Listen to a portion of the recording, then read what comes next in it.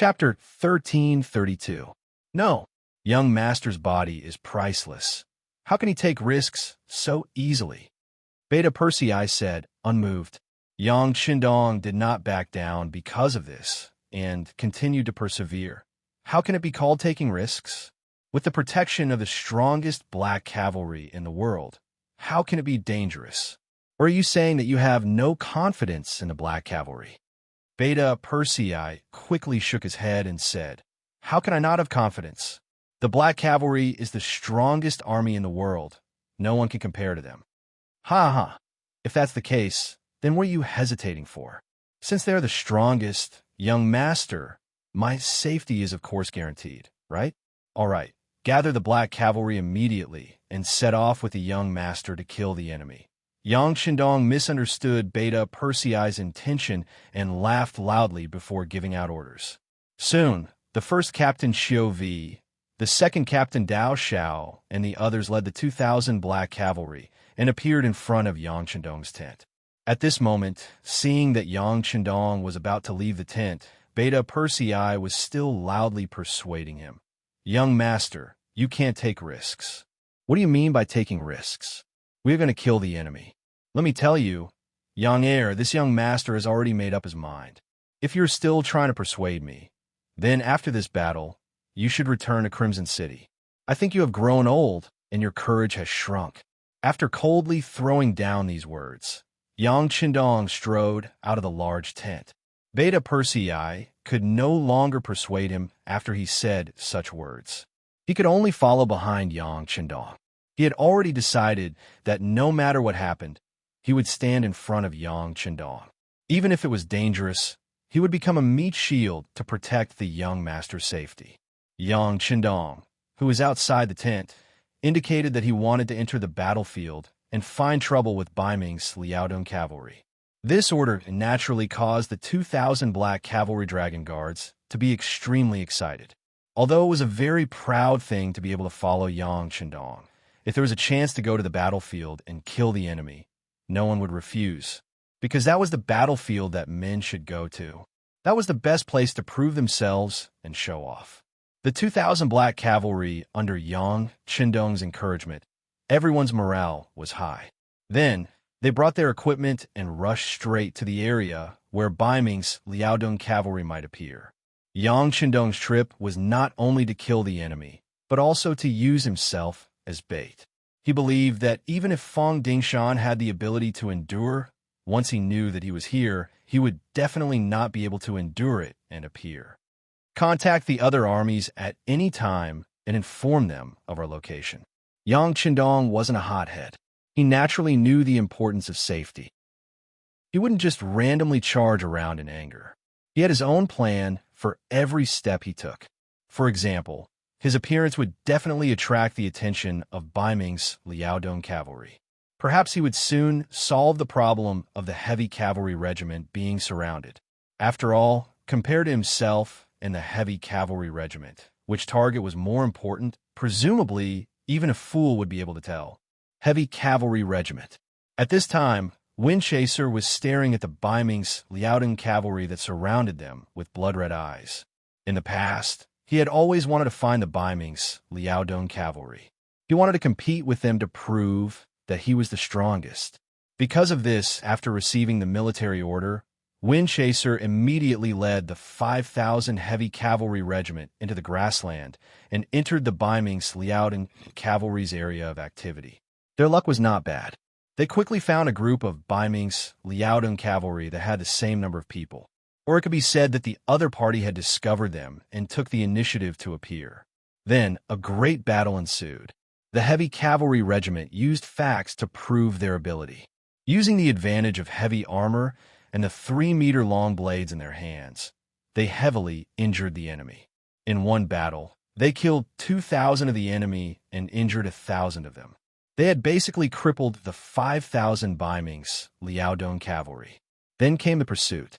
Wind Chaser wanted to continue expanding the battle results, but the weakness of the heavy cavalry regiment was exposed. Because their armor and weapons were too heavy, long-distance running was not suitable for them. However, because the Baiming's Liaodong cavalry looked like they were about to run out of energy, they continued to chase. After running for a few dozen li, Windchaser found that the heavy cavalry regiment had expended too much energy. Just as he ordered the army to stop, countless Baiming's Liaodong cavalry appeared from all directions. Looking from afar, there were at least 20,000 of them. At this time, how could Windchaser not know that he had fallen into a trap? However, with their heavy armor, he was not afraid. Instead, he launched 2 counterattacks. However, the general of the Baiming's Liaodong cavalry, Luo Baiquan, was very smart. Once he discovered the heavy cavalry regiment charging over, he continuously retreated. He only used arrows to stop them and did not engage in close combat. After 2 consecutive attacks, the horses of the heavy cavalry regiment were already panting. Some of the horses could no longer bear the weight and fell to the ground. Cavalry soldiers without horses were like infantry soldiers without legs. Windchaser quickly ordered the army to dismount and prepare to meet the enemy. Then, the Baiming's Liaodong cavalry began to charge. Using the advantage of the horses, the enemy charged 3 times and killed over 1,000 soldiers of the heavy cavalry regiment, while the enemy suffered less than 50 casualties. Windchaser, who did not have a horse, finally saw the weakness of his side. He knew that it was all because he wanted to quickly gain merit. He immediately sent the telegram to Yang Chendong and then had the soldiers form a circle with the horses in the center. They were ready to meet the enemy at any time.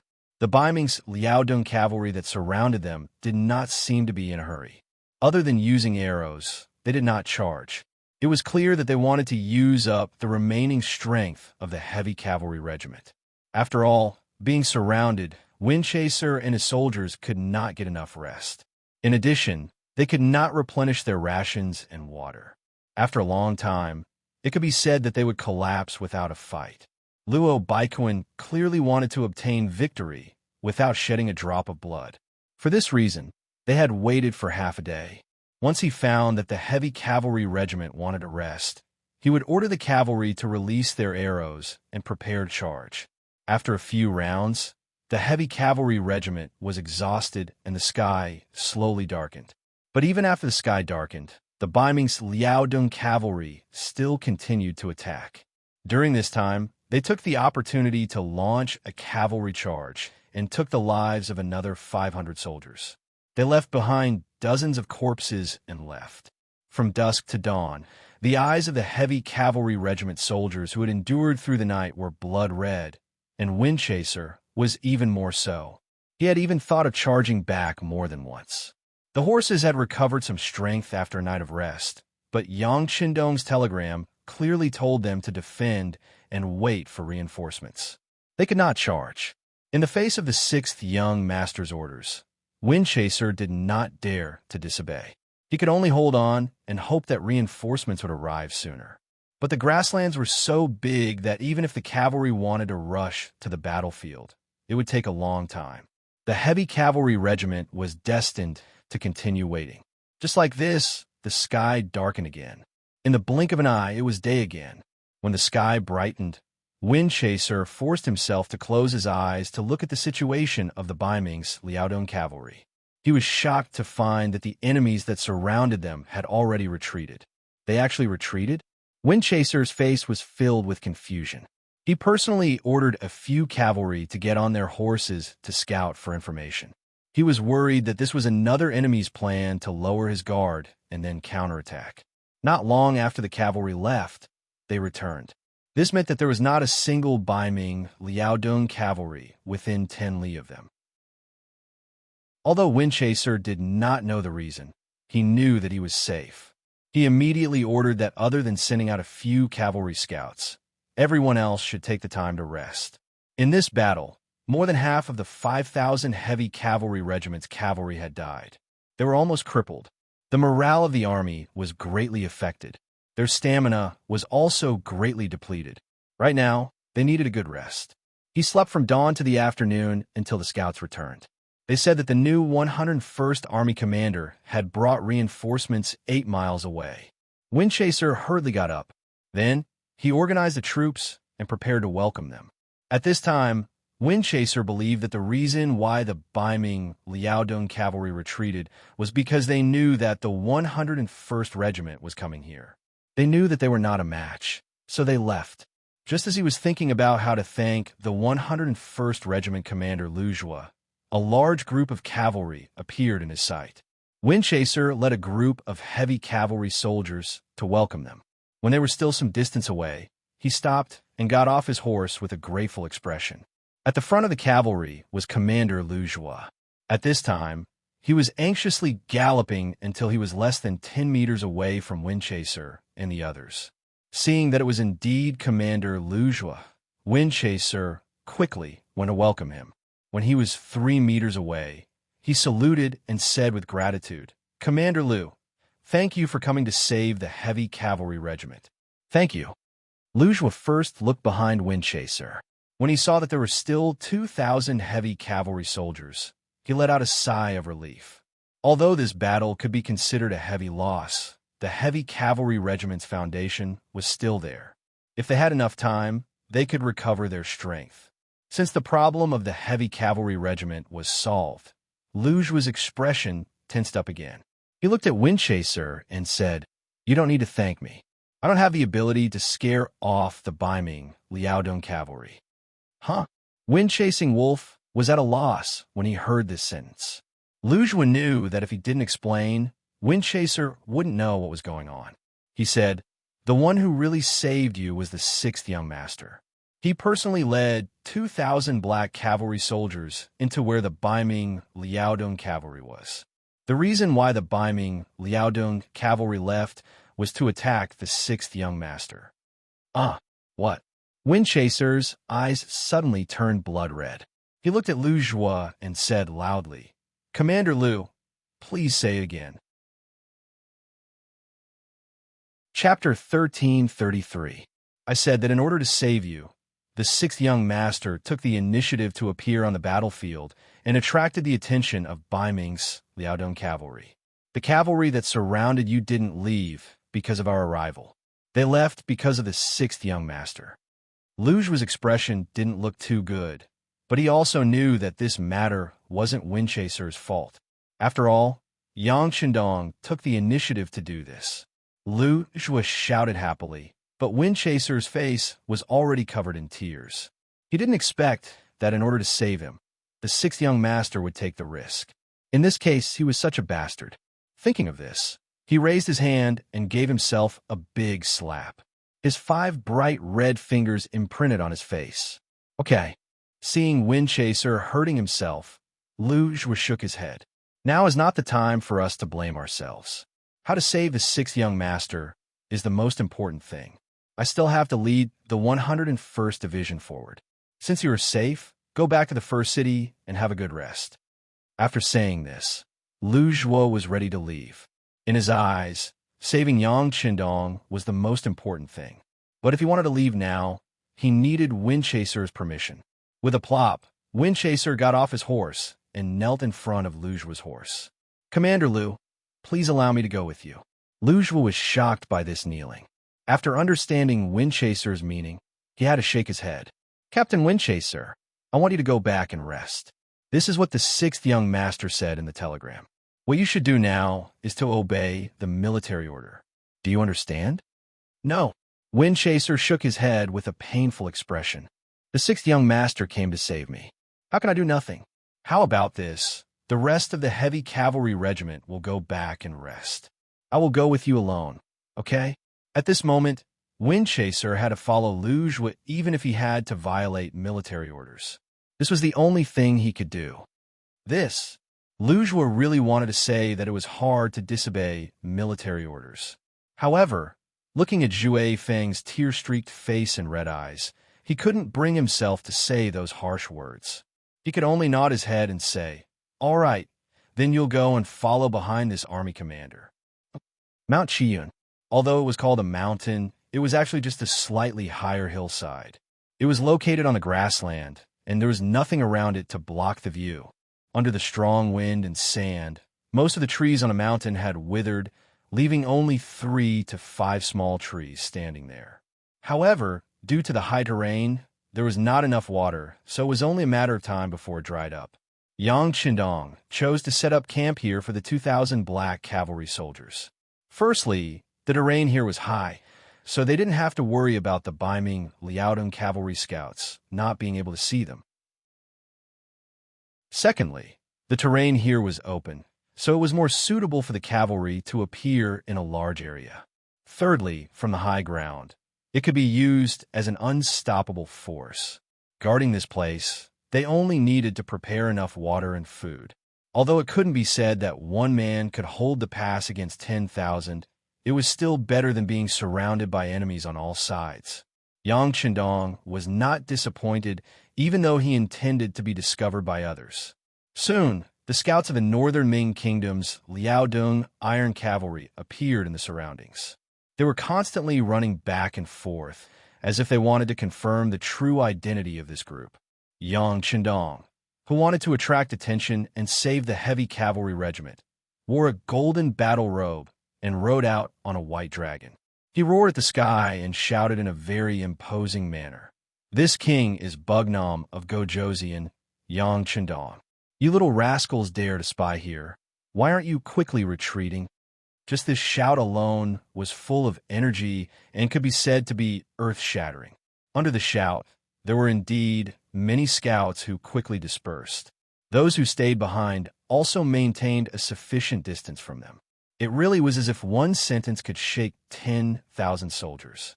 After shouting away those annoying scouts, he could also use them to inform their masters.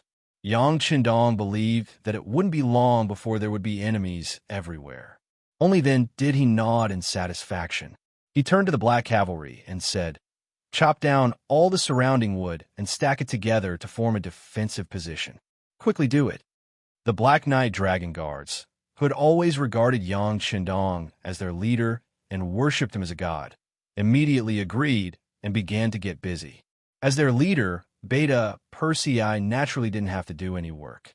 He came to Yang Qindong's side and asked in a low voice, "Young master, should we send a telegram now and let the other cavalry troops gather here?" "No hurry. This will only alert the enemy. Let's wait a little longer. By the way, let the soldiers separate some of them to check the guns. They haven't been used for a while. Don't let anything happen." Yang Qindong waved his hand casually. He dared to appear here with 2,000 black cavalry because he relied on firearms. This was the strength of the black cavalry. They combined all the advantages of the cold front and cavalry. They had the ability to charge quickly and also the ability to suppress the enemy with firearms. Otherwise, even if he was confident, he wouldn't dare to take only 2,000 men to challenge the 100,000 Baiming Liaodong heavy cavalry. Okay, Beta Persei happily agreed and turned to do it. He was really worried that the young master would immediately dispatch other troops, so there would be someone to steal their credit. Now, 2,000 against 100,000. Even if they couldn't get half of them, it was enough to kill to their heart's content. Only a thick-skinned person like Beta Persei would think this way. Perhaps in his eyes, Yang Qindong's existence was an invincible legend. As for the scouts of Baiming Liaodong heavy cavalry, they left excitedly after seeing Yang Qindong appear in Chiyun Mountain and reported to Fong Dingshan, who was hiding in a mountain forest 80 miles away. Fong Dingshan was very cunning. He didn't stay with Gao Yu's hundreds of thousands of soldiers because he was afraid that he would be implicated by the other party. He was just an army supervisor who had never fought in a war. It didn't seem credible to say that he could defeat the 5-star army in one battle. However, Fong Dingshan didn't have the intention to dissuade Gao Yu. He didn't even look suspicious. He had his own calculations, or rather, he needed someone to attract the attention of the 5-star army. This would make it easier for him to do things. Things developed as he expected. The scouts reported that Gao Yu's situation wasn't very good. After the siege was blocked, the cannons were blown up. It was said that the 5-star army had surrounded them. It seemed that things weren't looking good for them. Fong Dingshan, who rejoiced at his foresight, immediately locked onto the 5-star army's heavy cavalry regiment and waited for the news of victory. Fong Dingshan was still very capable. At least, he had done a lot of work to understand the 5-star army. For example, The heavy cavalry regiment was one of the targets he carefully understood. Then, he found the weakness of the other party. It was because their equipment was heavy and they couldn't fight for a long time. After finding the weakness, he only needed to counteract it. This was how the heavy cavalry regiment was surrounded. Next, he just needed to wait for the good news. While waiting, a young scout with an excited face half knelt in front of him. "General, great news, great news." "Oh, has the heavy cavalry regiment already been devoured by us?" Fong Dingshan asked calmly. However, he wasn't that excited. Although it was a merit to take down a heavy cavalry regiment, the other party only had 5,000 cavalrymen after all. For him, who had 100,000 cavalrymen, it wasn't a big deal. No, the scout's face was still red because of his excitement. "General, we found Bugnam of Gojoseon." When he heard that they didn't destroy the heavy cavalry regiment, Fong Dingshan's face still had a trace of unhappiness. However, after that, he suddenly stood up with his eyes wide open. He asked as if he didn't hear clearly, "Wait, what did you just say? Who did you find?" "General, we found Bugnam of Gojoseon. He only brought 2,000 black cavalry soldiers to Chiyu Mountain." The scout's voice rose an octave. They found Yang Qindong with only 2,000 cavalry soldiers. This news was like a bolt of lightning that shocked Fong Dingshan. He was so happy that he couldn't close his mouth. As for whether it was the black cavalry or not, he didn't care. After all, there were only 2,000 people. How could they be a match for his elite Baiming Liaodong heavy cavalry? Excitement, excitement. It wasn't an exaggeration to say that the biggest threat to Baiming wasn't the Southern Ming dynasty, nor was it Yang Xie or the Five-Star Army. It was Yang Qindong. As long as he got rid of this person, it was equivalent to getting rid of the biggest worry in his heart. This way, the emperor could sit back and do what he wanted to do without any worries. It wasn't an exaggeration to say that whoever could kill Yang Qindong would definitely be a great contributor to Baiming. No, it would also be a great contributor to the Southern Ming dynasty. In short, it would be a blessing for the great Ming dynasty. For this, it would be worth it even if they had to pay a huge price. Fong Dingshan was also tempted by such a great contribution. However, after seeing the strength of the Five-Star Army, he had no choice but to suppress this thought.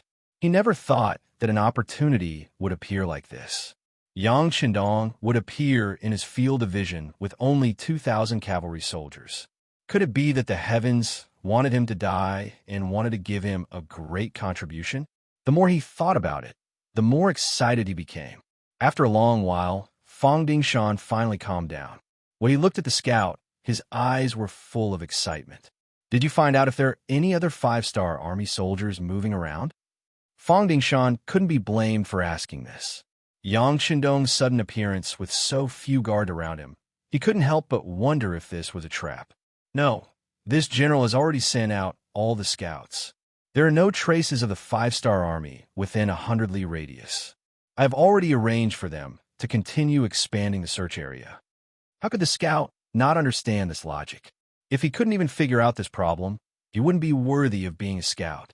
Enough, enough. After hearing that there were no Five-Star Army movements within a 100-li radius, Fong Dingshan nodded his head in satisfaction. So what if Bailey Woody was really a trap? As long as he was given 4 hours, he could use his army to eliminate these 2,000 cavalry soldiers. This way, once Yang Qindong died, the so-called encirclement would be meaningless. That, did you see clearly? Was that Bugnam of Gojoseon? Chapter 1334. Fong Dingshan was worried that the one being surrounded was not Bugnam of Gojoseon. If that was the case, not only would it be a joke, but it would also put the entire army in danger. "Yes," the scout replied with a firm tone. "This general has personally seen Bugnam of Gojoseon. I will definitely not be mistaken." "Good." Hearing such a firm reply, Fong Dingshan laughed heartily. He then patted the scout's shoulder with his right hand and said with satisfaction, "You did well. This time, killing Bugnam of Gojoseon will be a great achievement. Now, send out all the scouts. Once you discover any reinforcements from the Five-Star Army, report to me immediately." After receiving Fong Dingshan's encouragement and praise, the scout left with a face full of excitement. At this time, Fong Dingshan had already made up his mind. He wanted to surround Yang Qindong and kill him. He wanted to kill Bugnam of Gojoseon and achieve a great achievement. When the emperor heard this news, he would definitely be very happy. At that time, it would not be impossible for him to be conferred a duke. Men, this general wants to immediately summon all the generals at home. On Chiyun Mountain, the Black Cavalry had already cut down many huge trees and placed them together to form a solid defensive wall.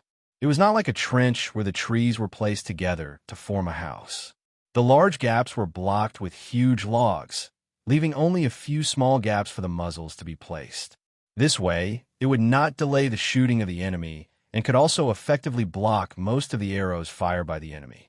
Buckets of clean water were also placed in the wooden huts. There were also prepared dried bacon, 5 meats, ham sausages, instant noodles, and some dry rations. Boxes of shiny yellow bullets were stacked together. There was even a large-scale toilet that had just been built not far away. Yang Qindong was clearly prepared for a long battle. What bullshit Baiming Liaodong cavalry? What Baiming elites? Yang Qindong was going to fight the elites. He wanted to use this battle to let the enemy know the difference between the two sides. From now on, they would be honest and would not cause trouble for him. Therefore, even though the Black Knight Dragon Guard had already seen through the binoculars that many northern Ming Liaodong Iron Cavalry were gathering nearby and were slowly encircling this place, he had no intention of sending a telegram for help. He wanted to first weaken the enemy's morale. For this battle, Yang Qindong took out a lot of light and heavy machine guns and ammunition from the warehouse. He wanted to give the Baiming Liaodong cavalry a head-on blow. If the reinforcements appeared too early, Fong Dingshan would not have to pay such a huge price. Long Wei, get ready. If you feel that you can't hold on, this king will send a telegram to the 1st Cavalry Division, he said in a provocative tone. After these words, some of the Black Cavalry soldiers' faces turned red. The deputy commander of the 1st Cavalry Division, Ba Daojiang, was a straightforward person. He was also deeply trusted by Yang Qindong, so he did not have to worry too much about what he said. Therefore, he was the first to object. 6th young master, please go ahead. We don't need any reinforcements. We can still beat up these Baiming Liaodong cavalry until they cry for their parents. With Ba Daojiang taking the lead, the others soon followed and shouted, Yes, we don't need reinforcements. We're the most powerful. Haha, good.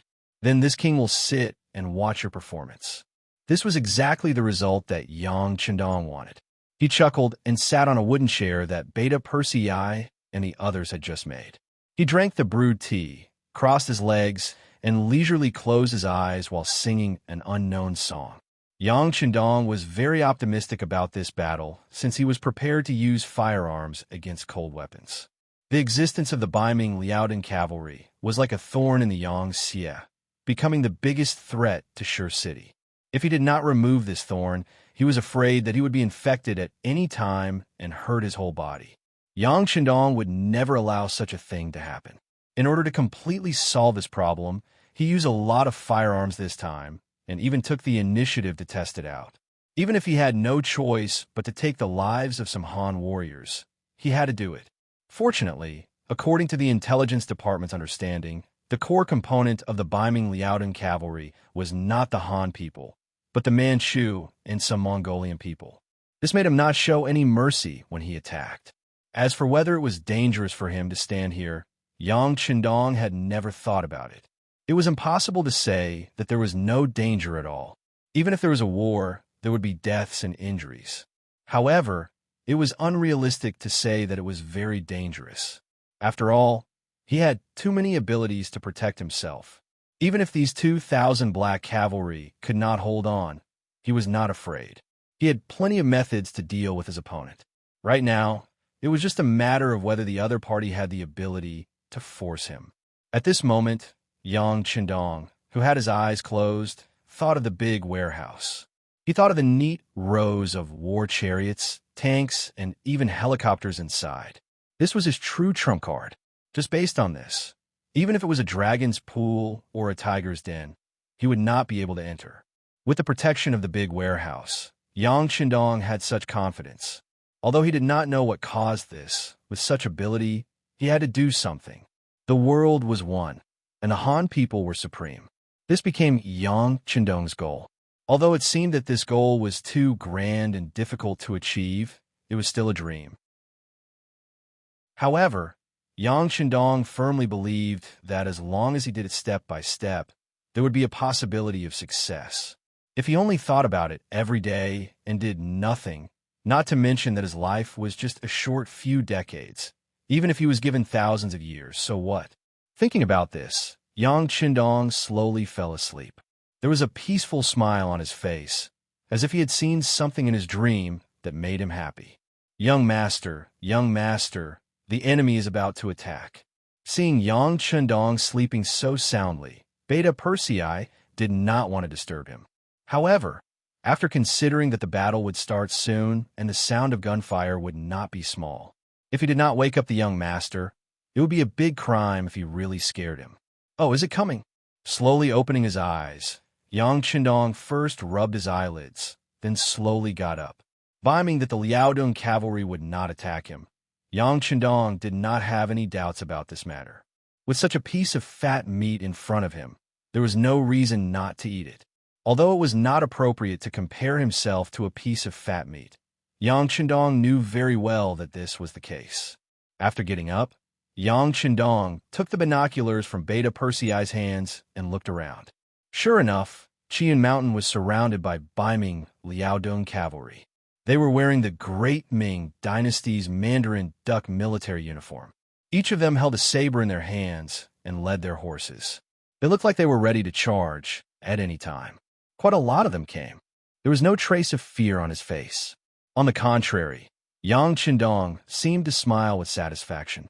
Then he strode towards the high platform in the tent that was built by Beta Persei and the others before, so that they could stand higher and see further to observe the enemy. Now, Yang Qindong walked up to the platform. Then he stood at the highest point of Qian Mountain in his golden battle robe. The appearance of the golden color instantly attracted everyone's attention. Young master, be careful. Seeing Yang Qindong walk to the highest point before the start of the battle, Beta Persei, who was afraid of danger, hurriedly shouted. Qiu Vi, Dao Xiao, Ba Daojiang, Peng Yu, and the others behind him were also worried. It's okay. Yang Qindong casually waved his hand, telling Beta Persei and the others not to be excited. Then, he said to Telecommunications Director Wang Shan, "Bring me the loudspeaker." Wang Shan, who had been promoted to director, hurriedly handed over the iron loudspeaker that he had prepared long ago. Although this thing was a little rough, it could still play a certain role in amplifying the sound. He slowly raised the loudspeaker with his right hand and placed it near his mouth. Yang Qindong's voice also spread far and wide. Brothers of the Biming army, I am Yang Qindong, Bugnama Gojozian, a king personally conferred by the emperor. But I don't know why you are here. Are you here on the emperor's orders? If not, isn't this no different from a rebellion? If that's the case, you'd better retreat quickly. This king is merciful and can forget all about your appearance here. But if you still don't obey, then don't blame this king for being ruthless. Later, the army will surround you. When that time comes, you won't have a chance to escape. You can decide for yourselves where to go. After shouting loudly, Yang Qindong put away the loudspeaker and returned to the wooden base from the high ground. Seeing that he was safe and sound, Beta Persei first breathed a sigh of relief, but then said with a bitter face, Young master, I'm afraid it's useless to say this now. Looking at Beta Persei's expression, how could Yang Qindong not know that this person was simply afraid that his words would scare away the Biming Liaodong cavalry? But he didn't point it out and nodded in agreement. Of course it's useless, and I don't expect it to be useful. I said this to tell Fong Dingshan that this king is here so that he can attack without worry. With this explanation, everyone was suddenly enlightened. Although Yang Qindong had shown himself before, only a few scouts had seen him. Even if it was reported to Fong Dingshan, he would only believe 70% of it. Only after witnessing it with his own eyes would he feel relieved. Otherwise, if the attack didn't go well, and he doubted whether Yang Chendong was really here, what would happen if he retreated? After Yang Chendong's appearance, things are different. After confirming the authenticity of Yang Chendong's appearance, Fang Dingshan would definitely not withdraw his troops unless there was really no hope left for him to make a great contribution. This was the reason why Yang Chendong had to show himself before the battle. This was tantamount to giving Fang Dingshan a reassurance. This king is right here. Come if you have the ability. After knowing Yang Chendong's intentions, Yang Er and the others laughed mischievously. With sufficient preparation, they were most worried that the enemy would run away. If that was the case, then wouldn't they have no place to display their skills? Now, they were even more confident. Each of them laughed heartily and waited for the enemy to charge in and kill them.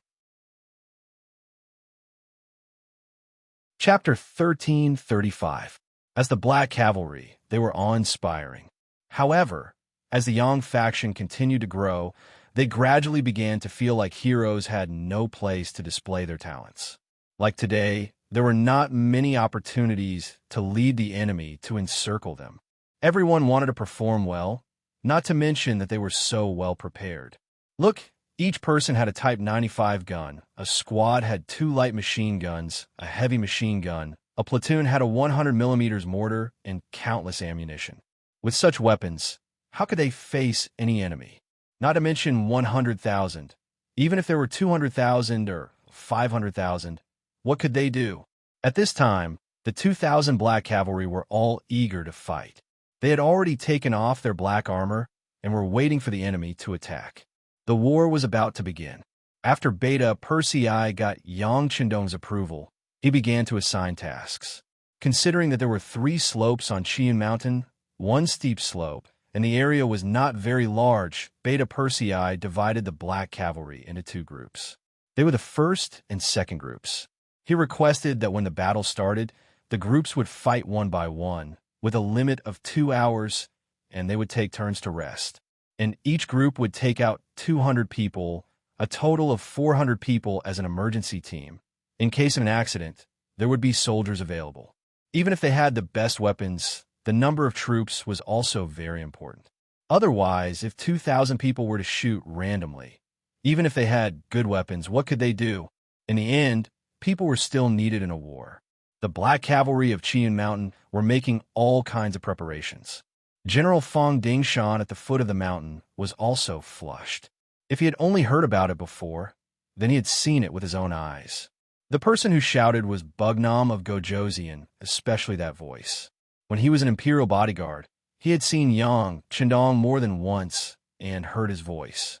Even if it was confirmed that the person who was surrounded was Bugnam of Gojoseon and did not run away, Fang Dingshan firmly believed that his chance to make a great contribution had come. It was only 2,000 cavalrymen. Even if they could fight, how could they be a match for his army of 100,000? Even if it was a battle of attrition, he would exhaust these people to death. Not to mention, the Baiming Liaodong Iron Cavalry's reputation as elites was not undeserved. Their combat strength was very strong, and they believed that there was no target that they could not take down. Pass down the order. Let's use 1,000 cavalry as a unit and charge. Other than the steep side, attack the other 3 sides with all your might. Don't be afraid of sacrificing yourself. Try to take down Mount Qiyun in one go. If you can't do it, attack them one by one. I will exhaust them to death, Fang Dingshan shouted excitedly. He had no intention of underestimating the 2,000 Black Cavalry soldiers. He had also made many preparations so that he could react at any time. Considering the terrain of Mount Qiyun, sending too many people up would not be of much use. He decided to send 3,000 men to observe the situation first. If there was a chance, the whole army would attack. If it did not work, then he would look for a change. Fang Dingshan was clearly a qualified general. He was not arrogant at all. On the contrary, even when he attacked, he was very careful. When he came up, he would try to probe the enemy. He could be considered an excellent general. With a command, 3,000 Baiming Liaodong Iron Cavalry from 3 directions moved out. Under the beating of the war drums, they spurred their horses forward. 3,000 cavalrymen came from afar in a fan-shaped formation. The cavalrymen were constantly making all kinds of evasive maneuvers. Sometimes they were on top of their horses, sometimes they were below their horses, and sometimes they were close to their horses. Their superb horsemanship was displayed incisively and vividly. They're finally here. On Mount Chiyun, Beta Persei rubbed his hands excitedly. His eyes never left the battlefield for a moment. When he saw that the distance between the two sides was less than 800 meters, he stretched out his hands and placed them on the butt of a heavy machine gun. Soldiers of the 1st Brigade, pay attention. Don't be impulsive. Wait until the enemy is 300 meters away. This time, we won't let them go back. 300 meters was only 10 breaths of time for the charging cavalry. It was dangerous to launch a counterattack at this time. However, after seeing the excellent weapons of the Black Knights and Dragon Guards, everyone felt that it was only right and proper. Moreover, everyone was full of confidence. On the Baiming Liaodong Iron Cavalry's side, Fang Dingshan walked out of the main tent and looked over. He also wanted to see how Yang Qindong was going to get out of the encirclement. Just now, the scout had reported that there were no reinforcements from the 5-star army within 100 miles. In other words, the 2,000 black cavalry were still alone. This made Fang Dingshan overjoyed. With this, he was even more confident that he could kill Bugnam of Gojoseon here. His gaze followed the cavalry's charge. When he saw that they were less than a mile away from the 5-star army's camp, Fang Dingshan was so nervous that his throat almost jumped out of his throat. At this moment, he was full of confidence. He believed that at such a distance, the cavalry was the absolute ruler of the battlefield. The black cavalry had no room to struggle. He was even prepared to order the entire army to charge. Although he only brought 40,000 Baiming Liaodong Iron Cavalry because of time constraints, he was confident that it would not be a problem to take care of 2,000 enemy cavalry. 500 meters, 400 meters, 350 meters at this distance. Those with good eyesight could even see the faces of the Baiming Liaodong Iron Cavalry. They could also see that they were holding onto their bows and ready to shoot at any time. Some of the black cavalry also reflexively began to sweat. Attack! Just when some of the black cavalry were so nervous that they could not help but fire, the temporary commander, Beta Persei, shouted. Then, the heavy machine gun in his hand was the first to fire. Bullets swept forward like beans. The 5 Baiming Liaodong Iron Cavalry in this area were like grass that was crushed by a boulder. They instantly fell to the ground together with their horses. Attack! The captain of the 1st Brigade, Chiu Vi, and the vice-captain, Badeo Jiang, shouted at the same time. Then the light guns and the Type 95 continuous fire and burst fire sounded together. The battlefield was instantly surrounded by all kinds of bullets. One by one, the hot bullet shells kept jumping on the ground. Following that, one by one, the Baiming Liaodong Iron Cavalry fell to the ground. As the ancient said, shoot the horse before shooting the man. But in the eyes of the black cavalry, who had good marksmanship, they preferred to shoot people. It gave them a greater sense of achievement. This also showed the strength of the black cavalry. They had all undergone high-intensity shooting training. Who knew how many bullets they were fed, but their marksmanship was not bad. This time, they finally had a chance to show off. Bullets rained down, one after another. The northern Ming, Liaodong, Iron Cavalry fell on the path of the charge. It was a pity that their exquisite horsemanship and impressive martial arts did not even have a chance to display them at this moment. Bullets flew everywhere. In just a quarter of an hour, the 3,000 black cavalry were completely annihilated. Fang Dingshan did not give the order to retreat. Not a single one of the Baiming Liaodong Iron Cavalry retreated. It could be seen that their military discipline was very strict. Fang Dingshan, in the middle of the army, felt a pain in his teeth. These were 3,000 black cavalry. Just like that, they died on the charge. Not a single one of them even had the chance to swing their weapons. This loss made him feel a toothache, a headache, and pain all over his body. General, what do we do? They actually have firearms. UG General Mu Qiong also had a pained expression as he asked Fang Dingshan. The black cavalry actually had firearms. This was indeed out of Fong Dingshan's expectations. However, it was absolutely impossible for them to retreat just like that. It was not easy to get a chance to surround Yang Chendong. He would not give it up so easily. Facing his subordinate's question, Fong Dingshan pretended to be indifferent and said, "Isn't it just firearms? We Baiming Iron Cavalry have them too. We've seen them before. No matter how powerful they are, they still need to use gunpowder. After all, they only have 200 men. I want to see what they will do once they run out of gunpowder. Come, let's order 3,000 more. No, 6,000 black cavalry. Charge." Fong Dingshan did not believe in heresy. After giving this order, he turned to a scout and said, "Immediately send a message to General Luo Baikuan. Tell him to come over here. This time, even if we have to use numbers, we must keep Bugnam of Gojozi in here."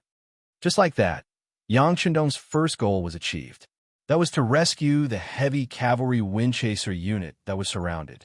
With himself as the target, he successfully attracted over 100,000 Baiming Liaodong Iron Cavalry to rush over. On Chiyun Mountain, after the first wave of enemies was completely wiped out, there was a burst of cheers from above. Every soldier of the Black Cavalry's 1st Battalion was filled with excitement and excitement. Just now, they had fought to their heart's content. Only now did they know that compared to fighting on horseback, killing with guns was much more satisfying and clean. The 1st Battalion had a good time, while the 2nd Battalion's members were filled with envy and jealousy. The 2nd Battalion's commander, Dao Xiao, purposely approached the temporary commander Beta Persei and said, "Second brother, do you think it's our turn now?" "Oh, it's not time yet, but you can discuss it with Captain Xiao. As long as he agrees, I don't mind." Beta Persei was in a good mood and naturally would not reject Dao Xiao's desire to kill the enemy. He looked at the military watch on his wrist and said casually, Okay. Dao Xiao immediately nodded in agreement and walked to Qiu Vi's side. Before he spoke, he smiled and said, "Captain Qiu, Brother Qiu, don't say anything. A battalion takes an hour. We've only used less than half of that time. You guys wait a little longer." Qiu Vi was having a good time. How could he agree to a change of guard so easily? This was such a good opportunity. It would not be an exaggeration to say that it was a once-in-a-decade opportunity. Moreover, even if he agreed, the brothers below him would most likely not agree. Chapter 1336. After being rejected, Dao Xiao's expression turned ugly. When he returned to his own unit, he looked at the expectant faces of his subordinates. He could only pretend to be indifferent and said, "Don't worry, there are still so many enemies here, and there will be more and more. 100,000 people is enough for us to kill to our heart's content." The morale of the members of the 2nd unit was low, but when they heard their leader's words, they were all in high spirits again. That's right, there were so many enemies. Could it be that they would all be wiped out by the 1st unit? Look, the enemy is charging again. This time, there are even more of them. A scout held a pair of binoculars and reported the situation loudly. Good. Hearing this, not only did no one on the mountain show any signs of fear, but instead, the members of the 1st unit were all excited. On the other hand, Dao Xiao and the others were envious. Some of them were even praying in their hearts, "Don't charge so fiercely. Leave some for us to kill." The 6,000 Baiming Liaodong cavalry charged forward bravely and fearlessly, as if the death of the 3,000 Baiming cavalry did not affect them at all. It had to be said that Fong Dingshan was a person who knew the army well, and he was also a general who was strict in military discipline. Of course, this was also inseparable from the environment of the Great Ming Dynasty. If a martial artist wanted to have a bright future, they could only do so through military merit. Being on the battlefield was the only chance for them to perform. In addition, the Baiming Liaodong cavalry was very clear about rewards and punishments, so the 6,000 Baiming cavalry charged forward fearlessly. They still don't know the power of our firearms. Come, get ready. When I open fire, don't hold back and kill them all. Beta Persei shouted excitedly. He did not know how long it had been since he had a good battle. He felt all the blood in his body rushing to his head, and he only wanted to continue killing the enemies. Gunshots rang out from the distance of 300 meters, and just like before, the 6,000 Baiming Liaodong cavalry fell to the ground amidst the gunshots and cannons. Still, no one could reach the top of Qiyun Mountain. 6,000 people. Although the number was twice as much as before, they were still completely wiped out in less than an hour. After the battle, Beta Persei commanded the 400 black cavalry as a reserve force to rush out of the wooden house and onto the battlefield, bringing back some of the ownerless warhorses. During this process, they even discovered more than 100 wounded soldiers of the Northern Ming Liaodong Iron Cavalry. When they saw the black cavalry dragon guards finally approaching, they seemed to have seen new hope. Unfortunately, in front of the 400 reserve members who were already prepared, they didn't even have a chance to jump up and swing their swords before they were killed by the flying bullets. War horses could be bought. These were all healthy horses, and Bei Ming had spent a lot of money to get them. However, he couldn't take these soldiers. There were only 2,000 black cavalry soldiers on the mountain. If there were too many prisoners, it would be hard to avoid unexpected dangers. Yang Shandong was here, so he couldn't be careless about safety. They wouldn't lose the big picture for the small. A total of more than 1,000 high-quality war horses were captured. At this time, they were all placed in a corner of the mountain. There was already a horse stump there. It was obvious that they were prepared. Another 6,000 black cavalry soldiers were completely wiped out. Fang Dingshan's expression became extremely ugly when he saw this. In less than an hour, they had already lost 9,000 black cavalry soldiers. Fang Dingshan's heart ached. He had spent a lot of effort to train every single one of these black cavalry soldiers. On the battlefield, he felt that it was not worth it even if they were replaced by 2 or 3 5-star army soldiers. But now, 9,000 black cavalry soldiers rushed out and didn't even hurt a single hair on the enemy's head. This was very difficult for him to accept. The other generals stood in the big tent at this moment, not knowing what to do. If someone had told them before today that 2,000 enemies would be enough to render them helpless, they would probably have laughed out loud. But when the truth really happened, they realized that nothing was impossible. What was worse was that they didn't know what to do. Retreating was impossible. It wasn't easy to catch Bugnam of Gojoseon, and the scouts would report the surrounding situation every hour. Until now, there were no signs of other 5-star army reinforcements. How could they give up such a rare opportunity? If they couldn't retreat, then they could only charge. But how could they charge to reduce their losses and achieve their goal? Although it was called a siege, there were many ways to do so. For example, the most commonly used method was to surround the enemy without fighting. They would wait for the enemy to run out of food and water. Then they would surround the enemy and block the enemy. But the problem was that Bugnam of Gojoseon, who was surrounded, wouldn't give them too much time.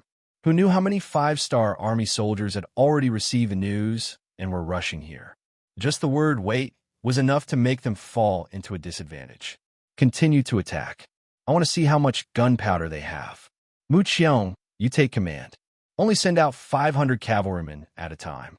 Spread out and waste the enemy's gunpowder. Fang Dingshan was naturally unwilling to give up such a good opportunity. After thinking for a while, he made this decision. General is wise. After hearing Fang Dingshan's decision, the other generals cupped their fists and looked as if it was only natural. No matter what, a small-scale attack would reduce the risk of their lives. In their hearts, they also wanted to see how much gunpowder this 2,005-star army had. Once the enemy ran out of gunpowder, it would be time for them to charge forward and seize victory. Mu Qiong accepted the order and sent out the first 500 cavalrymen. These 500 cavalrymen split into 3 different directions and charged towards the peak of Qiyun Mountain. The formation was very scattered, and this was the best way to distract the enemy's gunpowder. At the peak of the mountain, 2 hours had passed. It was finally the second team's turn to fight. However, what was depressing was that after 15 minutes, the Baiming Liaodong cavalrymen still did not make any moves. This made Captain Dao Xiao unable to hold it in any longer and cursed out loud. What's going on? Did they admit defeat? I say, if you have the guts, come at me. I'll be waiting for you here. Perhaps it was because of his cursing. Not far away, they could finally see the figures of the Beiming Liaodong cavalrymen.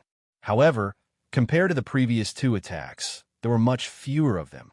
With the mindset that a few pieces were still meat, Dao Zhao's second team soldiers were still in high spirits. Everyone, follow your positions and focus on your targets. Don't waste bullets. Try to hit them with one shot. Dao Xiao was smart. He did not have as many enemies as the first team, so in terms of killing, he could not compare. Since that was the case, then he would compete with his marksmanship.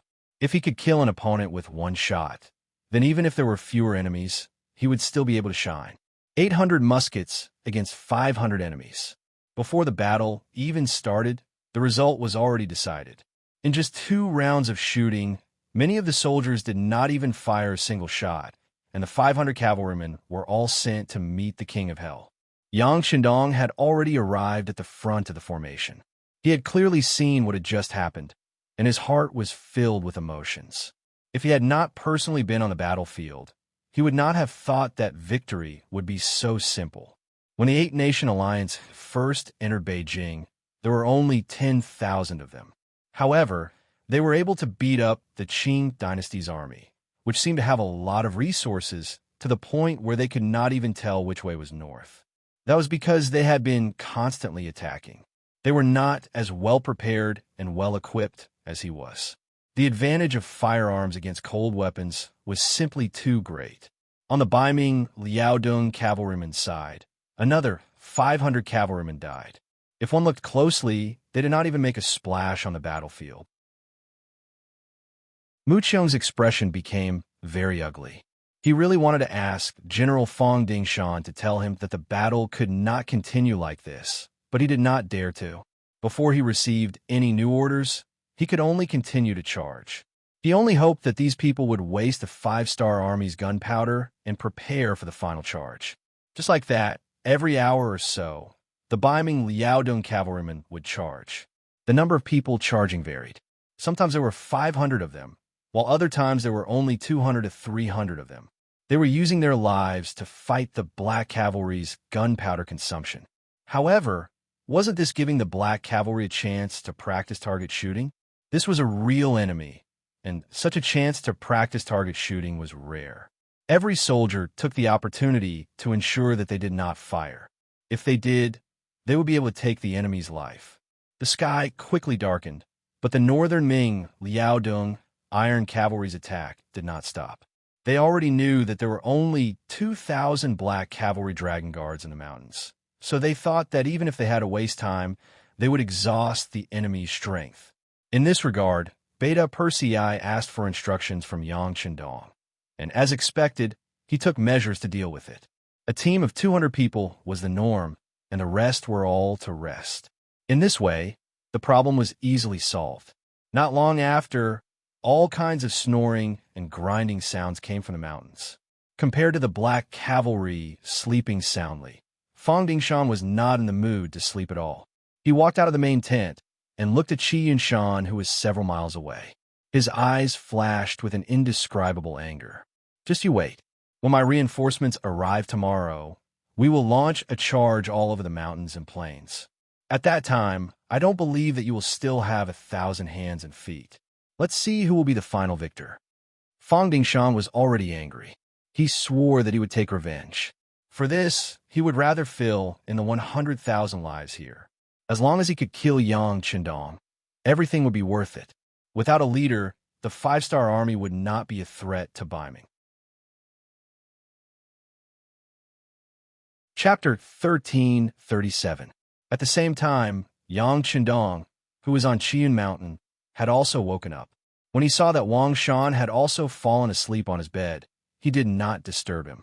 Instead, he sat in front of the telegraph machine and began to report to the 1st Heavenly Cavalry Division, the new 101st Army, and the divisions directly under them. Looking at the situation on the battlefield today, his safety was naturally not a problem. Even so, what he needed to do now was not for these people to come and help him. Instead, he needed them to set up an inescapable net outside the battlefield. When the Baiming Liaodong cavalry was defeated and retreated, they would surround and eliminate the enemy. Yang Qindong wanted to use this battle to get rid of the malignant tumor of the Baiming Liaodong cavalry. He wanted to use this battle to shut the mouths of the Baiming people and slap their faces. He wanted to make them uncontrollably afraid and fearful when they thought of him. Whether it was waiting or anticipating, the sky finally brightened. Both sides seemed to have formed some kind of tacit agreement. They stopped fighting and started to make breakfast. For a moment, smoke rose in spirals and floated in the sky above and below the mountain. Fang Dingshan quickly finished his breakfast. Mu Qiong walked into the main tent with a blood-red face. He did not sleep last night, as he continuously planned all kinds of attacks. Unfortunately, there was almost no effect. He did not even know if this kind of attack affected the sleep of the Black Cavalry.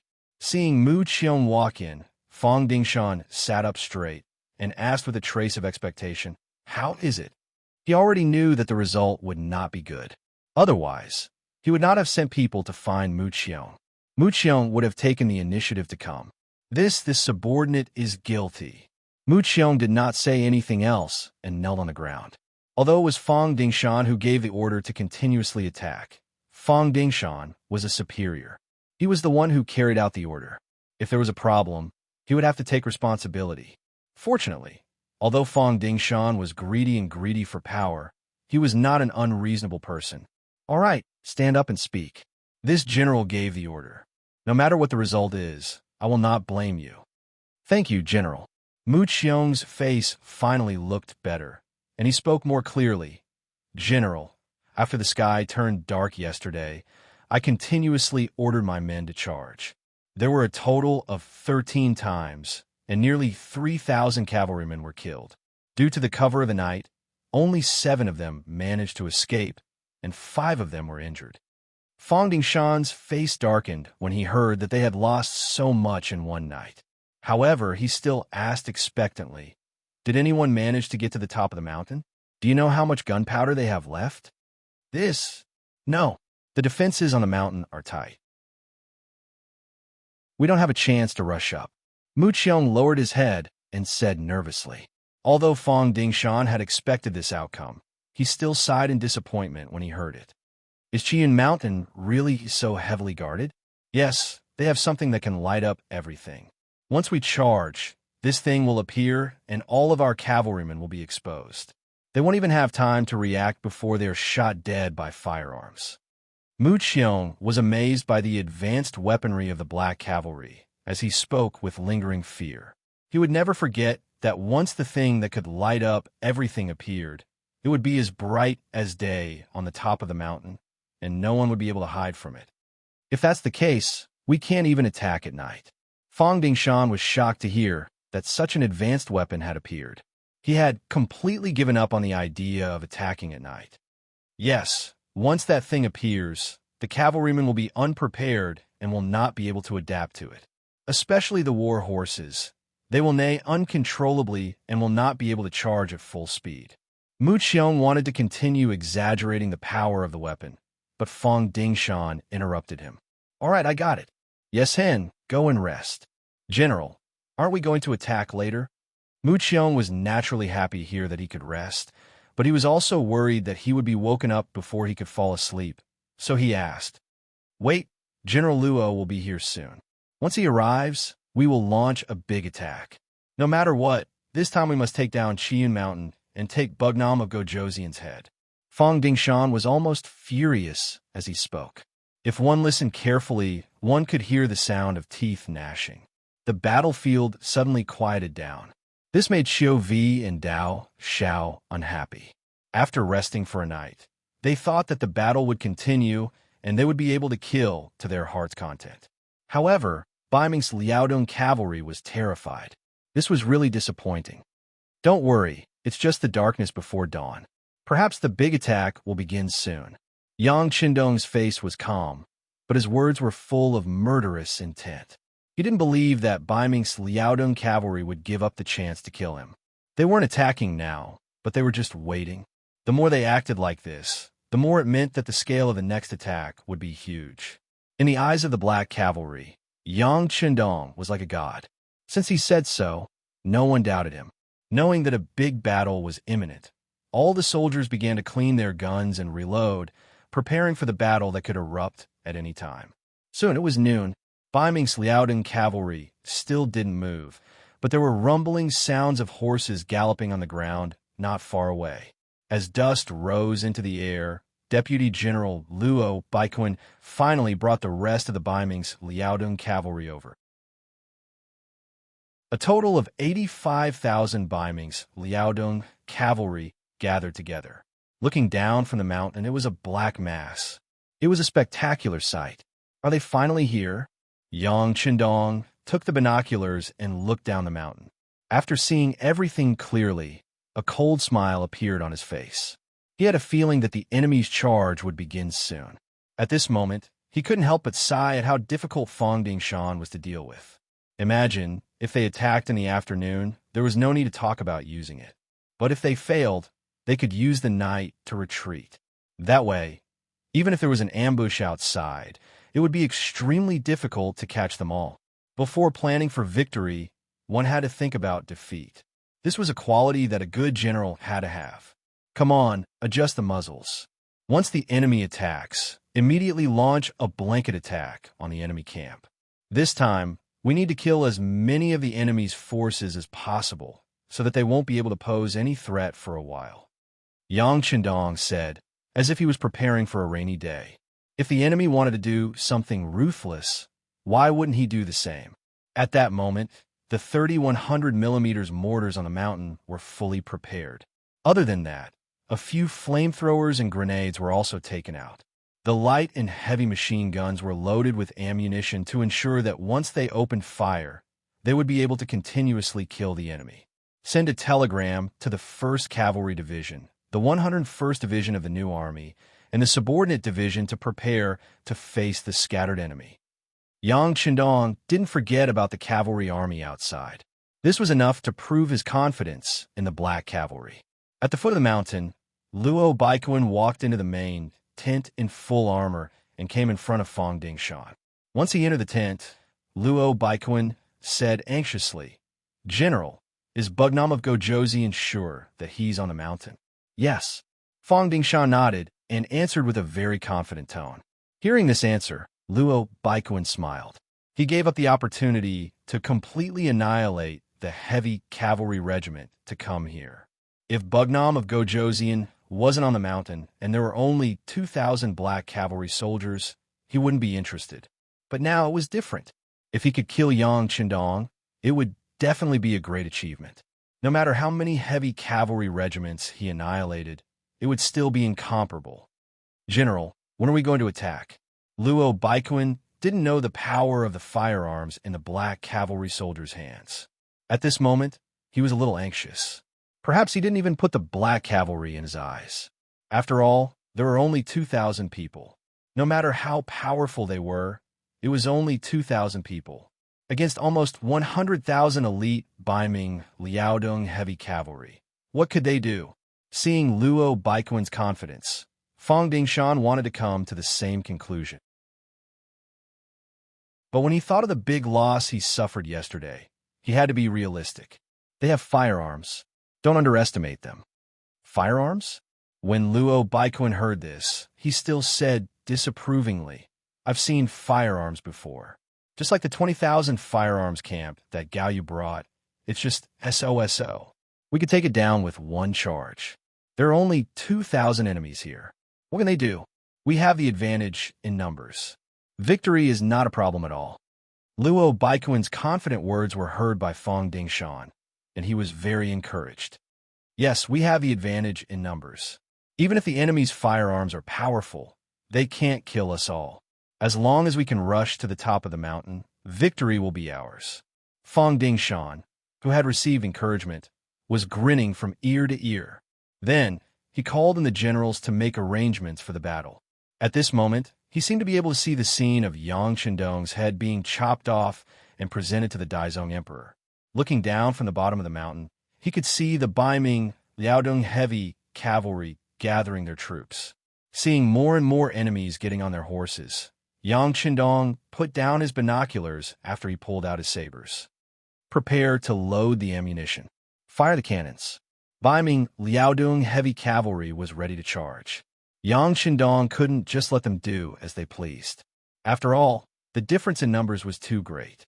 If he really waited for the enemy to charge in front of him before he opened fire, with the cavalry speed, the enemy would reach him in 300 meters. If that was the case, he would be in danger.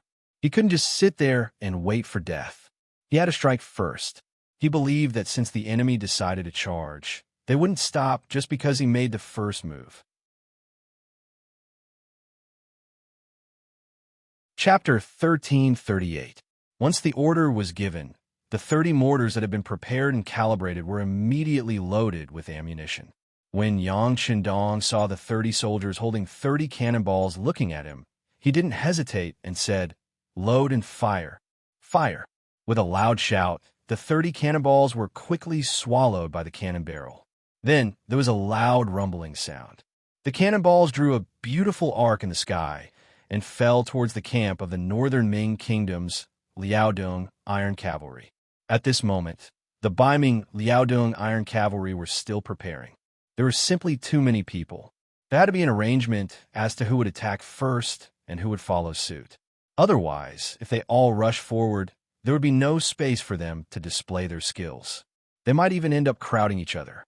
Suddenly, there was a whistling sound in the sky. The Beiming Liaodong Iron Cavalry, who were still preparing, instinctively looked up. However, the speed of the cannonballs was too fast for them to catch sight of. When they raised their heads, they saw bursts of flames appearing beside them, followed by thunderous booms. Boom, boom, boom, boom, boom, boom, boom. When the cannonballs landed, they landed right in the middle of the dense crowd. For a moment, a powerful shockwave blew over like a gale. The northern Ming Kingdom's Liaodong Iron Cavalry were thrown off their horses like kites with their strings cut. Some of the war horses were also frightened and began to flee in all directions while neighing incessantly. The war horse, which had always been docile, no longer recognized its owner. In its shock, it ran around randomly, crashing in all directions. Who knew how many of the northern Ming Kingdom's Liaodong Iron Cavalry were knocked to the ground and trampled by the horses' hooves? The cannonballs sounded and tents were overturned. Some even caused a sea of fire, giving people a feeling of purgatory. Don't panic, don't panic. Follow me and charge. Charge! Luo Baiquan saw the cannonballs falling and messing up the formation of the army. He was naturally furious. While he was shocked by the power of the Black Cavalry's cannonballs, he made a bold decision to charge immediately. Otherwise, who knew how messy the army would be if this continued, and whether they would have the ability to counterattack. The roar of the cannonballs and explosions disrupted the Beiming Liaodong Iron Cavalry's formation, making them unable to gather on time and launch a large-scale charge. It also forced the enemy to attack as soon as possible. Calling it a decisive battle was a bit of an exaggeration. One side had 80,000 elite cavalry, while the other side only had 2,000 black cavalry. The difference in numbers was too great. Calling it a decisive battle was a bit wrong because this was a one-sided massacre. It had nothing to do with a decisive battle. Calling it a decisive battle was inappropriate. There had never been a decisive battle where one side had lost soldiers and generals while the other side had no losses. Rather than calling it a decisive battle, it was more appropriate to call it a suicidal battle. The roar of the cannonballs continued. One cannonball after another landed in the camp of the Beiming Liaodong Iron Cavalry. Whether it was those who were about to charge, those who were preparing to charge, or those who were left behind, none of them were spared. This was because no one knew where the next cannonball would land and who it would kill. The sound of gunfire continued like the firecrackers set off by the rich during the New Year. There was no sign of it stopping. As the bullets were fired, the war horses that were charging forward were hit one after another. The cavalrymen on the war horses were hit one after another. They had no choice but to fall to the side with their horses. The sound of explosions continued. When the enemy was about 100 meters away from them, rocket launchers fired one after another, landing in the crowd, causing waves of explosions and screams of agony. If the enemy was a bit closer, the grenades would fall from the sky like raindrops falling from the sky. At the same time, they would create a huge blaze, and at the same time, they would also kill and injure the northern Ming Liaodong Iron Cavalry. The 2,000 Black Cavalry on Qiyun Mountain divided up the work in an orderly manner. Some were firing cannonballs, some were shooting, and some were throwing grenades. They were all busy at this moment. Almost all of the 2,000 people were using it. No one stopped to rest. Everyone was very busy. Although it was very tiring, it was worth it. It was because this kind of battle was not something that could be encountered all the time. Fortunately, the northern Ming Kingdom's Liaodong Iron Cavalry had strict discipline and a clear goal. They wanted to kill Yang Qindong wholeheartedly. If it was another opponent, they would have been scared away. Baiming Liaodong Iron Cavalry's losses continued to increase. More than half of 1,000 people would be lost before they reached the halfway point of the mountain. When they were only a few dozen meters away, not a single one would be left. The highest peak of Qiyun Mountain seemed to have become a natural moat. A huge gap completely separated the two sides. Even if you had the power to split the sky, you would still not be able to take a step forward. Charge. Continue to charge. Don't be afraid of death. They only have 2,000 cavalry. Luo Baiquan had already stopped his warhorse. He brought some of his soldiers to hide behind a few big trees. They used the branches to hide themselves. The losses were so great that Luo Baiquan's heart was bleeding at every moment. However, he could no longer shout for them to stop. After fighting for so long, if they stopped, then all of their previous efforts would be wasted. He wanted to see how much gunpowder the enemy had. He did not believe that his 80,000 cavalry would not be able to exhaust the enemy's gunpowder. As long as the enemy's firearms could not be used, he believed that the Baiming Liaodong Iron Cavalry spit could take Bugnam of Gojoseon's life. The Baiming Liaodong Iron Cavalry continued to charge. Although many people saw the power of the firearms, they could only continue to charge since their superiors did not give the order to retreat or stop attacking. This was especially true when some of their fellow soldiers had died right beside them, which made them feel deeply stimulated. At this moment, they were like mad bulls. They only knew to keep moving forward. They only had one goal, which was to rush to the top of the mountain and kill the Black Knight Dragon Guards. The charge was still going on. At a certain camp at the foot of the mountain, Fong Dingshan was already vomiting blood from the heartache. The Baiming Liaodong Iron Cavalry was an elite cavalry unit that he had painstakingly built. In an environment where Baiming lacked war horses, it was easy to imagine how difficult it was to form a cavalry unit with 100,000 people. For this reason, the Daizong Emperor did not hesitate to take out money from the state treasury from various ministers and the Northern Ming Bank to make up for the shortfall, giving him sufficient support in the hopes that he would be able to raise the army and restore the glory of the Northern Ming army. In this army that even the emperor had invested a lot of money into, Fong Dingshan had put in a lot of effort. He did not fear the dangers of the journey and came to Liaodong.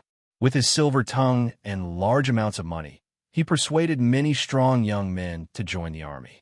He also went to the prison and saved some Mongolian prisoners and sent them to the army. He also found many merchants who often went to the grasslands and used a high price to buy Mongolian men who were skilled in horse riding. He also walked through many Baiming army units and picked out many strong soldiers to fill the Baiming Liaodong Iron Cavalry. It could be said that the internal structure of the Baiming Liaodong Iron Cavalry was very complicated. It took a lot of effort for each person to join. Fortunately, the results were satisfactory. Even the famous heavy cavalry unit of the 5-star army was no match for them. This gave Fong Dingshan hope and a future. This was also the reason why he dared to bring the army here, even though he knew that Yang Qindong had appeared and was already prepared. He firmly believed that no matter how strong the opponent was, he still had a great advantage against nearly 100,000 cavalry with only 2,000 men. The greater the hope, the greater the disappointment. At this time, Fong Dingshan was trapped in this argument. Seeing elite cavalrymen charging out one after another, only to quickly fall in the path of the charge. Their sabers were not stained with blood, and their strength had not been fully displayed. They were already dead. That kind of feeling made his heart ache and palpitate. What kind of brain did Bugnam of Gojosian have to create so many powerful firearms? Just what kind of person was Wunan Wang to be able to create such a battle formation with the few against the many? What kind of courage did Bugnam of Gojosian have to face 100,000 with 2,000 men and not be afraid? Instead, he was filled with killing intent. At this moment, Fang Dingshan hated Yang Qindong to the core. If cursing could kill someone, then even 1,000 lives would not be enough for Bugnam of Gojosian. His eyes were red, his heart was bleeding, and blood was flowing out of the corner of his mouth because of the heartache. Gradually, Fang Dingshan, who was always calm and composed and never moved in the slightest, became more and more unsightly. His mental endurance had reached its limit, and he was about to collapse. "General, should we retreat?" Mu Qiong was standing guard beside Fang Dingshan. He watched as countless cavalrymen charged forward, but soon there was no news of them. The lively young lad had turned into a corpse that could not move at all. How could his heart not bleed? Before he knew how much gunpowder Bugnam of Gojosian had prepared, he thought that such a reckless charge would not solve anything. So he thought of persuading them to stop. Fang Dingshan's face showed a hint of hesitation and struggle, but he quickly shook his head. "No, we can't stop. Indeed, they cannot stop. If this could not take down Yang Qindong, Fang Dingshan did not know when he would have the chance to kill this person. As long as Yang Qindong did not die, Baiming would be in danger, and it was not impossible for the country to be destroyed. Therefore, no matter how high the price he had to pay, Fang Dingshan could not retreat, and he could not hesitate. He wanted to pay with lives today. He wanted to see how long the 5-star army could last. Did they not know how tiring it was to kill people? Baiming's Liaodong cavalry did not show any signs of stopping, and the gunshots on Qian Mountain did not stop either. However, if one listened carefully, the gunshots were not as intense as before. Chapter 1339. On the top of the mountain, the heavy machine guns had already become scalding hot due to overheating. Some light machine guns also had the same problem. Fortunately, there was enough water on the mountain. At this moment, buckets of water were poured under the guns, igniting a large amount of steam. Stop the light and light machine guns appropriately and use them after cooling down. All the people who have retreated, go get grenades and blow up these enemies.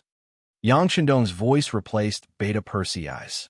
In a war that had never been organized with such intensity, Beta Persei's commanding ability obviously still needed to be improved. Fortunately, Yang Qindong in his previous life had seen all kinds of storms and waves, so he quickly replaced the commanding position. Under his command, the 2,000 black cavalry did their own things in an orderly manner and dealt a heavy blow to the enemy. Beta Persei was still learning seriously from the side.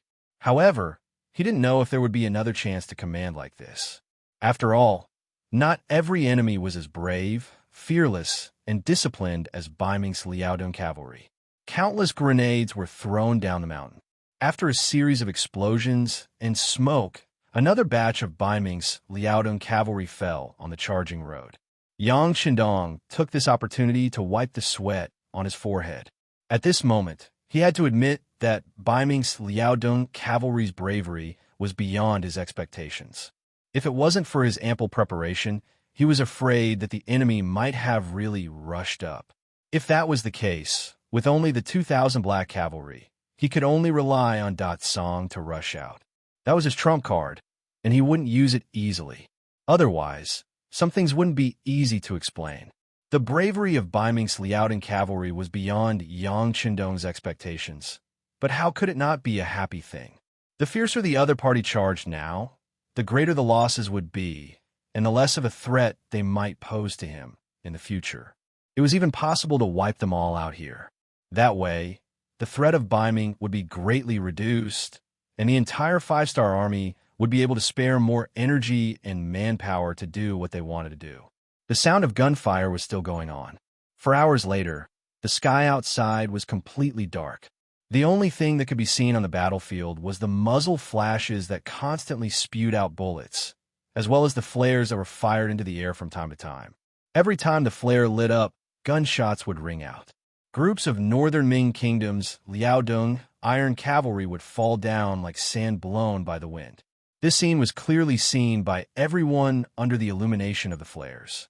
As more and more of the Baiming Liaodong cavalry became corpses, the morale of the army began to waver. No one in the world was willing to die. As long as there was a bit of hope to live, they wouldn't take the initiative to seek death. The previous attack was completely due to the strict discipline of the Baiming Liaodong cavalry, and the fact that the target was only 2,000 people, which gave countless people hope. But now, seeing that the five-star army's gunfire didn't seem to stop, and even the heavy and light machine guns that had stopped firing were starting to ring out again, some of the soldiers who thought that the five-star army didn't have enough gunpowder finally began to feel disappointed. There was no chance of victory at all, and they were only using human lives to fill the gap. When would this kind of battle end? If the 80,000 cavalry were all here, but the other party still had gunpowder, what would they do? Wouldn't that mean that everyone had died here for nothing? Everyone had their own selfish motives, especially on a battlefield where there was no chance of victory. Some people couldn't help but feel a sense of betrayal. The first to make a move were the Mongolian grassland men that Fong Dingshan had spent a lot of money to invite from the merchants. They were like mercenaries, and they came here for money. As long as someone paid them, they would give their lives. Even if they died in battle, they wouldn't regret it. But even if they knew that they would die, they still wanted to charge. That wasn't something a greedy person would do. Even if they had money, they had to be alive to spend it. When they saw that the five-star army was still full of firepower, these people were shaken.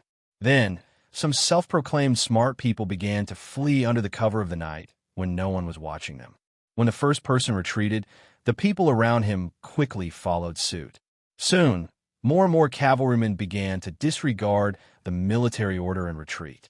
Their retreat was like a domino effect, causing more and more cavalrymen to retreat. Humans were social animals. What they would do the most was follow suit. When they saw that the people around them had begun to retreat, it was their nature to retreat as well. As for the so-called consequences, that was a matter for the future. As a result, on the battlefield, in the dark, more and more Baiming Liaodong cavalry started to retreat. It was like a plague that spread to everyone. Many cavalry who didn't know what was going on thought that it was an order from the general and also retreated. Luo Baiquan, who was hiding under the cover of the trees, quickly realized that something was wrong. He knew that the thing he was most worried about had happened.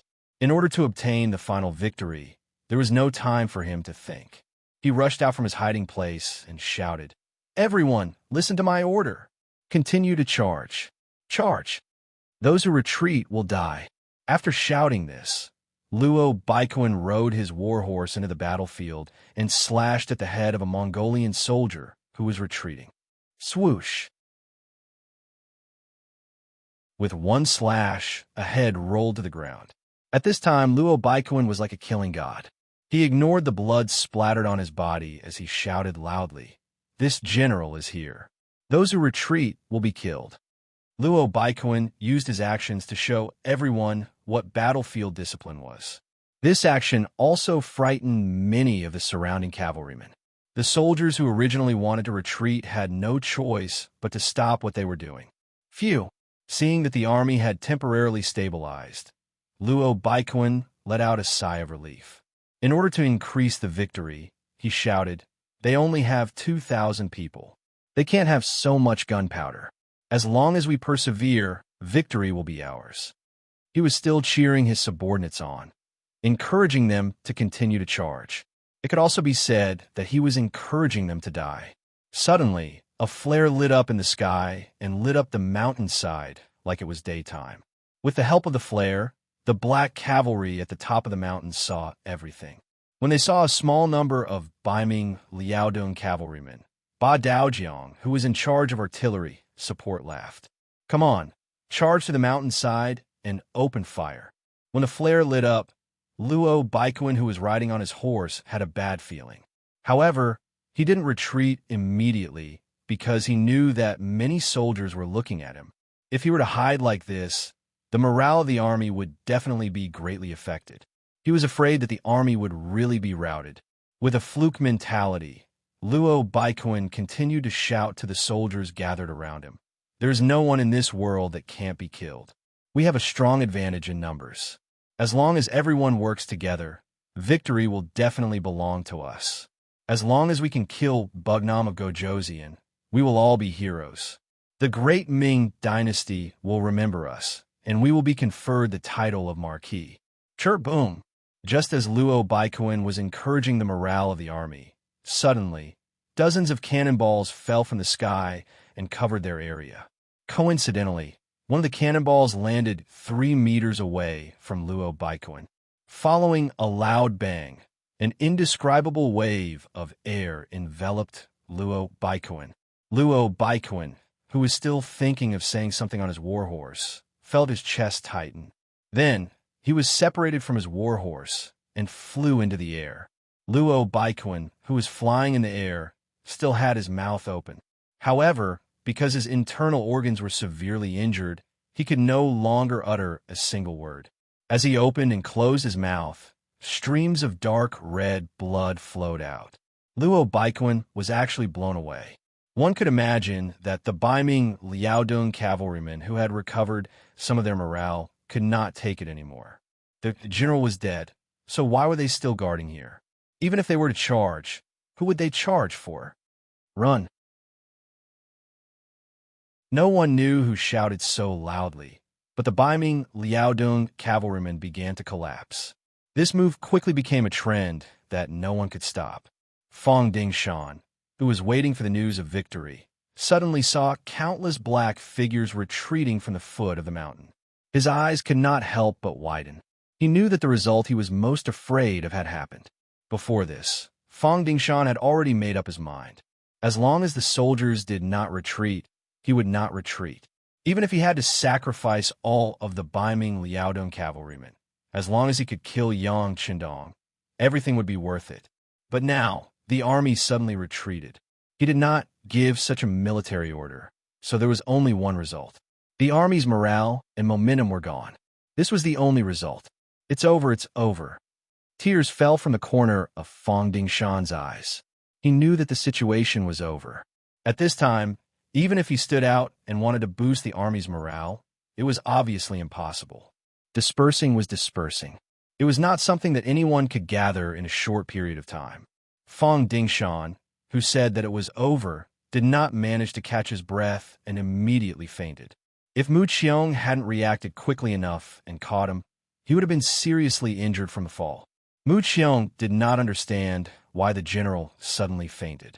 Just as he was panicking, a fast horse came in front of him, reporting, "General Luo Baikuin has died in battle.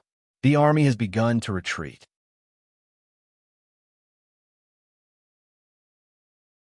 Chapter 1340. What? This bad news finally made Mu Qiong understand what had happened. He sighed at how fast the general's reaction was, and his expression changed. The army had retreated. Didn't that mean that they had lost the battle? Since they had lost, they had to fight the way they lost. Thinking of this, he immediately said, "Even so, we can't just sit here and wait for death.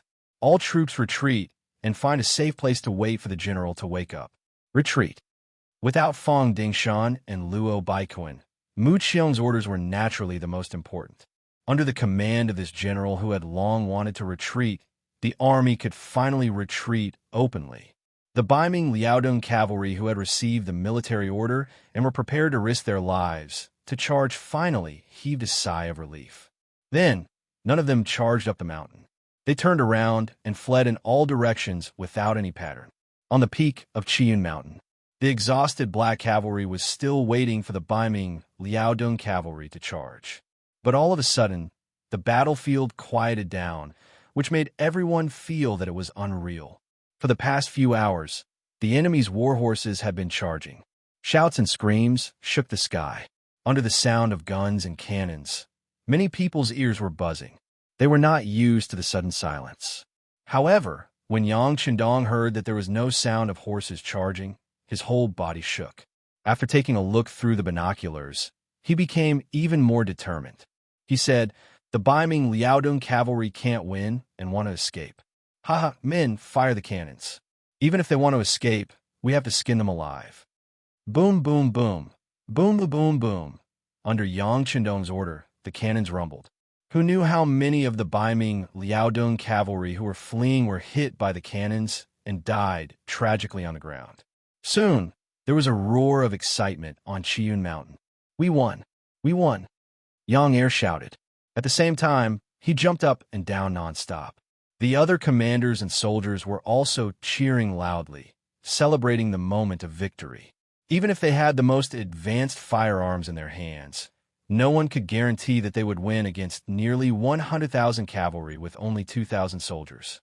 Only they themselves would know if there were people who were worried or on edge during the process. And now, they had finally obtained the final victory. At this moment, everyone was extremely excited. At the same time, they looked at Yang Chendong with admiration. This was their king. He fought against 100,000 with 2,000 soldiers and forced the enemy to retreat. Although there were many people in history who won against the enemy, only their king could achieve such a glorious result. They were proud to be part of their king's side. "How many people do we kill?" Among the cheers, it was unknown who had suddenly said such a sentence, but it instantly attracted everyone's attention. 30,000? I think it's more than that. Our first platoon killed nearly 20,000 people. Xiao Vi shook his head. Obviously, he was dissatisfied with the number of soldiers. "That's right. I think there were at least 40,000 people. Our second platoon also killed nearly 20,000 people." Dao Xiao also jumped out. Although he did not have to worry about the military merit because he was with Yang Chendong, he still had to fight for it. "Are you kidding me? Did our artillery team not do anything? We killed at least 10,000 people." Ba Daojiang also stood out. He would never allow anyone to take away his achievement, not even the two platoon leaders. For a moment, there was a heated discussion about how many people they had killed. Yang Chendong did not participate. Because of the firearms and the dark sky, he did not know how many people they had killed. However, he believed that he would get the results soon, because outside of Chiyun Mountain, the 1st Cavalry Division, the 101st Division of the new 1st Army, and the 1st Cavalry Division of the new 2nd Army were all in place. As long as they stopped the Baiming Liaodong cavalry, they would be able to get a rough idea of how many people they had lost. Yes, the 1st Cavalry Division of the new 2nd Army had also arrived outside of Chiyun Mountain. They were led by the commander of the Mercenary Division. His original mission was to guard Tulu City with 2 divisions to prevent the 50,000 Baiming army inside the city from converging with the 80,000 Baiming army outside the city. However, as the commander of the Mercenary Division that Yang Chendong had entrusted with such an important task, he was not a passive person. When he arrived on the battlefield, he quickly displayed his skills. He sent people to disguise themselves as the Baiming army, to open the city gates and force their way into Tulu City. The sudden arrival of the 2 divisions of cavalry caused the 50,000 Baiming army to panic. Most of them were new soldiers who had never been on the battlefield. Although they had undergone some training, they had never seen real combat. They had never even seen blood. How could they be a match for the elite new 2nd Army cavalry? In just a little more than 4 hours, Tulu City had become the territory of the new 2nd Army. She had once come from this place, so she was naturally very familiar with every blade of grass and tree here. Soon, she issued a series of correct orders. Not only did she take complete control of Tulu City, she also seized a large amount of food and 45,000 captives. After the great victory in Tulu City, Mercenary Division received news that Yang Chendong had used himself as bait to lure the Baiming Liaodong cavalry into Chiyun Mountain. He immediately handed over the task of defending the city to the commander of the 2nd Cavalry Division, Li Jun. Then, he brought the commander of the 1st Cavalry Division, Qiao Qiao, and hurried toward Chiyun Mountain. When Yang Chendong received the news that another division had joined, he was naturally overjoyed. This gave him even more confidence in surrounding the Baiming Liaodong cavalry. If it wasn't for the fact that the Black Cavalry had just gone through an intense battle and were all exhausted, he probably would have joined in the pursuit of the Baiming Liaodong cavalry. Everyone has contributed and is tired. Leave behind 200 people to guard the city at night. Everyone else, take the time to rest. We'll clean up the battlefield when the sun rises. Yang Qindong laughed and said to everyone. After seeing everyone's excited smile, he didn't rest. Instead, he went to the simple sand table and looked at the surrounding situation. In this battle, he had already crippled the Baiming Liaodong cavalry. However, even if he didn't wipe them out, it was still an extremely important task. Otherwise, once the enemy was given enough time, it wouldn't take long for them to rise from the ashes. This wasn't the result Yang Qindong wanted to see. Looking at the sand table, Yang Qindong was thinking about where the Baiming Liaodong cavalry might escape. At the same time, a voice kept ringing in his mind. Tiger's Mane, Shi Bei, and Lu Zhuo will definitely be able to do it. They will definitely be able to deal a heavy blow to the Baiming Liaodong cavalry and eliminate this stubborn enemy. The Northern Ming's Liaodong Iron Cavalry had suffered a crushing defeat on Mount Qian. After charging up the mountain and suffering heavy injuries, it could be said that their morale had plummeted. They no longer had their previous invincible momentum. At this moment, they were fleeing everywhere like stray dogs. Some were in groups of 1,000, some were in groups of 100, and some were in groups of 12 or even a few people. The defeated soldiers were like this. There was no formation at all.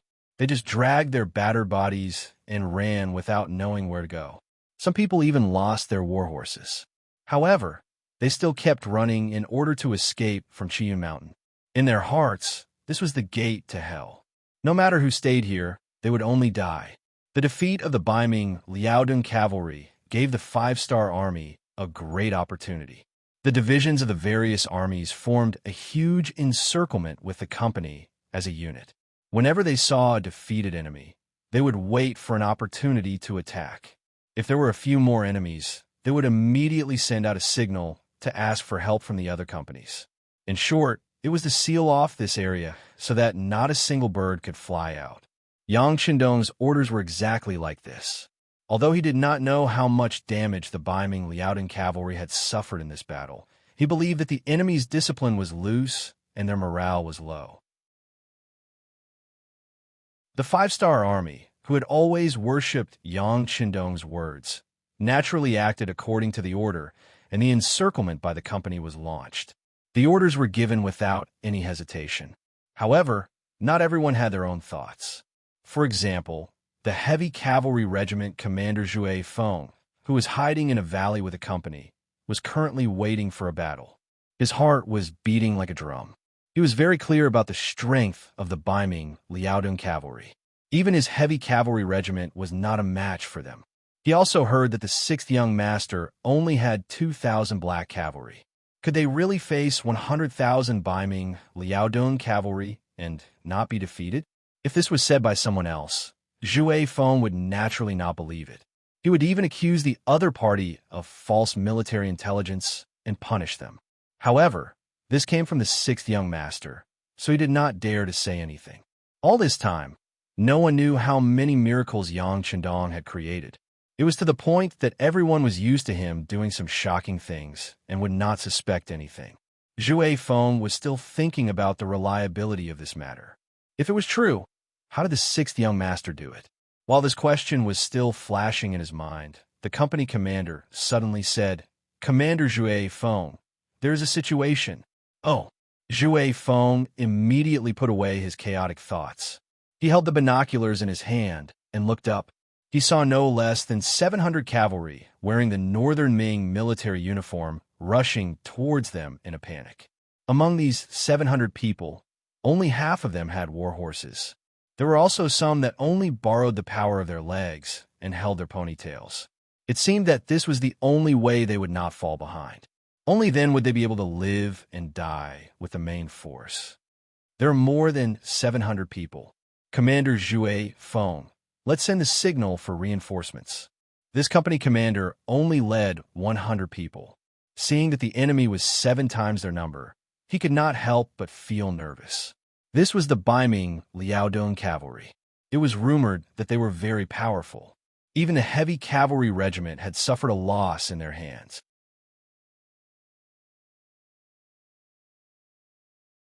Chapter 1341. Zhou Feng naturally saw the enemy's numbers, but he wasn't as flustered as the company commander beside him. Instead, he carefully looked through his binoculars and shook his head. Look, although the enemy has a lot of people, they are clearly defeated soldiers. The army has no formation and has no morale. So what if there are more of them? Although we only have 100 people, we can wait patiently. The morale of the army is not something the enemy can match. What is there to fear? Hearing Zhou Feng's bold words, the company commander understood why he could become a regiment commander. Moreover, he was the regiment commander of the heavy cavalry regiment. He wasn't any worse than a normal division commander. It turned out that she was this daring. Just this point alone was something that the current him could not compare to. Admiring Zhou Feng's courage, the company commander was also encouraged.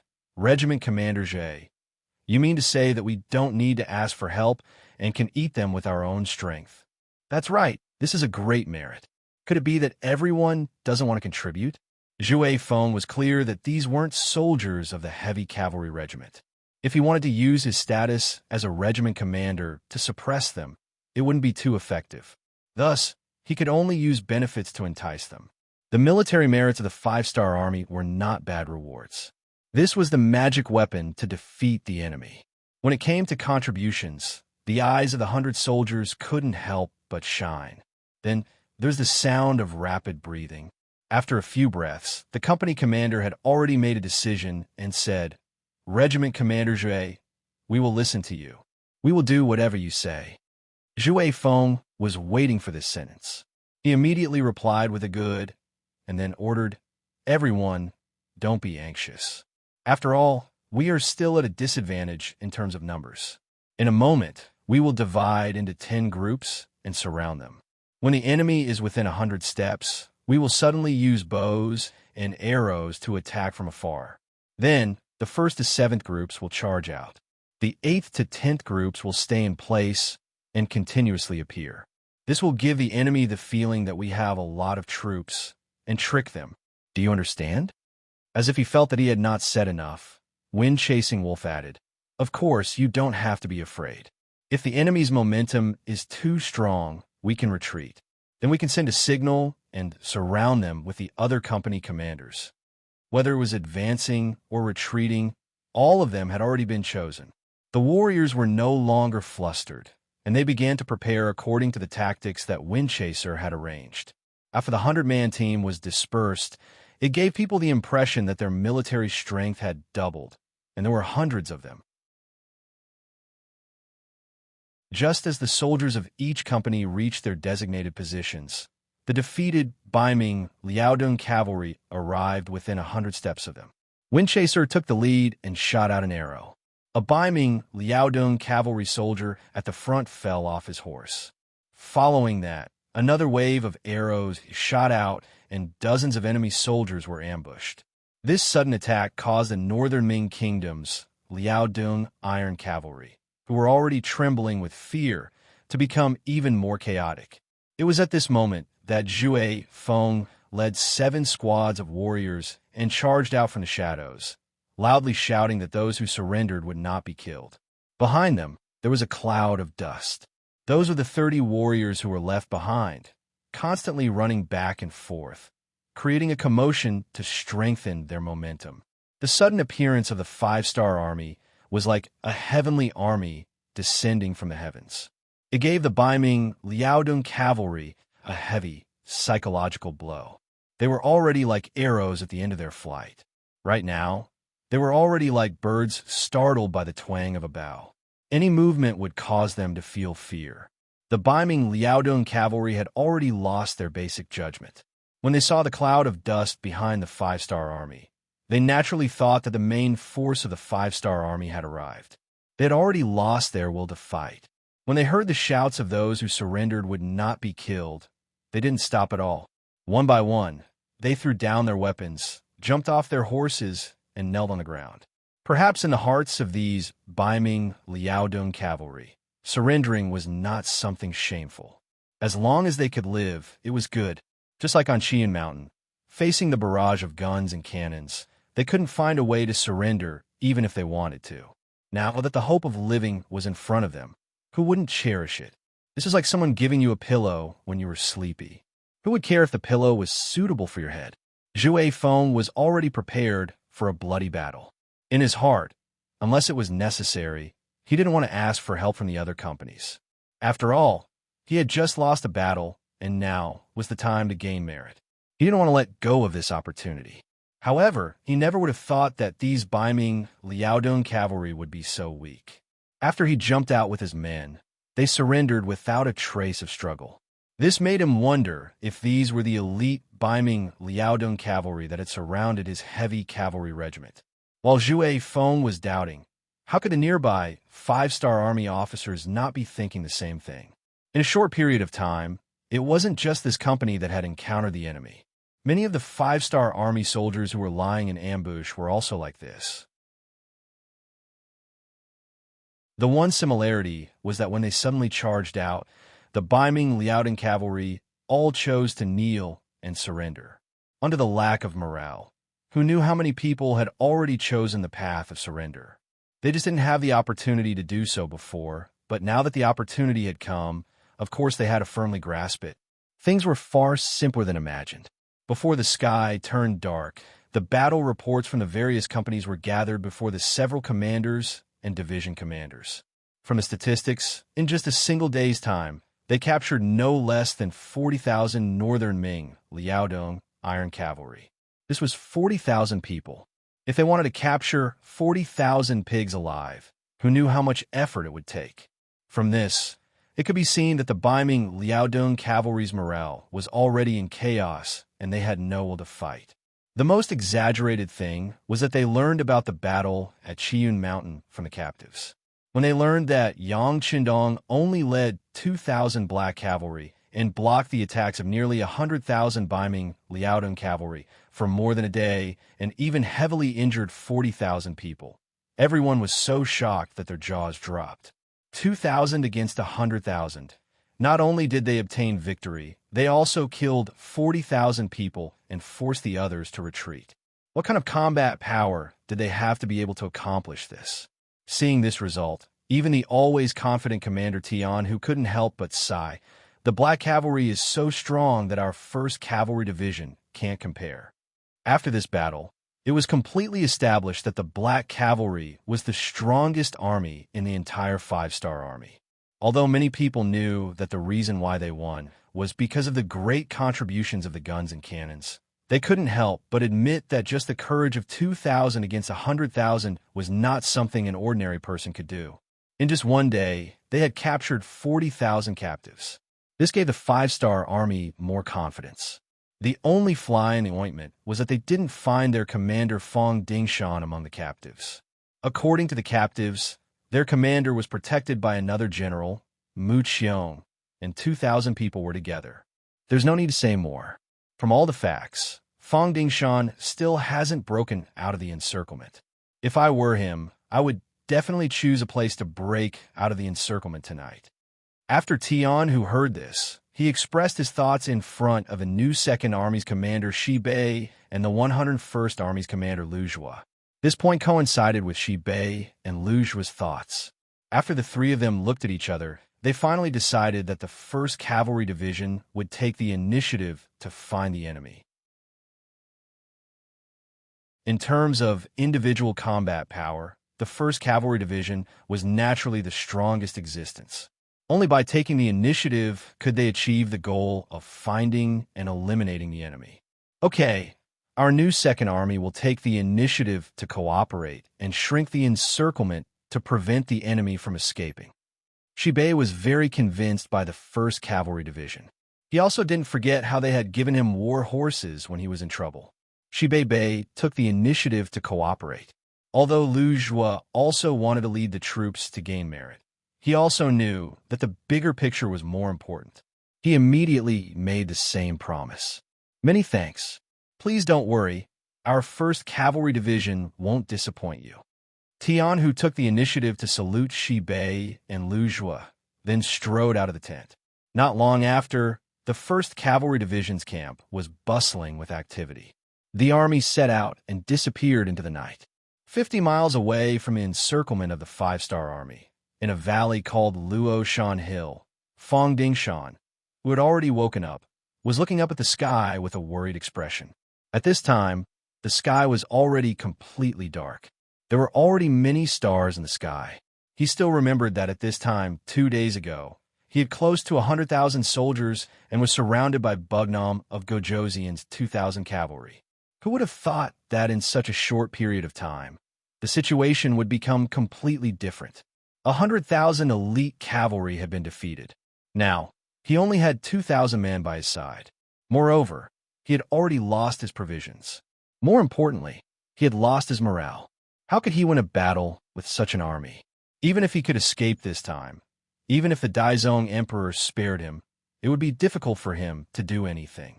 He had lost his job, lost his army, and wasted countless Biming's money. How could he still have the face to live in this world?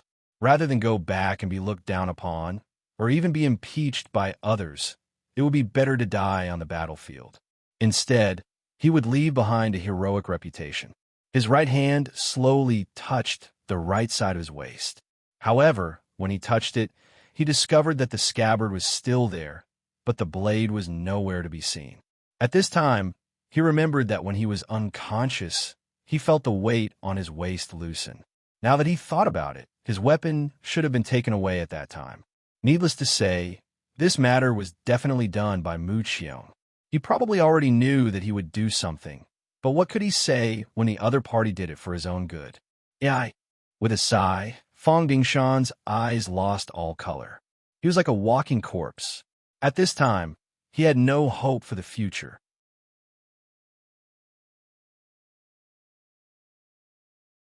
Chapter 1342. In a large tent less than 100 meters away from Fong Dingshan, Mu Qiong was discussing the future with several generals. The army had been defeated, and it was not something that could be salvaged by saying anything. The most important thing right now was how to escape from this place. No matter what, they cannot be caught. The scouts have already reported that the soldiers who tried to break out during the day have all been captured. From this, it can be seen that the 5-star army has already set up an inescapable net. Even a bird would find it hard to fly out. As the host of the meeting, Mu Qiong stood at the head of the table and sighed as he spoke. His words caused the others in the meeting to lower their heads in silence. They could not escape, and surrendering was also impossible. Doing so would only implicate their loved ones in the capital. Where should they go from here? Seeing that no one spoke, Mu Qiong could guess their thoughts. Then, without any warning, he suddenly asked, "I ask all of you, are you afraid of death?" This question had been discussed countless times since ancient times. Moreover, there was no need to debate the results. Everyone was afraid of death. The only difference was to what extent they were afraid of death, and whether there were things more terrifying than death. Just like the current situation, the army had been defeated, and 100,000 elite cavalry were gone just like that. One could imagine how angry the emperor would be once he knew about this. There were also those civil officials in the court. They looked down on generals like them from the bottom of their hearts, and even privately called them ordinary people. In the past, it was the 5-star army that forced them into a corner. The Daizong Emperor wanted to restore the glory of the great Ming dynasty and wanted to use military power to rule the country. However, now that they had lost the battle, it was time for them to jump out and criticize the emperor. If they didn't do so, they wouldn't be able to show their intelligence. If they didn't do so, they wouldn't be able to elevate their status and give them enough benefits. What the result was self-evident. If he escaped back, he might be able to survive. However, his life in the future would not be any better than death. Since being alive was no better than being dead, he might as well die. Of course, the prerequisite was that their deaths had to be worth something. No one answered immediately. Instead, everyone raised their heads to look at Mu Qiong, as if they wanted to ask something. He did not answer immediately, which gave Mu Qiong some confidence. He knew that he could finally speak his mind now. He cleared his throat and continued. If everyone is afraid of death, then there's nothing to say. Whether you're willing to surrender or break out of the encirclement, this general will not stop you. However, if you're not afraid of death and are unwilling to give up and still want to fight, this general also has a plan that can work. That is, we will fight our way back to Chiyun Mountain. After such a long time, I believe that Bugnam of Gojoseon will think that we have escaped far away and will definitely let down his guard. If we suddenly attack and don't give them the time to fire their guns, then it is hard to say who will win and who will lose, but at least we will have a 50% chance of winning. If you can kill Bugnam of Gojoseon, think about it. How great of a meritorious service would that be? Heavens, how is this meritorious service? This is clearly a great service. At this moment, many people sucked in a breath of cold air. Everyone had different expressions, but they quickly calmed down again. When they looked at Mu Xiong, their eyes were filled with excitement as they said, "We are not afraid of death." This showed that they were not afraid of death, which meant that they agreed with Mu Xiong's plan and were determined to fight their way back. Although there would be danger if they went back, wasn't it also more dangerous than breaking out of the encirclement? Since that was the case, why not choose to play a big game? At least if they succeeded, not only would they not be guilty, they would also have a great service. This result was within Mu Xiong's expectations. Now that he finally got a definite answer, he also let out a long sigh of relief and said, "This is good. I can see that everyone is unyielding men. Since that is the case, this general will give the order. We will have a good rest tonight and rush back tomorrow morning. When we suddenly attack at noon, we will definitely be able to kill Bugnam of Gojoseon. At that time, everyone here will become meritorious officials of the great Ming dynasty. It is not impossible for you to be conferred the title of Marquis." The great Ming dynasty had always been conferred the title of Marquis based on military merit, and the title of Marquis was hereditary. It could be imagined that once they were conferred the title, it was equivalent to having a fixed iron rice bowl. In the future, their descendants would be able to enjoy endless benefits. Mu Xiong still had some ability. With just a few words, he stirred up the fighting spirit of the generals. At this moment, they could not wait to appear at the foot of Chiyun Mountain and kill their way up in one go. If it were not for the fact that the army had not had a good rest these few days, they would probably have done so. Thinking that tomorrow would be the day to show off their skills, the generals excitedly left the main tent and returned to their respective camps to rest. Mu Xiong walked out of the main tent and headed straight to where Fong Dingshan was. Walking over from afar, Mu Xiong looked at the somewhat bleak figure standing there. He took a deep breath and strode forward. Fong Dingshan didn't move when he heard the footsteps behind him. He already knew who they were and even knew what they were planning and discussing. However, he didn't care about it. Even if these people were discussing about surrendering to the five-star army, he would not find it strange. After all, when facing life and death, a person's true nature would often be revealed. How could a defeated general dare to be brave? At this moment, Fong Dingshan did not ask these subordinates to do anything. Even if these people really wanted to surrender, he would not blame them. However, he would definitely not be with these people. He had received a great favor from the great Ming dynasty, and he could only repay it with his life on the battlefield. "General," Mu Xiong walked up and clasped his fists. "Haha, the night sky tonight is really beautiful." Looking up at the sky, Fong Dingshan sighed emotionally. Perhaps he did not have long to live, but Fong Dingshan looked at everything so beautifully because it was very likely that he would not see it again in the future. Of course, this did not exclude the possibility that the unpolluted sky was indeed much cleaner than in the future. Yes, the night sky is very beautiful. Mu Xiong agreed, but we will probably see more of this kind of night sky in the future. Perhaps the night sky in the capital will be even more beautiful than here. When he heard the first half of the sentence, Fong Dingshan's expression did not change. However, when he heard the second half, his body suddenly trembled. He had heard many different meanings from these words. What did he mean by, "it will be even more beautiful than here"? What did he mean by, "the night sky in the capital will be even more beautiful than here"? Could it be that Mu Qiong was not prepared to surrender to the enemy? Could it be that he had misunderstood him? While Fang Dingshan was still thinking, Mu Qiong half knelt behind him. General, this subordinate is guilty. This subordinate should not have hidden the counterattack plan from you. This way, everyone will have a slim chance of survival. However, we cannot just leave like this. We must take a gamble. General, please punish us. Mu Qiong had to apologize. Although there were only 2,000 cavalry in the camp, Fang Dingshan was still the great general. Logically speaking, this kind of plan should not have been hidden from him. However, he was worried that his idea would not be approved. In addition, Fang Dingshan seemed to have lost his morale, so he had no choice but to go around him. Now that the plan had been decided, he naturally had to tell the truth. Fang Dingshan had already accepted his fate. He had already prepared himself to borrow a knife and commit suicide the moment Mu Qiong spoke of surrendering. He was sure that the other party would agree to this request. However, he did not expect that they would actually want to counterattack. For a moment, his expression changed continuously. He actually did not react in time. Seeing that Fang Dingshan did not speak, Mu Qiong thought that the other party did not agree. He thought to himself, then continued, General, our army has been defeated. The emperor will definitely be furious. Since that is the case, why don't we take a gamble? Once we take Bugnam of Gojoseon's head, it will be a great merit. The sacrifice of our 100,000 cavalry will be worth it. General, please grant our wish. I'll grant your wish. At this moment, Fang Dingshan really wanted to shout loudly. However, because he was too emotional, he could not say anything. Fang Dingshan still did not speak. Mu Qiong was somewhat disappointed.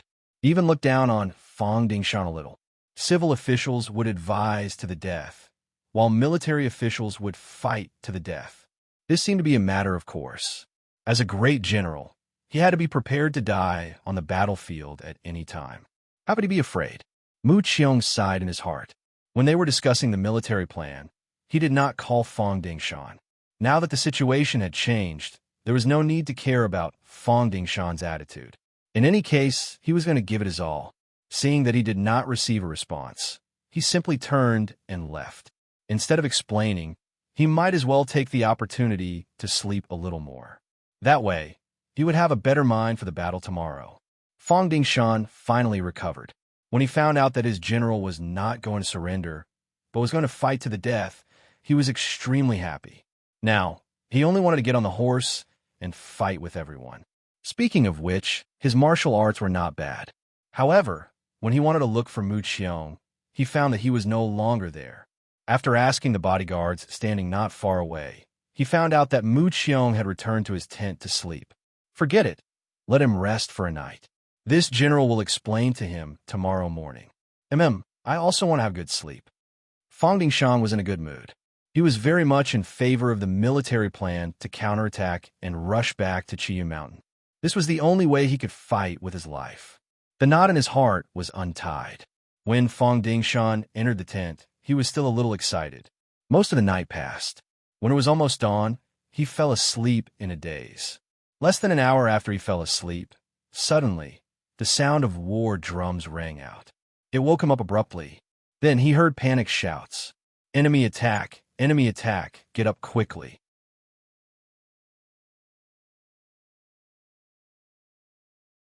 Chapter 1343. At this time, outside the big tent of the northern Ming Kingdom's Liaodong cavalry, bright red 5-star flags stood in great numbers. Looking from afar, the dense cavalry had already surrounded this temporary stronghold in all directions. The 1st Cavalry Division didn't rest for the whole night. Instead, they were constantly searching for traces of the enemy. Finally, when it was almost dawn, they found a large stronghold. The commander of the 5th Cavalry Division, Gong Feng, who was in charge of searching this area, ordered his men to heavily surround this place. Gong Feng did not give the order to attack immediately. He had already made a rough calculation. There were only about 2,000 northern Ming cavalrymen that were surrounded. He had led 5 regiments of 4,000 elite cavalrymen. In terms of numbers, he had twice the number of the enemy. In terms of combat strength, he was full of confidence. What was there to be brave about? What was there to be afraid of? In the previous telegram, Yang Qindong emphasized that these original Baiming Liaodong cavalry were all elites. They had consumed a lot of money and food from the Baiming Emperor to create them. If they could be used as their own, it would save a lot of training time. Wasn't the 1st Cavalry Division going to be expanded by a division? Excellent soldiers were essential. If they captured these Baiming cavalry, it would save a lot of effort. Gong Feng, who had his own plans, didn't immediately attack. He wanted to take a look and carefully observe these Baiming cavalry. He wanted to see if they had the qualifications to become soldiers of the world's #1 cavalry army. He wanted to properly lock them up. As for whether or not these people would be able to escape from his hands, Gong Feng was even less worried. He had brought along the elite soldiers of the 5th Regiment, and he still had many excellent Big Dipper crossbows in his hands that he had yet to use. If these people were really very brave, not to mention other things, if a wave of crossbows were released, would he still be afraid that they would be able to overturn the sky? Even if they didn't have 7-star crossbows with the 1st Cavalry Division's elite cavalry, how could they be afraid of these 2,000 Baiming cavalry? Gong Feng's face was full of pride and confidence, but when he spoke, he didn't have the slightest intention of underestimating the enemy. Men, surround this place. Don't be careless. I believe everyone understands the principle of cornered beasts fighting. Battalion commanders, go do it. Yes. The 10 battalion commanders immediately gave a standard military salute before turning around and heading back to their respective units. The camp was completely surrounded. When Fang Dingshan, Mu Qiong, and the others woke up from their tents, this was the scene that greeted them. They were surrounded by the cavalry of the 5-star army. Not far away, there was a large flag that was fluttering in the wind. The words 1st Cavalry Division of the World were written on it. Their expressions became somewhat unsightly. In the past, Fang Dingshan thought that his Baiming Liaodong cavalry was the best cavalry in the world, and that no one could match them. Naturally, he had done a detailed investigation on the elite cavalry of the 5-star army. He had naturally heard of the reputation of the 1st Cavalry Division. All this while, Fang Dingshan's wish was to find the 1st Cavalry Division and fight them. He wanted to see who was the strongest cavalry in the world. However, because the other party had been fighting in the inner region, he hadn't found a suitable opportunity.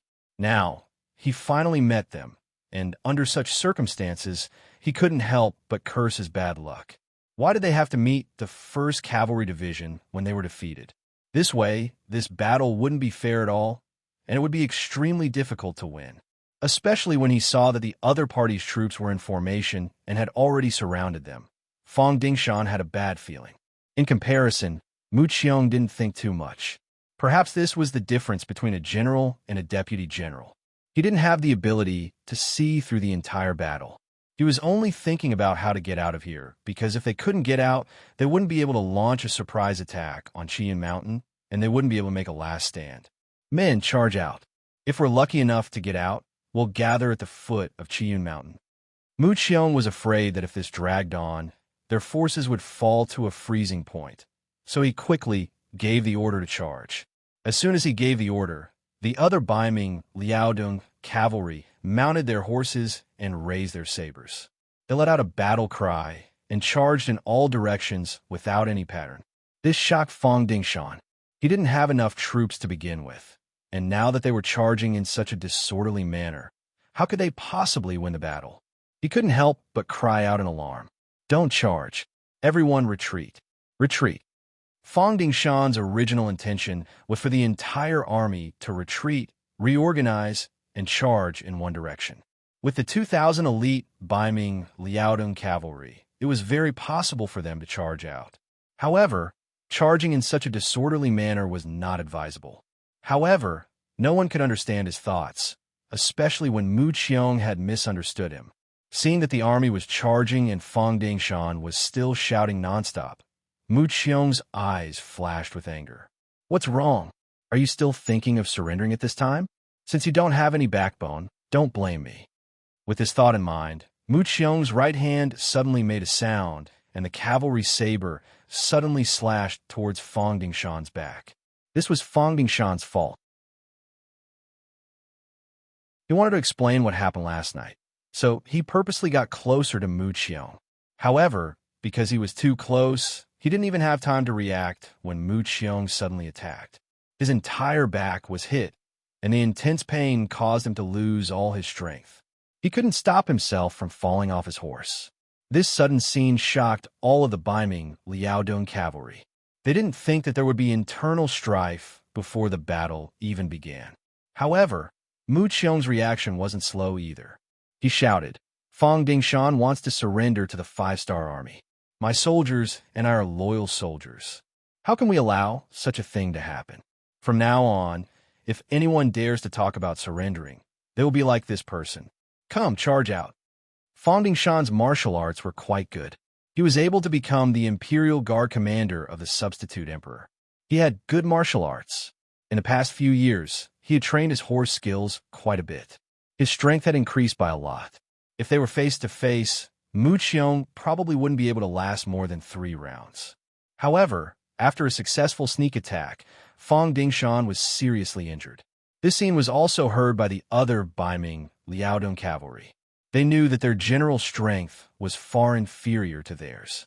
Even when their general wanted to surrender, he ended up like this. How could they dare to have any other thoughts? After learning from the previous example, the other Baiming Liaodong cavalry weren't willing to give up their lives. After they woke up from their shock, they yelled and charged towards the neatly arranged 1st Cavalry Division's 5-star army. Prepare the crossbows. Try not to kill people. Focus on injuring people. Fire the crossbows. Commander Gong Feng, who was riding on his horse, commanded loudly. Following his order, a series of 7-star crossbows were fired at a flat angle. Their target was the first batch of Baiming Liaodong cavalry. The ancient people used bows to test their arm strength and eyesight, especially arm strength. If they didn't have enough strength, they wouldn't be able to fully draw the bow. Naturally, the power would be limited. Even if they could fully draw the bow, they would only feel tired after shooting 1 arrow. They would need to rest for a while before shooting the 2nd arrow. As the elites of the cavalry, they naturally wouldn't be so weak that they could only shoot 1 arrow. They could usually shoot 3 arrows in a row before their arms would feel numb and sore. There were even those who were born with great strength who could shoot 4 or 5 arrows. Just like the legendary Ho Yi, he was a person who could shoot 9 arrows in a row. In the eyes of archers, he was a powerful existence. To use a bow, one must have enough arm strength. Otherwise, it wouldn't be very effective. However, with the continuous development of technology, like the appearance of the 7-star crossbow, shooting arrows became simple.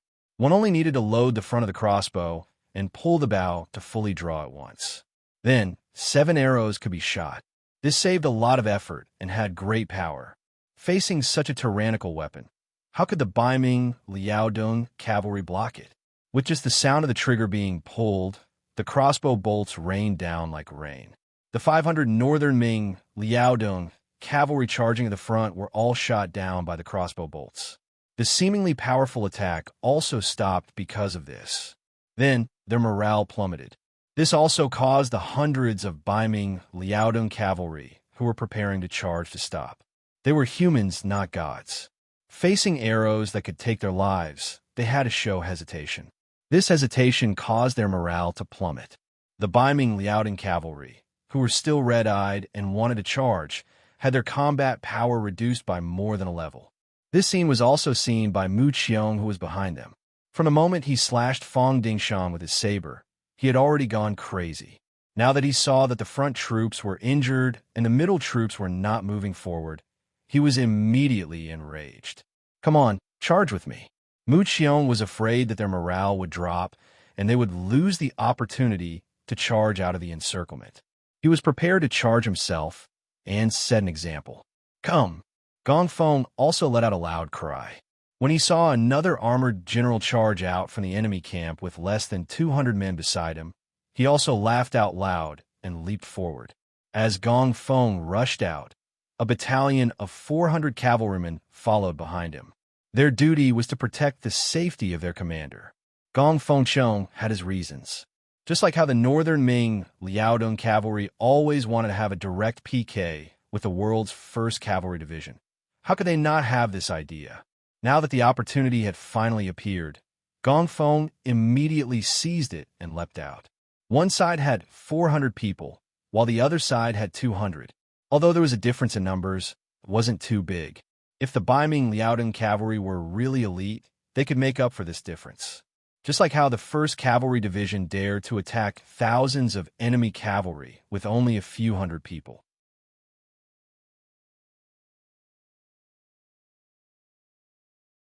Chapter 1344.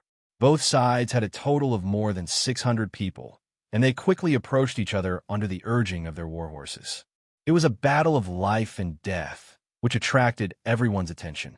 It could be imagined that if Mu Qiong won, the Baiming Liaodong cavalry's morale would be greatly boosted, and they would be able to unleash 100% of their strength and break out of the encirclement. On the other hand, if Gongfeng won, the rest of the Northern Ming dynasty's Liaodong cavalry would probably all surrender. This would save them from a battle of weapons and blood. Both sides had their own goals, and they quickly approached each other before clashing. Mu Qiong, who was the first to charge, chose Gongfeng as his target. He had already noticed that this person was different from ordinary people, and he was wearing a flashy black battle robe. Based on his experience, he should be the commanding general of the 1st Cavalry Division, and if he could take down this person, it would definitely be a heavy blow to the 5-star army's morale, and it would be much easier to win. Gongfeng also targeted Mu Qiong, although he didn't know who this person was and didn't know his true identity. But judging from the armor he was wearing, his position shouldn't be too low. Only by severely injuring such a person would he be able to give the Baiming Liaodong cavalry enough respect and threat, which was what he wanted. Both of them had the same goal, and this caused the moment they met each other, the collision of their sabers caused a heart-trembling sound. Dang, dang, dang. In just one exchange, both of them slashed out 3 times, and then their bodies shook and their horses moved to the side. The outcome of the first round was actually a draw. This was out of everyone's expectations. The difference was that Mu Qiong revealed a shocked expression. He was a famous general among the 100,000 Baiming Liaodong cavalry. Other than General Fong Dingshan and Deputy General Luo Baiquan, he didn't put anyone else in his eyes when it came to fighting. It was the same when he faced Gongfeng. In his opinion, with his strength, it wasn't impossible to take down this person in one round. But who would have thought that he wouldn't be able to do anything? Gongfeng's ability was out of Mu Qiong's expectations, and his original confidence began to fade rapidly. He began to suspect that he couldn't break out of the encirclement and leave this place. In comparison, Gongfeng's eyes were filled with fighting spirit. Yang Shindong had said more than once that there was always someone better out there. There was no such thing as the strongest. In the past, Gongfeng didn't really approve of them, especially when their opponents were Baiming cavalry. He didn't even put them in his eyes. How could these people, whose legs turned to jelly the moment they saw the Mongolian cavalry, be a match for him? And just now, after the exchange with Mu Qiong, he realized that there were also powerful people in the Baiming army. This reignited his fighting spirit. While he stopped looking down on his opponent, his left hand unconsciously reached for his waist. There was a saber there. It was the dual saber technique that everyone in the 1st Cavalry Division had to learn. It could be used to win and save lives at critical moments. The two of them rode back. Regardless of whether they were willing or not, another clash had begun. As the warhorses of both sides continued to accelerate, the distance between them grew closer and closer. Soon after, the sound of collisions could be heard again. In a short period of time, Mu Qiong had continuously slashed out 3 times with his saber. The first 2 of the 3 slashes were still a clash. Their strengths were equally matched. But when it came to the 3rd slash, Gongfeng seemed to have no strength to attack. He changed from slashing to blocking. Gongfeng seemed to be exhausted. When Mu Qiong saw this, he was naturally overjoyed. He originally thought that his opponent was a fierce man. If that was the case, it would be difficult for him to win. If he wasn't careful, he might even lose his life here. But this third slash had reignited his hope. He used all his strength and slashed out a fourth time when the two horses were about to cross paths.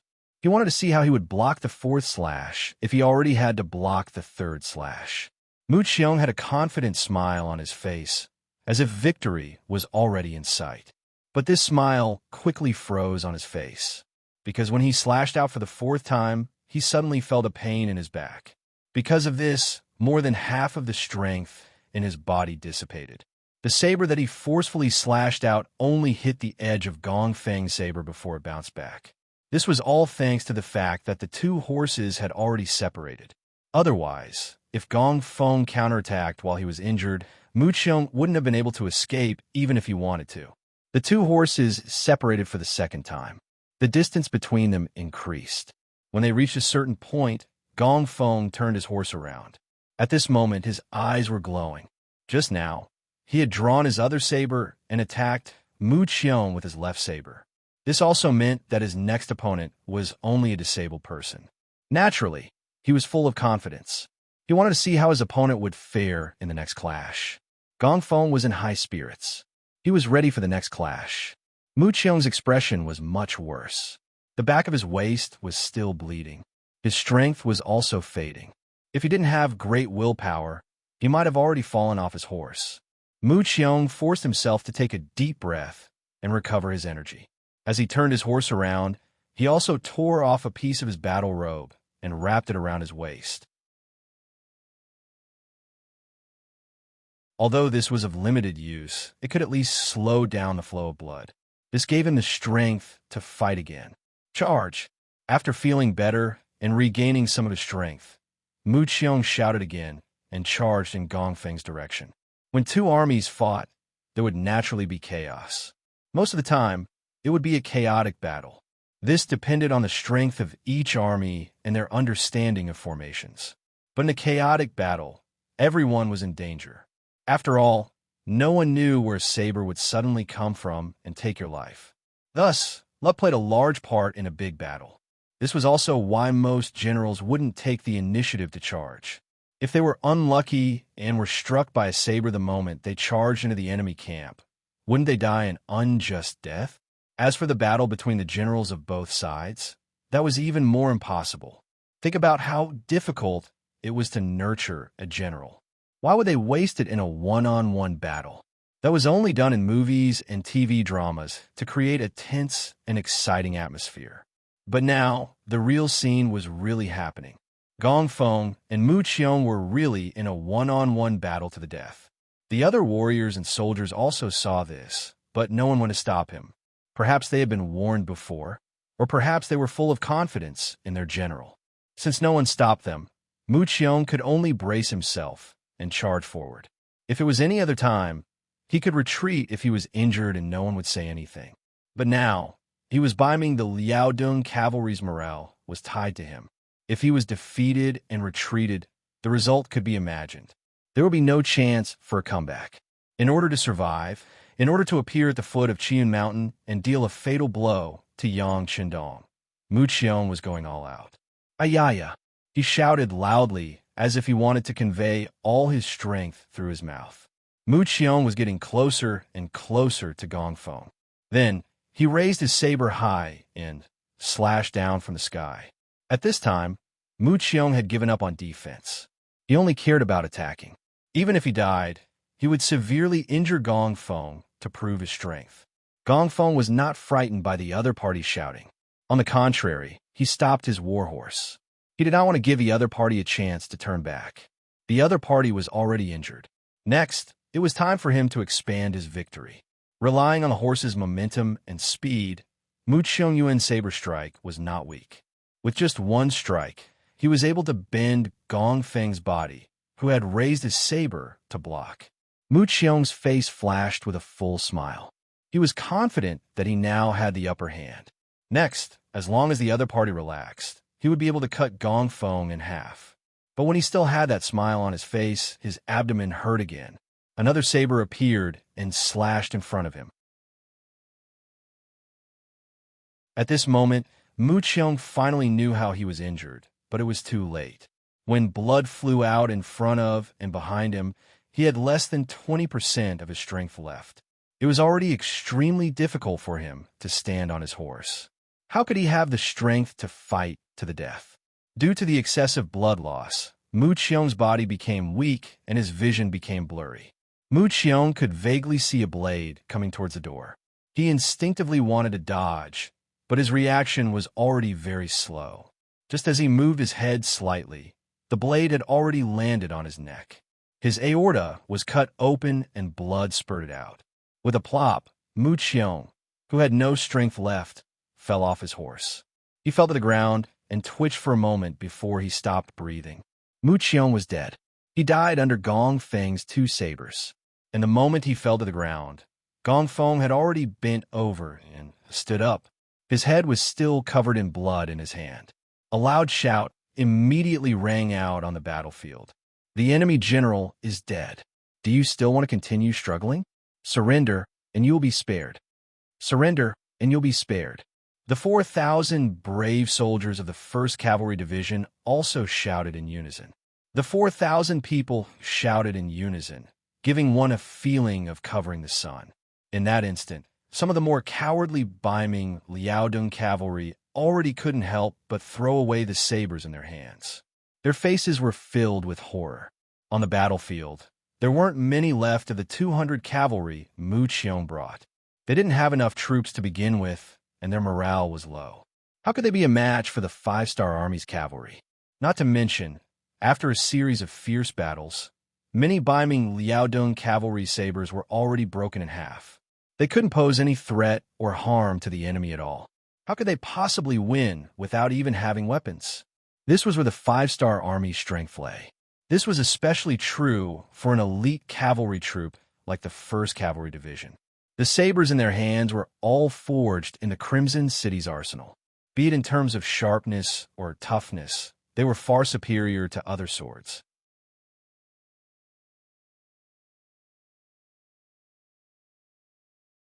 Chapter 1345. Perhaps nothing could be seen at the beginning of the collision, but after a long time, it was very common for weapons to break. The soldiers were brave, the weapons were elite, and the rewards and punishments were clear. It was hard to find anyone who could be a match for such a team. Shouts rang out from all directions. With every shout, the 4,500 cavalrymen would take a step forward. Under this kind of intimidation, killing intent surged forth. More and more northern Ming Liaodong cavalrymen threw their weapons to the ground. There were even some who were frightened by this momentum and had already dismounted and knelt on the ground, acting as if they were surrendering. Mu Qiong was killed, and his head was cut off. Now it was on Gong Feng's cavalry sword. Fang Dingshan was injured and fell to the ground. He could no longer ride or command the army. Without their commander, the northern Ming Liaodong cavalry finally saw the situation clearly. They knew that they had lost the upper hand. Immediately, more and more of them threw down their weapons and surrendered. Of the 2,000 cavalry, 600 were killed or injured. The rest surrendered. After surrendering, Gong Feng knew what kind of big fish he had encountered this time. He had killed the 3rd fierce general of the Baiming Liaodong cavalry, Mu Qiong, and captured the Baiming General Fang Dingshan. This was definitely a great achievement. Laughing heartily, Gong Feng immediately ordered the scouts to spread the news in all directions. After that, he brought the 5 regiments of warriors and personally escorted the 1,600 northern Ming cavalrymen to the main camp. The poor Fang Dingshan was being carried under a simple stretcher. The wounds on his body had been treated, and he was no longer bleeding. His mouth was also stuffed with a piece of cloth that someone had used before, and it smelled very bad. This was not to humiliate him, but to prevent him from biting his tongue and committing suicide. On Qian Mountain, Yang Qindong and 2,000 Black Knight Dragon Guards had already finished cleaning up the battlefield. An incomparably huge dying monastery and more than 10 smaller dying monasteries had already been built. There were simply too many severed heads. It was impossible to put them all together, so they could only be divided into a dozen or so. However, it was precisely because of this that it gave off a very frightening feeling from afar. It was as if there were countless severed heads. When Division Commander Tian, who brought the First Star Army to the foot of Chiyun Mountain, he saw this scene. At this moment, even Division Commander Tian, who had killed countless people and never feared any enemy, had a shocked expression. He could no longer count the number of heads in front of him. Were these all killed by the Black Cavalry? They only had 2,000 people. How did they do it? Even if they used firearms, it was 2,000 against 100,000. If they were careless and the enemy cavalry charged up the mountain, the consequences would be very serious. Although he had always been modest on the surface, Tian, who was very prideful deep down, he believed that no one in the 5-star army was a match for them in terms of cold weapons. Even the Black Cavalry by his teacher's side was only on par with them. But now this thought had to change. The Black Cavalry was the Black Cavalry. It was not something that the 1st Cavalry Division could compare to. In just this battle alone, they had killed tens of thousands of enemies. Their opponent was the Baiming Liaodong Cavalry. They were the most elite existence in the Baiming army, and could be compared to the Imperial Army in the capital. This was because the Black Cavalry's main mission was to protect Yang Qindong and did not have many opportunities to kill enemies. If they were like the 1st Cavalry Division and participated in every battle, their achievements would be much greater than his.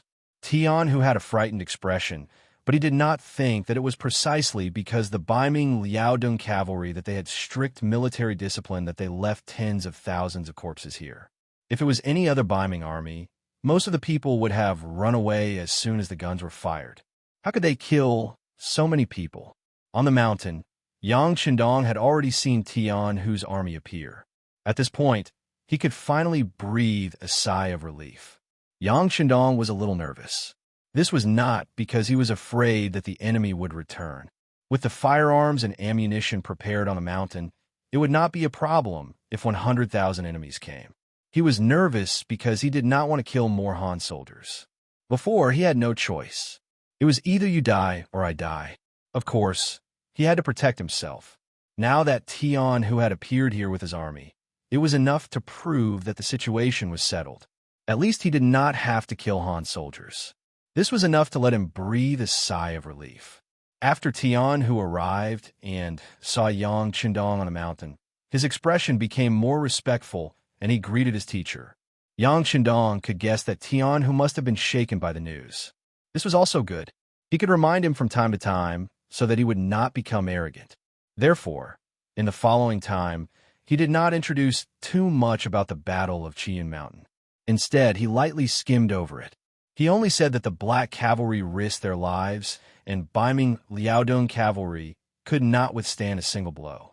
However, these words, in Tian, whose ears, made him even more frightened. The Baiming Liaodong Cavalry was the elite Baiming army. How could they not withstand a single blow? Didn't this show the strength of his teacher and the Black Cavalry under his feet? The battle on the mountain was skimmed over.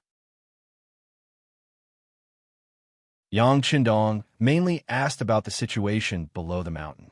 After learning that nearly 50,000 Baiming Liaodong Cavalry had been captured, he nodded his head in satisfaction. Good, this battle was well fought. Weren't you worried about the lack of soldiers when you expanded the army? Now that you have tens of thousands of people, the problem can be solved. Yes, student thanks teacher. Tian, whose face was filled with joy after hearing this. He believed that after the 1st Cavalry Division was expanded, its combat strength would definitely increase by a large level. The victory of the Battle of Chiyun Mountain meant that Baiming's military forces would completely withdraw from the grasslands. Moreover, for a certain period of time, they would not have the opportunity and ability to provoke the 5-star army. With the defeat of the 100,000 Baiming Liaodong Cavalry, the 100,000 infantrymen, led by Gao Yu in front of the beginning city, became turtles in a jar. The Baiming Liaodong Cavalry was defeated and captured. The 70,000 reinforcements sent by Tulu City were cut off and surrounded. The Tulu City's defenders retreated. Only 10,000 of the 50,000 soldiers escaped. Nearly 40,000 soldiers were captured, and a large amount of provisions and military supplies were seized. This battle could be said to be a crushing defeat for the Baiming army. At this time, Gao Yu did not know about this. He was still anxiously waiting for the reinforcements to appear. With a heart full of fighting spirit, when Gao Yu led the army out of Tulu City, everything was so smooth. Taking down Saihan Mountain and attacking the outer city of the beginning city gave him the feeling that the five-star army was just SOSO. As long as he attacked with all his strength, he could achieve great success. At that time, it would not be difficult for him to be conferred the title of Marquis. At that time, he was full of confidence and seemed to have endless strength in everything he did. But then there was a sudden change in the battle. The five-star army suddenly launched a counterattack. Like a thunder from the sky, he was completely shocked and stunned. Countless cavalrymen of the five-star army seemed to have emerged from the ground and surrounded them. Any infantrymen who dared to rush out were either killed or captured. After several attempts, and after losing more than 10,000 soldiers, Gao Yu finally became obedient. Gao Yu, who was surrounded, could only put his hope on the reinforcements at this moment. He thought in his heart that there were still 100,000 Baiming Liaodong cavalry and 100,000 infantrymen who had not appeared. He still had the ability to turn the situation around. While constantly strengthening the defense of the camp, he hoped for the reinforcements to appear. But soon, 5 days passed, and he did not see any reinforcements. What was worse was that there was not much food left in the camp. The front line's attack was too smooth, and Gao Yu was a bit arrogant. The speed of the march was too fast, and the logistics could not keep up. Now, the weakness of the lack of food was finally exposed. There were more than 100,000 soldiers, and there were also tens of thousands of injured soldiers. If there was no food to eat, there was no need for the five-star army to attack. Gao Yu would not be able to survive. This kind of predicament made his face extremely ugly. He had been sitting in the tent until it was almost dark. Then, a soldier came to report that the messenger of the five-star army had arrived, and they had something to say. The war is not over. It is not over. Hearing that the messenger of the five-star army appeared at this time, Gao Yu angrily shouted. As long as the reinforcements arrived, he could still play with the center of the camp. This was what he was counting on. After shouting for a while, the anger in his heart was almost vented. Li Keguang and Ho Xiangjie, who were standing next to him, looked at each other and nodded. Li Keguang lightly coughed and said, "Military supervisor, since they are here, why don't we meet them? Our Great Ming is a nation of etiquette." "That's right. Even if we meet them, we can't lose a piece of meat. If they say something unpleasant, we can just kick them out of the tent. There's no need to get angry over them." Ho Xiangjie also smiled as he expressed his opinion. The two generals were trying to persuade him, and Gao Yu's face gradually became calm. "Okay, then I'll give you two some face and meet them. I want to see what they have to say." Gao Yu's face was normal, and he couldn't help but straighten his body. At this moment, he still paid attention to his appearance. Perhaps in his heart, he still thought that he represented the Baiming Celestial Empire, and that the five-star army was nothing more than Bugnam of Gojoseon's personal product. How could a king be compared to an emperor? Li Keguang and Ho Xiangjie hurriedly gave a look to the guard who entered the tent to report. The guard immediately nodded and retreated. Not long after, a young man wearing a green military uniform with 2 bars and 4 stars on his chest walked into the tent with his head held high and his chest puffed out. The person who came in was 8 feet tall. As soon as he entered the tent, he was like an iron tower that blocked the light coming in from outside, giving people a very imposing feeling.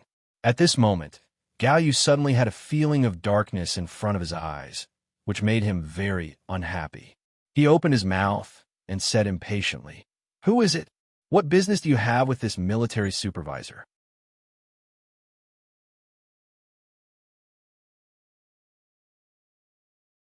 Chapter 1346. The person who came was the new 1031 SD Division's commander, Gong Pengjiu. This time, he was ordered by Commander Qinfeng to deliver a message to Gao Yu. Since the other party had already lost contact with the outside world, they needed to explain the situation and shatter the other party's illusions. Army Supervisor Gao, I am the commander of 1031st Division, Gong Pengjiu. I am here to deliver a message to Army Supervisor Gao. Gong Pengju's voice was solemn. There was no other expression on his face. There was no so-called arrogance or flattery. Gao Rang was very satisfied with Gong Pengju's attitude. What he was most afraid of was the other party's arrogance. Although he was at a disadvantage now, he still had hundreds of thousands of soldiers in his hands. If the other party's attitude was too arrogant, how could he tolerate it? Speak. Since the other party's attitude was not bad, Gao Yu was also interested to hear what they had to say. At this time, not only Gao Yu, but even Li Keguang and Ho Xiangjie pricked up their ears. Intuition told them that the messenger of the five-star army must have something important to say. When a pin drop could be heard in the tent, Gong Pengju's voice was loud and clear.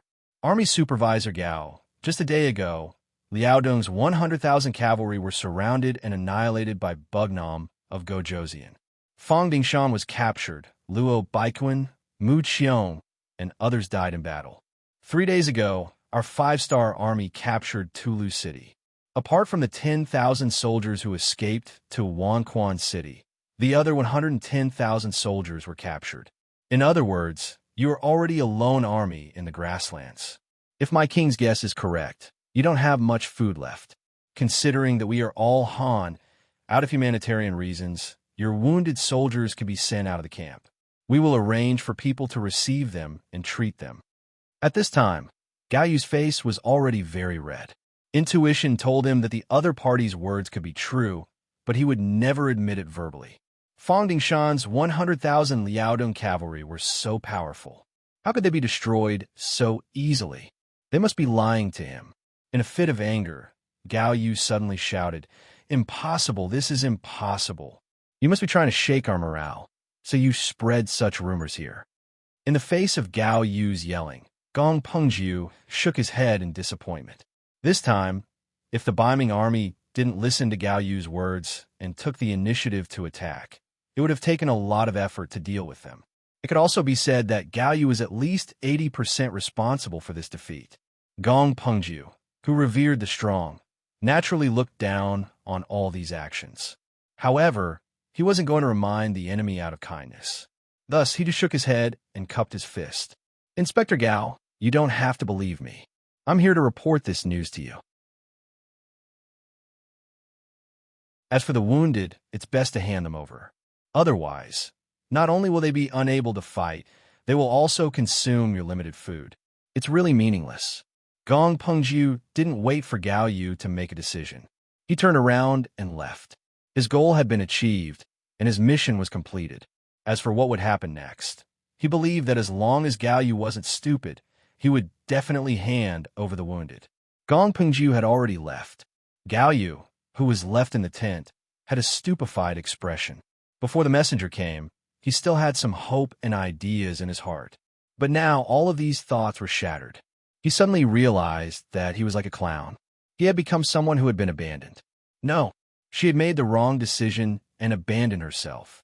Who was the five-star army? If they were so easy to deal with, how could they drive Yeshin's world of Wara out of the grassland? If they were so easy to deal with, why were Annin and other countries, including the small Japanese Empire and North Korea, occupied by them? To think that he thought he was so powerful that he wanted to destroy the five-star army. Now hundreds of thousands of soldiers were killed, captured, and surrounded. And all of this was because he gave the order to attack and leave the city. He was already a sinner through the ages. He could imagine how the officials and censors in the court would accuse him once the news reached Baiming's capital. The Daizong Emperor would hate him so much that even if he died now, it wouldn't be enough to make up for his crimes. Thinking that her life was completely ruined like this, Gao Yu's face was full of tears at this moment. She lay on the desk and cried loudly. This scene was seen clearly by Li Keguang and Ho Xiangjie. This wasn't good news for them. Originally, he thought that by following behind Gao Yu, with this army of hundreds of thousands, in addition to Gao Yu's background in the palace, this trip would be gilded. Once he achieved military merits, he would be willing to spend money in return with an official position. How wonderful would that be? But now, Gao Yu's army had been defeated. Not only that, from the tone of the five-star army's commander, Their entire army of 400,000 was finished. What military merits did they have now? All that was left was a life and death crisis. A gentleman wouldn't stand under a collapsing wall. Although these two couldn't be considered gentlemen, they knew that life was precious. In order to survive, people like them were willing to do anything. While Gao Yu was still crying, Li Keguang and Ho Xiangjie had already quietly left the tent. Not long after, the two met in a small tent. They dismissed everyone, and when there was no one else around, they no longer had any misgivings and spoke of their worries. Since they were vile people, they didn't have any so-called righteousness or loyalty in their eyes. They only cared about benefits in their lives.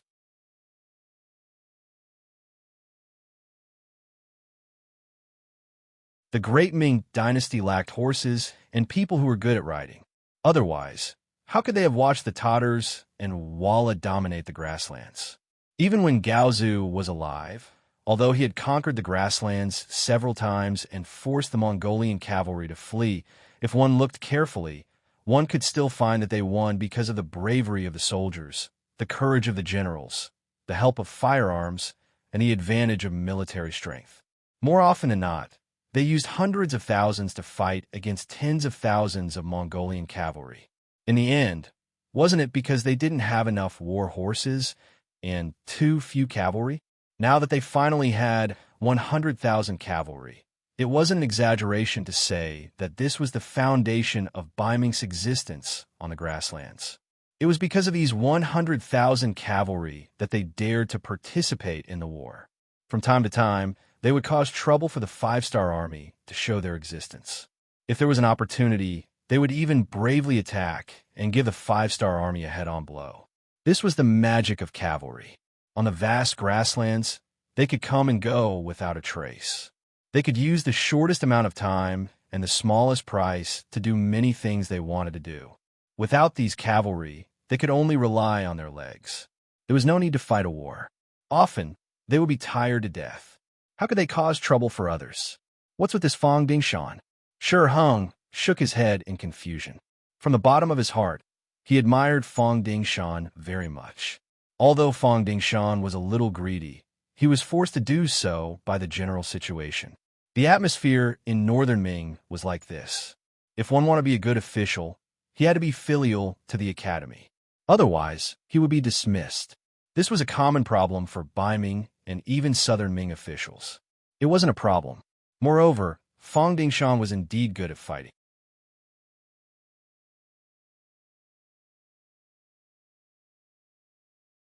Chapter 1347. Furthermore, this person also had a unique ability in training cavalry. Otherwise, how could he create 100,000 elite cavalry in such a short period of time? This was 100,000 cavalry. How could they be surrounded by the five-star army and be so heavily injured? Could it be that if they couldn't win, they wouldn't run? How could Shi Hung know that this wasn't a problem of running or not? Instead, Fong Dingshan thought that the opportunity had arrived and took the initiative to send himself to his death. If not, even if Yang Qindong personally took action, he would have to pay a huge price and time to deal with them. No matter what, Fong Dingshan had really lost. This was a huge matter. Thinking that his responsibility was about to become huge, Shi Hung sat in front of the desk and started to write a memorial. He wanted to report this matter to the emperor and request for the emperor to send capable people to stabilize the situation in the Wanquan capital department. He also wanted to ask the imperial court for soldiers and salaries. Otherwise, if the five-star army really attacked, how could he stop them?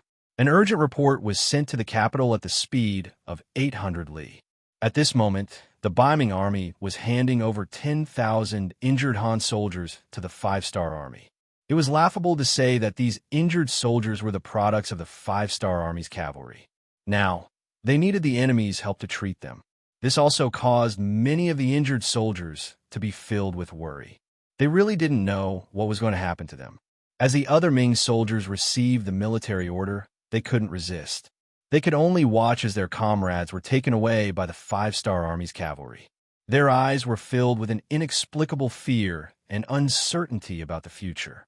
At this moment, the morale of the Bai Ming army began to drop rapidly. After all, They were injured by the enemy and had to be sent to the enemy for treatment. No matter how one looked at it, there was nothing to be proud of. How could they win against such an enemy? The morale of the Biming army continued to decline, especially during the process of handing over the wounded soldiers.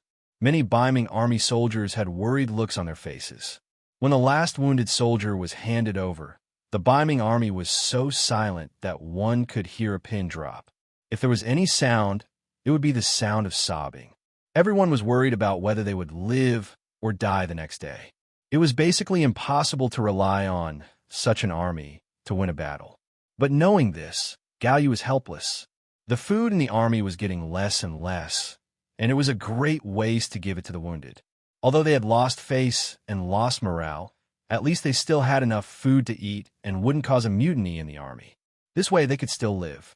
This was undoubtedly the best news. In the 5-star army, Commander Qinfeng was responsible for receiving the wounded. 5 miles behind them, temporary military tents had been set up. From afar, the Red Cross symbols were very obvious. The logistics department had already received orders from the commander, Yang Si, to arrange for the hospital to be located here. Just treating the wounded was not enough. Yang Shindong had sent a telegram that he wanted to take down the Biming army without shedding any blood. Receiving the wounded was just the first step, which was also the most likely thing to be done without causing a stir in the Biming army. When the wounded were sent to the logistics hospital 5 miles behind them, the doctors and nurses who had been on standby for a long time all went out. Even the medical staff in the army almost all rushed here. There were more than 10,000 wounded soldiers. If there were not enough people, how could they treat them? How could they make an effect in a short time? Commander Qinfeng rode on a tall horse and was shouting, "Hurry up! Immediately classify the wounded. Those with minor injuries, quickly treat them. Whoever treats them first will get a military merit." Stimulated by the military merit, all the medical staff became excited. Some of the Biming army soldiers with minor injuries even became the target of the crowd. Qinfeng did not stop all this. He just needed to maintain order and make sure that there were no problems. At the same time, he admired Yang Shindong even more in his heart. As the person in charge of the specific work, Qinfeng naturally knew Yang Shindong's plan. It was precisely because he understood enough that he was more impressed by Yang Shindong's power. He firmly believed that doing so would definitely have an effect. He was looking forward to what would happen the moment the effect appeared. In the Biming army, the wounded soldiers were sent out, but Galyu was still sitting alone in the tent. At this moment, the army was surrounded and the reinforcements were captured. Galyu, who had become an isolated army, did not know what to do. He did not dare to go out of the tent, because once he went out, he would face the sorrowful eyes of thousands of soldiers. This made Galyu very scared, because he did not know what these soldiers would do once they were angry. Would they come to make trouble for him, or even kill him? He did not dare to go out of the tent, so he just hid in the main tent like a coward. He forced himself to think optimistically. Wu Qinghe must have known what happened here, and he must have found a way to save him. It was also at this time that Galyu remembered Shi Heng's good. He also regretted not listening to him. Otherwise, he would have made mistakes. How could it be like now, where the 400,000 soldiers were destroyed, and now they were in a situation where they could neither advance nor retreat? Time passed by slowly. In the 5-star Army battlefield hospital, the first lightly wounded soldier had been successfully treated and walked out of the camp when it was almost dark. Originally, this person's injury was not very serious. Speaking of which, this was related to Li Laoxi's good luck. The arrow shot by the 5-star Army cavalry hit his calf, making him a glorious, wounded soldier, and also avoided the bad result of fighting with the 5-star Army. Li Laoxi was born in a poor family, which could be seen from his somewhat perfunctory name. Speaking of which, in the Great Ming Dynasty, not everyone had the opportunity to learn to read and write.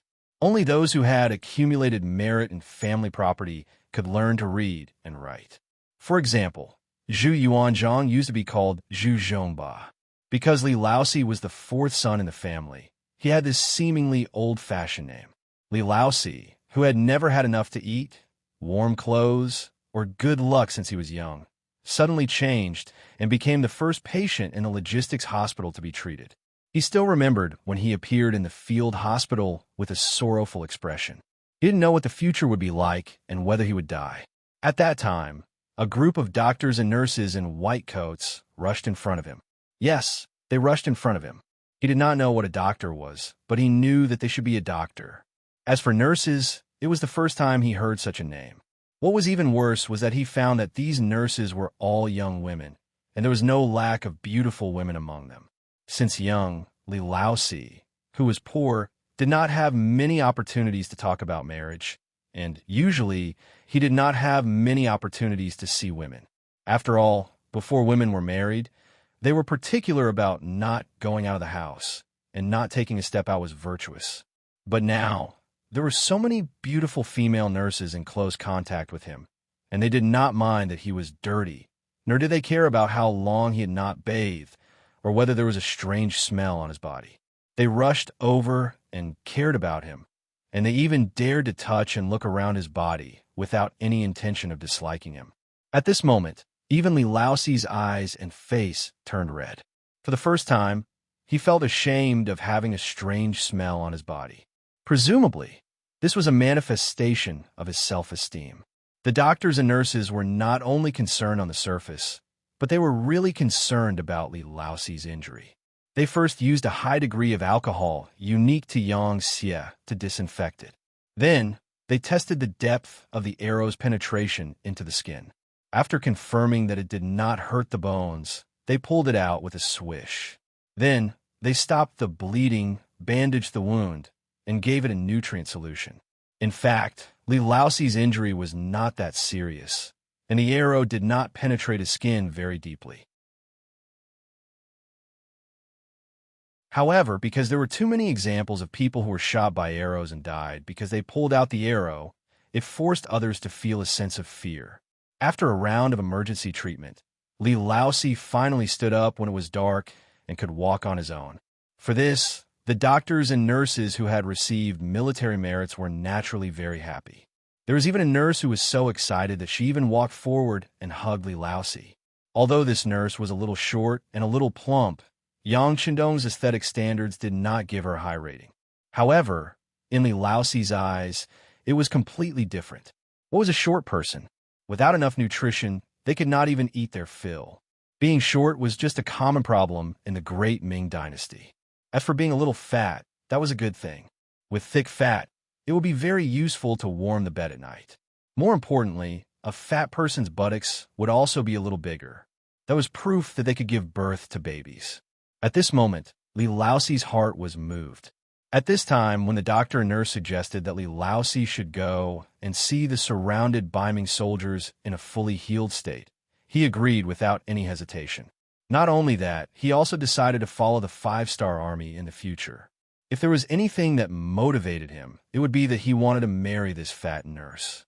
He had already heard that as long as he achieved military merits in the 5-star army and became an officer of a certain rank, he could apply for marriage. He also had the qualifications to find a female soldier as his wife if both parties were in love. Although Li Laoxi did not know what it meant to be in love, he did not understand. However, he knew that he liked this female nurse, and this female nurse was not betrothed yet. All of this was enough. Li Laoxi was the first to be treated. Before dawn the next day, there were more than 200 lightly injured people who walked out of their beds. They belonged to the group that did not have a lot of injuries, but they lacked sufficient medical help. When Commander Qin Feng arrived at the hospital early in the morning and saw the more than 300 Baiming soldiers who could already move freely, his eyes lit up. Good job. All the medical personnel have meritorious service. Later, report the specific name list. By the way, have they finished their ideological work?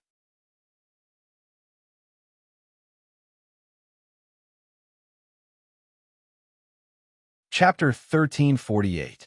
The doctors and nurses who had been waiting for the results all cheered happily when they heard that they could record the merit. When they were asked if they had done a good job, everyone answered excitedly, "Yes, they're grateful for our kindness and are willing to do things obediently."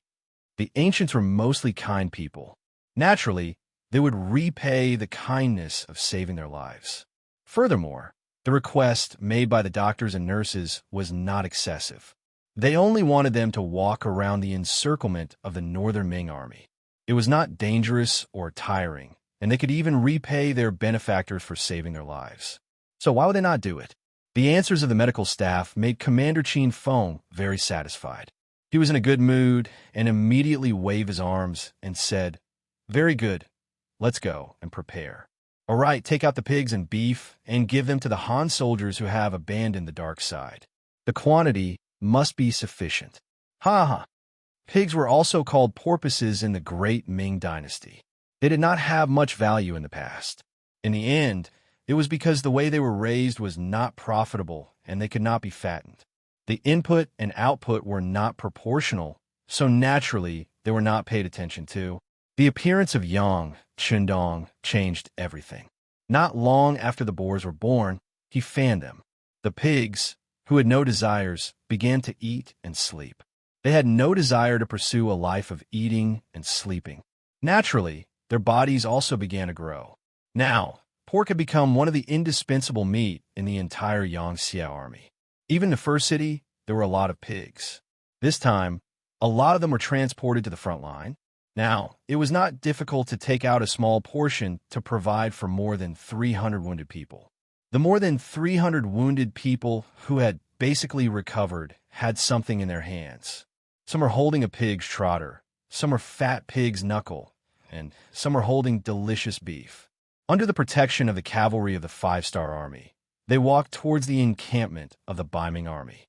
The originally listless and unmotivated Baiming army camp suddenly had a lot of cavalry of the 5-star army outside, which immediately attracted everyone's attention. Under the heavy encirclement, the Baiming army did not need to train anymore. This way, they could save some food. They, who had nothing to do, suddenly found something interesting to watch. They quickly gathered together and stared at the slowly approaching 5-star army cavalry. The 5-star army's cavalry approached as if there was no one around. When the two sides were only 150 paces apart and were about to reach the range of the arrows, the cavalry stopped advancing and began to line up on both sides. In this way, the 300 or so Baiming army soldiers who had recovered from their wounds appeared in front of everyone. They were all tearing up the meat in their hands, and their faces were filled with satisfaction. This sudden scene naturally aroused the curiosity of the Baiming soldiers. They didn't know what the 5-star army was up to, so they just watched with wide eyes. But as he watched, he suddenly heard a shout. "Hey, isn't that Zhang Qi? Wasn't his arm injured? That arrow was still stuck in his arm yesterday. Why does it look like nothing happened now? That's Li Laosi. We're from the same hometown. He was shot in the calf, but why is he moving freely now? That's Qiao Shi too. He was also shot in the calf, but shouts sounded one after another. Only then did everyone realize that the people who appeared here were the wounded soldiers who were sent out yesterday. They were also their comrades. They were still wounded yesterday, but now, not only had their bodies recovered, they were even eating and drinking. This scene stimulated many people. Some of the soldiers who were useless, or who had not eaten their fill, couldn't help but swallow. It was obvious that they were hungry. Li Laosi and the others were like giant pandas being watched by people. They stood there and walked back and forth, trying their best to show off their abilities. Of course, their mouths weren't idle either. They kept eating and looking very happy. The display didn't last very long. In less than an hour, the 5-star army cavalry retreated with the 300 or so Baiming prisoners. They didn't speak on the way here, but when they left, they shouted, "If there are any more wounded soldiers, our 5-star army will continue to receive them." The 5-star army finally left. The remaining Baiming army soldiers looked at each other. They didn't know what to do. If they didn't fight, where would the wounded soldiers come from? Were these words passed down wrongly? However, there were also some astute people. After their eyes kept rolling, a ruthless look flashed past, as if they had made some kind of decision. Not long after, more than an hour, many wounded soldiers suddenly appeared in the barracks. They had some knife wounds on their arms or legs. In their own words, they accidentally injured themselves when they were training hard. In order to save food, Gao Yu had already ordered that there was no need to train. However, there were still people who took the initiative to train and got injured. Even the slowest person would know what had happened. How could it be an accident? It was clearly intentional. It was hard for these people. In order to pretend to be wounded soldiers, they were so ruthless that they used their own bodies to cut themselves. At the same time, some ruthless soldiers followed suit. The number of wounded soldiers in the Baiming army began to increase. Before noon, there were more than 10,000 wounded soldiers, and this number was still increasing. When the results were reported to Gao Yu in the main tent, he only blinked a few times and knew what had happened. Although he didn't step out of the tent, as an embroidered uniform guard, he still placed a lot of spies outside to ensure that he would know immediately if something important happened. Of the wounded soldiers who were sent away yesterday, more than 300 of them were healed today. Of course, he knew about this. He had also lamented the strength of the 5-star army's logistical support. At least in this aspect, the Baiming army couldn't do it. However, it was just a sigh. In Gao Yu's eyes, the thing that the great Ming dynasty didn't lack the least was people. Especially after Ren Xuanji's rule, the great Ming dynasty's population had nearly doubled. In the eyes of the officials, people were the most worthless existence. The 5-star army expended a lot of effort to heal the wounded. This was a waste of resources, and it must have cost a lot. With this money, wouldn't it be better to build a new army? With this mentality, Gao Yu didn't take this matter to heart. It wasn't until he heard the report that there were more than 10,000 wounded soldiers in the army, and the number was still increasing that his face changed greatly. Gao Yu wasn't a brainless person. On the contrary, his thoughts were very active, and he quickly figured out the truth of the matter.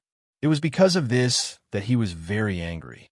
In order to openly surrender to the 5-star army, these soldiers actually had the courage to harm themselves? At this time, Gao Yu wanted to give the order to not send the wounded soldiers to the 5-star army's barracks. He wanted to see these soldiers fall into a trap of their own making. However, he quickly shook his head. At this time, it was easy to neglect, but not easy to stop. Otherwise, a mutiny in the army would be unavoidable. Thinking that there wasn't much food left in the army, it would be better to send these soldiers who didn't have any integrity out. They could save a lot of food. Thus, he simply waved his pen and agreed to send these wounded soldiers to the 5-star army's barracks. At night, more than 18,000 Baiming soldiers with all kinds of minor injuries were sent back to the barracks by the 5-star army's cavalry. When the other Baiming army soldiers saw this scene, they fell into deep thought. As a result, on that night, more than 70,000 wounded soldiers were sent back to the barracks. This was a serious injury to his muscles and bones. Currently, Gao Yu only had 130,000 soldiers. If these 70,000 soldiers were sent away, he would only have less than 50,000 soldiers left. How could he contend against the 5-star army with such a small amount of soldiers? He was afraid that once the enemy charged over, he would be finished. However, if he agreed, wouldn't he be digging his own grave? If he didn't agree, he was afraid of a mutiny in the army. At this moment, Gao Yu realized that he had overestimated the loyalty of these soldiers to Baiming. Did he think that only a few soldiers with no moral integrity would surrender? Gao Yu didn't know what integrity was. When a person didn't even have enough to eat, what integrity was there to talk about? If you try to talk to him, it would be a light punishment if he didn't beat you until you couldn't take care of yourself. Gao Yu was having a headache. Li Keguang and Ho Xiangjie were also having a headache in a general's tent not far from the main tent. They had previously thought of surrendering to the 5-star army in order to survive. In fact, they had even made up their minds to tie up Gao Yu and surrender to the 5-star army. But now, the situation had suddenly changed. Countless wounded soldiers had appeared. It seemed that they didn't need to tie people up to achieve their goal. The 5-star army treated the wounded extremely well. They didn't even kill normal soldiers. As generals, they shouldn't be killed so easily. Why don't we stab ourselves too? Ho Xiangjie thought about it and discussed with Li Keguang. How can we do that? Our bodies, hair, and skin were all given to us by our parents. How can we do something like self-harm? How can we face our parents who raised us? Li Keguang said righteously. However, only he knew that he just couldn't bring himself to do it. Ho Xiangjia was reprimanded, and his face was a little red. How could he bring himself to do it? He just couldn't think of a way, so he gave it a try. Then what should we do? There are more than 70,000 wounded soldiers. Once we surrender, we'll be done for. Without an army, even if we're captured by the 5-star army in the end, we won't have any merits. No merits? This answer made Li Keguang very unhappy. He shook his head. No, we're generals. How can we be the same as other people? Even if we surrender, the 5-star army still has to earn merits. Are we really going to go against our superiors? Ho Xiangjia said with a bitter face.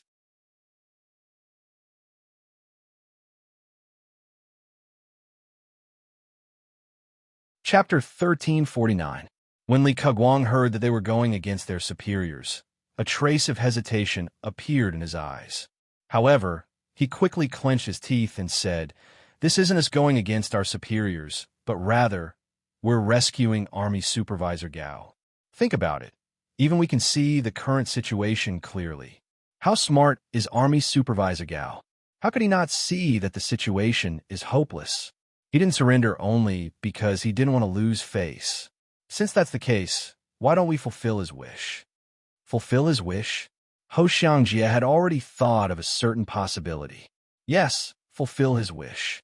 How about this? We'll go find the other generals and say that Army Supervisor Gao doesn't agree to send these 70,000 wounded out. He wants to fight to the death with the 5-star army. That way, they'll definitely listen to us. You and I can bring over 100,000 people to surrender to the 5-star army. It'll definitely be a great merit. Li Keguang said, as if he had made some sort of decision. Since they wanted to make a contribution, they had to make ample preparations and succeed in one strike.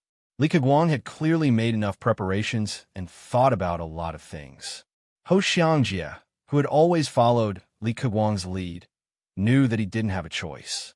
Moreover, he also had the same thoughts. He immediately nodded heavily. "All right, I fully support Brother Li. I'll do whatever you say. Then let's gather the generals." Li Keguang's eyes carried a trace of ferocity. In order to survive, in order to make a contribution, he had made up his mind. Not far away in the tent, Gao Yu was still having a headache. The changes in the army were beyond his expectations. He was somewhat at a loss. Who knew if more wounded people would appear tomorrow after handing over these 70,000 people? If they all surrendered, he would become a general without an army. Then, what was the point of holding on? Just as he was feeling conflicted, a burst of noise suddenly came from outside the tent. This made Gao Yu, who was already in a bad mood, couldn't help but shout loudly. Who's making a racket outside the tent? Gao Yu is the army supervisor and now the highest-ranking general in the army. When he was angry, he still had some dignity. However, this time, he had clearly miscalculated because the tent's curtain had already been lifted from the outside. Then, armored Li Keguang, Ho Xiangjia, and the others appeared in front of him with blades. Looking at the military uniforms in his hands, Gao Yu was still somewhat puzzled. What were they trying to do? Was it going to be a big war? Why was his commander completely unaware of this? While he was in a daze, Li Keguang suddenly pointed at him and said, "Come on, tie him up." As soon as he finished speaking, 4 big men rushed forward. Before Gao Yu could resist, they had already held him down and put him on the rope. Gao Yu is also a martial artist, so it was not easy for him to be restrained so easily. However, the person who came was too fast. When he was tied up, he was still a mess. Only when he felt that his arm could no longer move did he remember something. He shouted, "Li Keguang, you dare to rebel? Do you want to be exterminated? All right, Inspector Gao, you don't have to shout anymore. As the saying goes, a wise man submits to circumstances. This general brought everyone here to save you. Now, shut his mouth. We'll talk about it again when he thinks clearly." Of course, Li Keguang was afraid that his family would be exterminated. However, this time, he had already convinced the generals. Everyone made the decision together and even signed their names.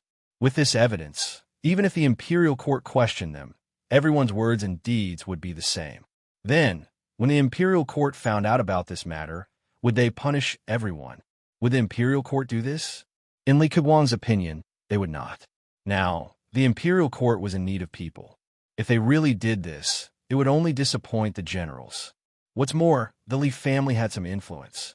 Together with the other generals, they weren't in existence that could be bullied by anyone. Of course, after surrendering to the five-star army, Li Keguang also had to rely on Bugnam of Gojoseon's help to intercede. With this two-pronged approach, he was naturally relieved. Gao was tied up tightly. That night, there were many more people on night duty in the Biming army camp. At dawn, a fast horse left the camp, carrying the integrity and request of Li Keguang and others, and went straight to the five-star army. Gao was actually arrested. After Qin Feng saw the letter sent by the Biming messenger, he was somewhat surprised. However, after thinking about it carefully, everything was reasonable. Surrendering was, of course, a good thing. However, Li Keguang and others also made their own request. That was, they wanted Bugnam of Gojoseon to intercede in front of the Biming emperor for them. At least, they would not make things difficult for their families. Regarding this, Qin Feng did not dare to make a decision on his own. He immediately asked the messenger to wait for a moment. He used the radio to ask for instructions from Yang Qindong. Not long after, the message came back. Yang Qindong agreed to these people's request. He would also write a letter to the Biming emperor to intercede for Li Keguang, Ho Xiangjie, and other family members. As a defeated general, Zhu Qiyu would definitely not ignore the importance of this letter. Yang Qindong firmly believed in this point. After the messenger got a positive answer, he returned to the camp with joy. At this point, the last Biming army on the grassland had all surrendered. In this battle, except for 10,000 people who escaped from the Biming army, the rest of the 400,000 people were all killed or captured. In comparison, Biming's military strength fell into a disadvantage. Yang Qindong returned triumphantly with 2,000 black cavalry and came to the first city. In the palace of the first city, Yang Qindong first met with a group of generals and praised their performance. Then, those who should perform meritorious deeds should perform meritorious deeds, and those who should be rewarded should be rewarded. After the generals retreated, Yu Mian, the lord of the first city, stood in front of Yang Qindong. Next to him was Tiger's Mane, the commander of the new army, and Yang Si, the commander of the logistics command.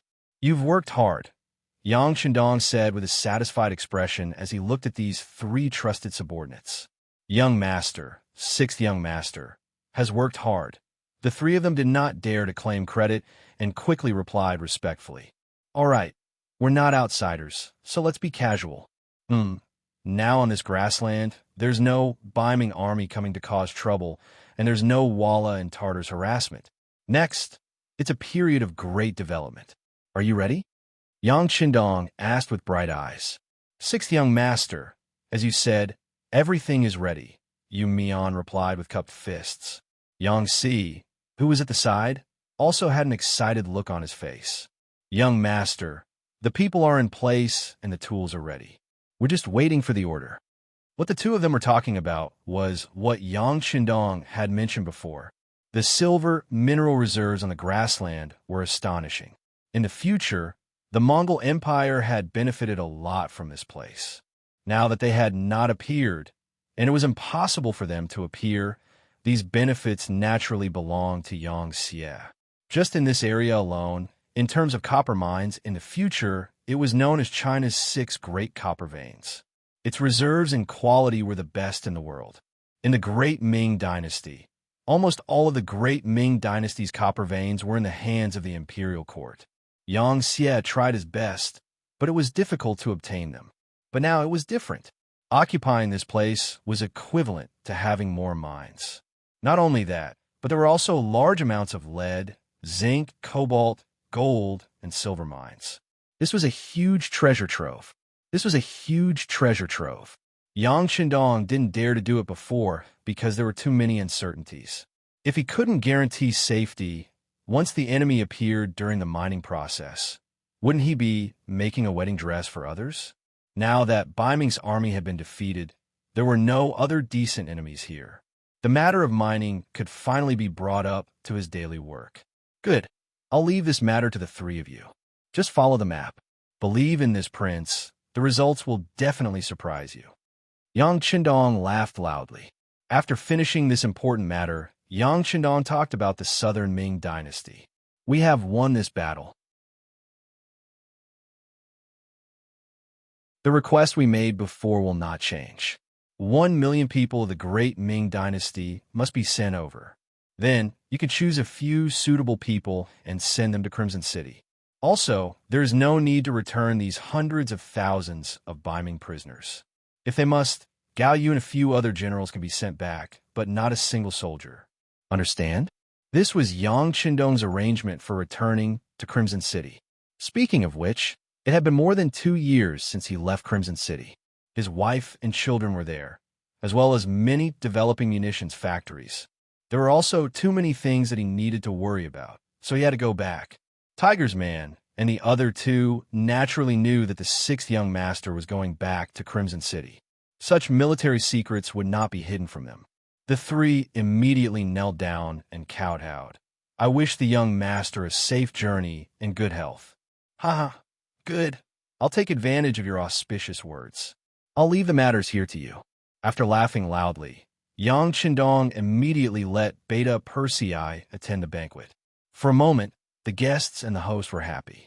On the morning of the 3rd day, Yang Qindong left the first city with 2,000 black cavalry and headed towards the 3 eastern provinces. Baiming's capital. In the throne room, there was a solemn atmosphere. A memorial was scattered on the ground, and the words written on it were floating everywhere. All the officials did not even dare to breathe loudly. Zhu Qiu was really angry. Although he was able to obtain the throne, it was inseparable from the support of all the officials. However, the battle report sent by Marquis Shi Hung had angered him. At this moment, he was standing in front of the golden dragon throne with his hands on his waist. He looked like a shrew who was cursing in the street. The battle report was sent by Shi Hung. It was about the defeat of the Baiming army after they left Tulu City. Even though the situation regarding the aftermath hadn't arrived yet, just the news that the 5-star army was attacking Tulu City and that the city was already in danger was enough to make Zhu Qiyu's rage overflow to the heavens. Everyone knew that once Talu City was lost, the 400,000 soldiers of Northern Ming would be like children without a mother. Unless they could take down Shi City, the 400,000 soldiers would not be able to return due to the lack of rations. All the ministers in the hall who had some brains naturally saw this. It was precisely because of this that no one dared to speak out.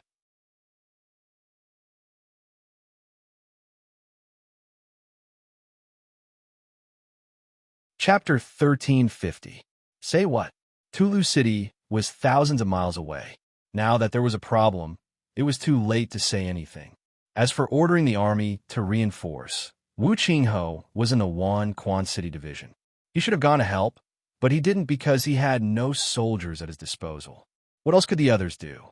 No matter what he said, it would be too late to do anything. The hall was silent, but Zhu Qiyu didn't vent his anger. He continued to glare with bloodshot eyes, his face filled with unwillingness as he roared. Say something. Say something. Aren't you all quite powerful? The words of the Holy Sun come out of your mouth. Now that the country is in trouble, is there anyone who can share our burden? The hall was still silent. This was war, and people would die. It wasn't some ordinary task. If they couldn't do it well, they could think of a way to make up for it, or even find an excuse to make someone else take the blame.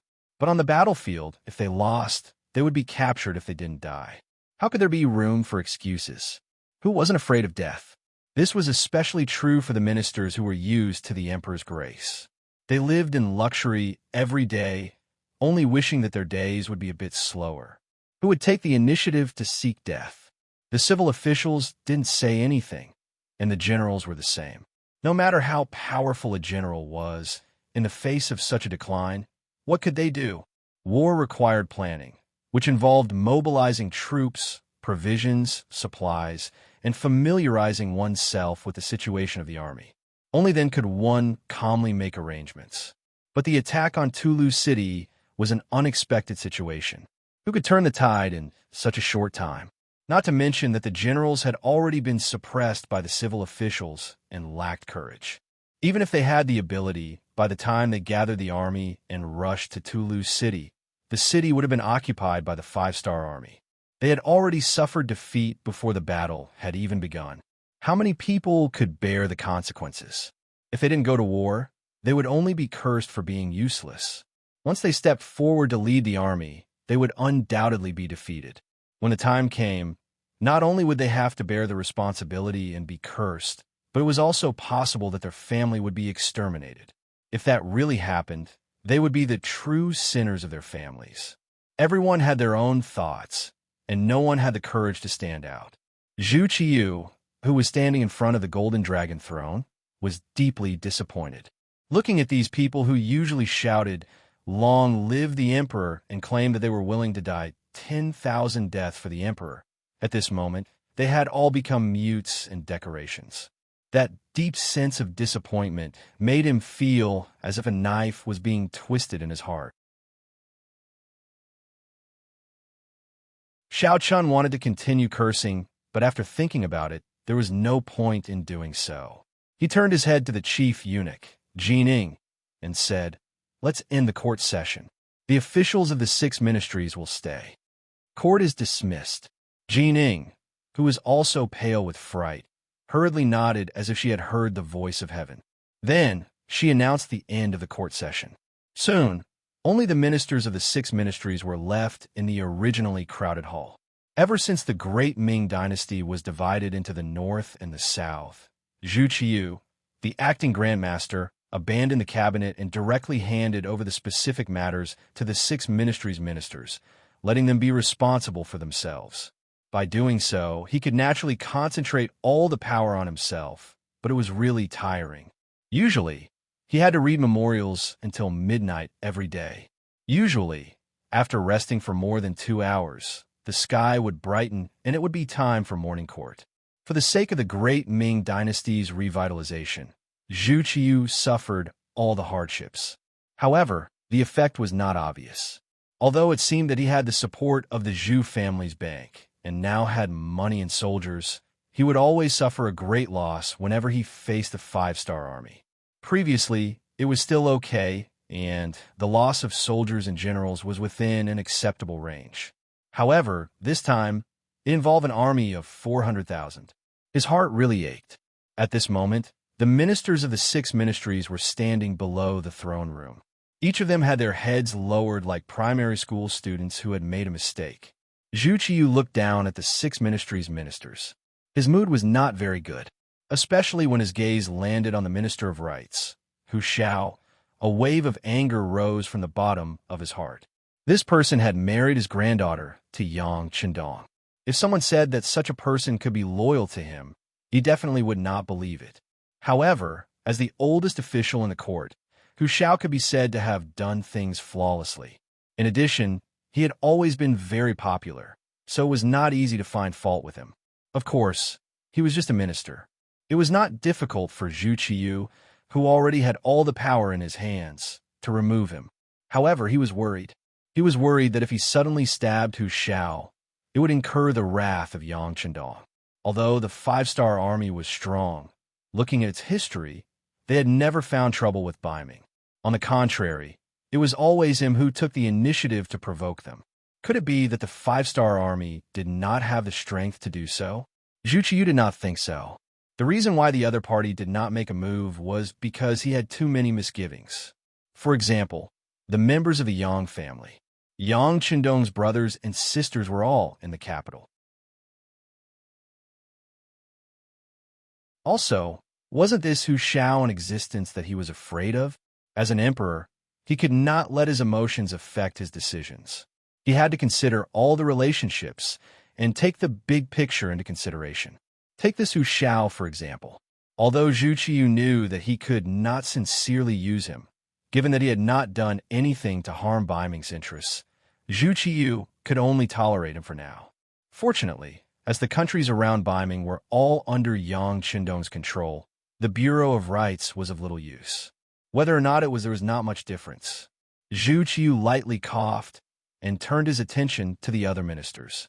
Sweeping his gaze around, he said, "My beloved subjects, it is time for everyone to come up with a plan for how to deal with the siege of Talis City." There were too many people in the hall, and I presume that my beloved subjects did not want to say anything. Now that there are no outsiders, we can say whatever we want behind closed doors. We will pardon all of you. Zhu Qiyu's tone was amiable, and his voice was gentle. Yes, I was not angry when you did not express your stance. After all, there were too many people, and what if you said something wrong? But now, there is no one else here. If you have any ideas, feel free to say it. Regardless of whether it is right or wrong, you're not wrong. It was not easy for Zhu Qiyu to use such a tone.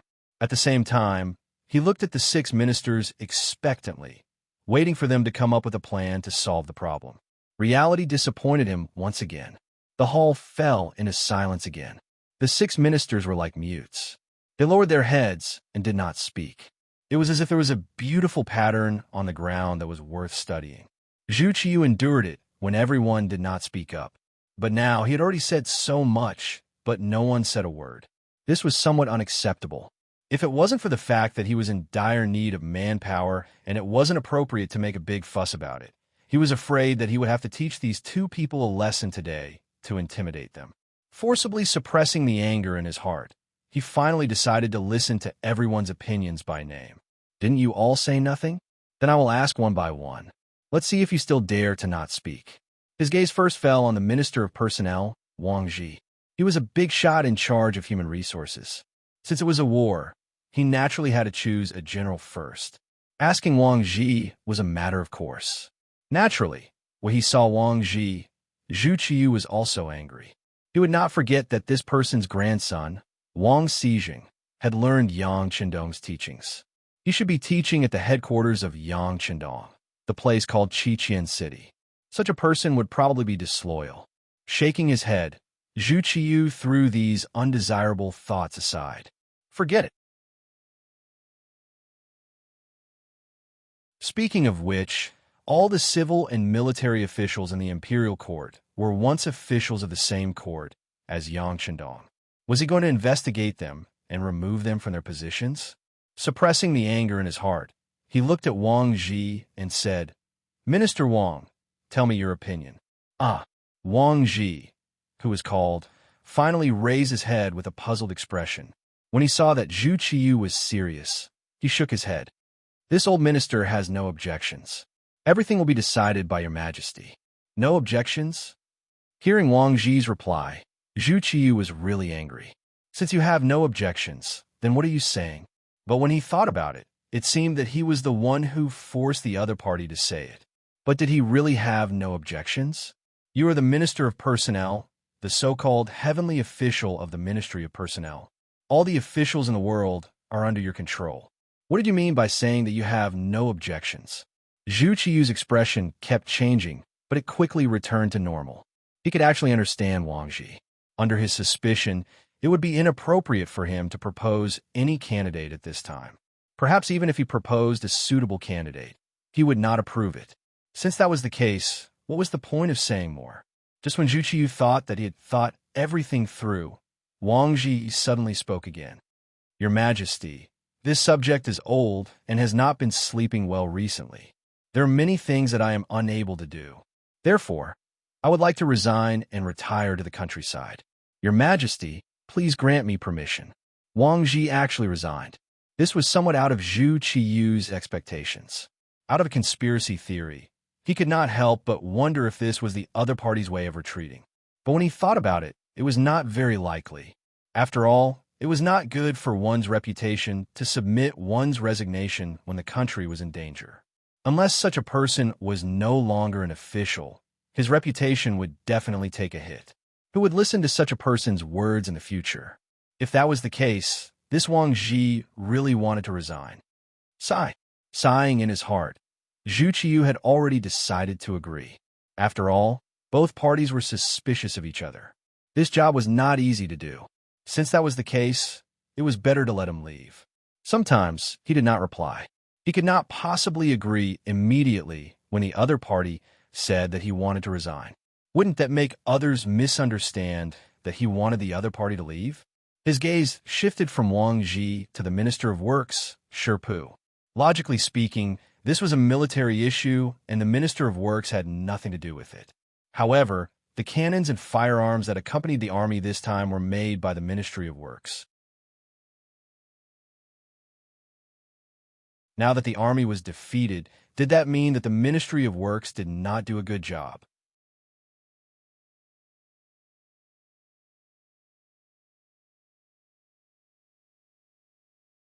Chapter 1351.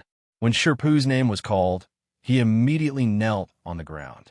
Your Majesty, this old subject is guilty. This old subject deserves 10,000 deaths.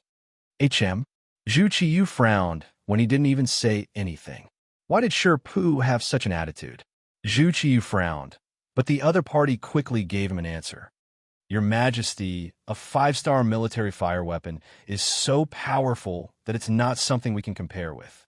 In terms of firearms alone, we're not their match at all. Shi Pu almost cried for real.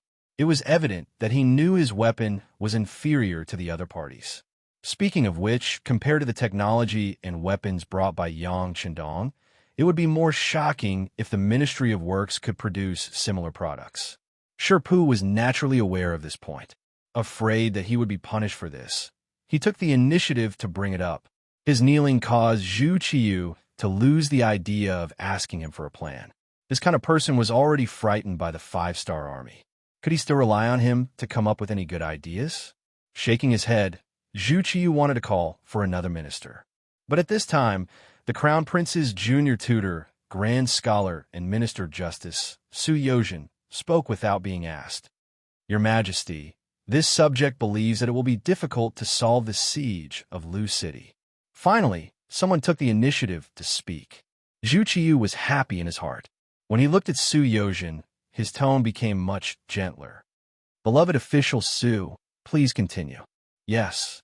Su Yozhen cupped his fists with a solemn expression. Your Majesty, the bravery of the 5-star army is unimaginable. With their firearms, I'm afraid that by the time the memorial reaches the capital would have already fallen into their hands. For a city that has already been conquered, it would be useless no matter how much effort we put in. Rather than this, why not place the all-encompassing department on the front lines and increase the number of troops there while considering the matter of negotiating with the 5-star army? No tribute, no land, no reparations, no political marriages, and no titles of kings with different surnames. These were the Great Ming's strength of character. It was a pity that after the Great Ming divided the South, its strength was not as strong as before. Many rules had also changed. Let's talk about not being conferred the title of king. Where did Bugnam of Gojoseon come from? Since he had already broken the ancestral rules, what harm was there in breaking a few more? This was what Su Yozhen meant when she proposed to negotiate with the 5-star army. After saying all this, he took a step back. He knew that some things needed to be considered. The more he said before that, the more mistakes he would make. Sure enough, when Zhu Qiyu heard that they were going to negotiate with the 5-star army, her face became very ugly. An ominous glint flashed in his eyes, representing the anger in his heart. As the saying goes, if the monarch is humiliated, his subjects will die. However, when he looked at the other 5 ministers, their expressions didn't change at all. It was as if Su Yozhen's words were nothing out of the ordinary. The hall fell into silence once more, and only the sound of Zhu Qiyu's heavy breathing could be heard. Zhu Qiyu was originally an ambitious emperor. Ever since he took the position, he had been diligent in government affairs. It could be seen from the fact that he had less than 6 hours of rest every day.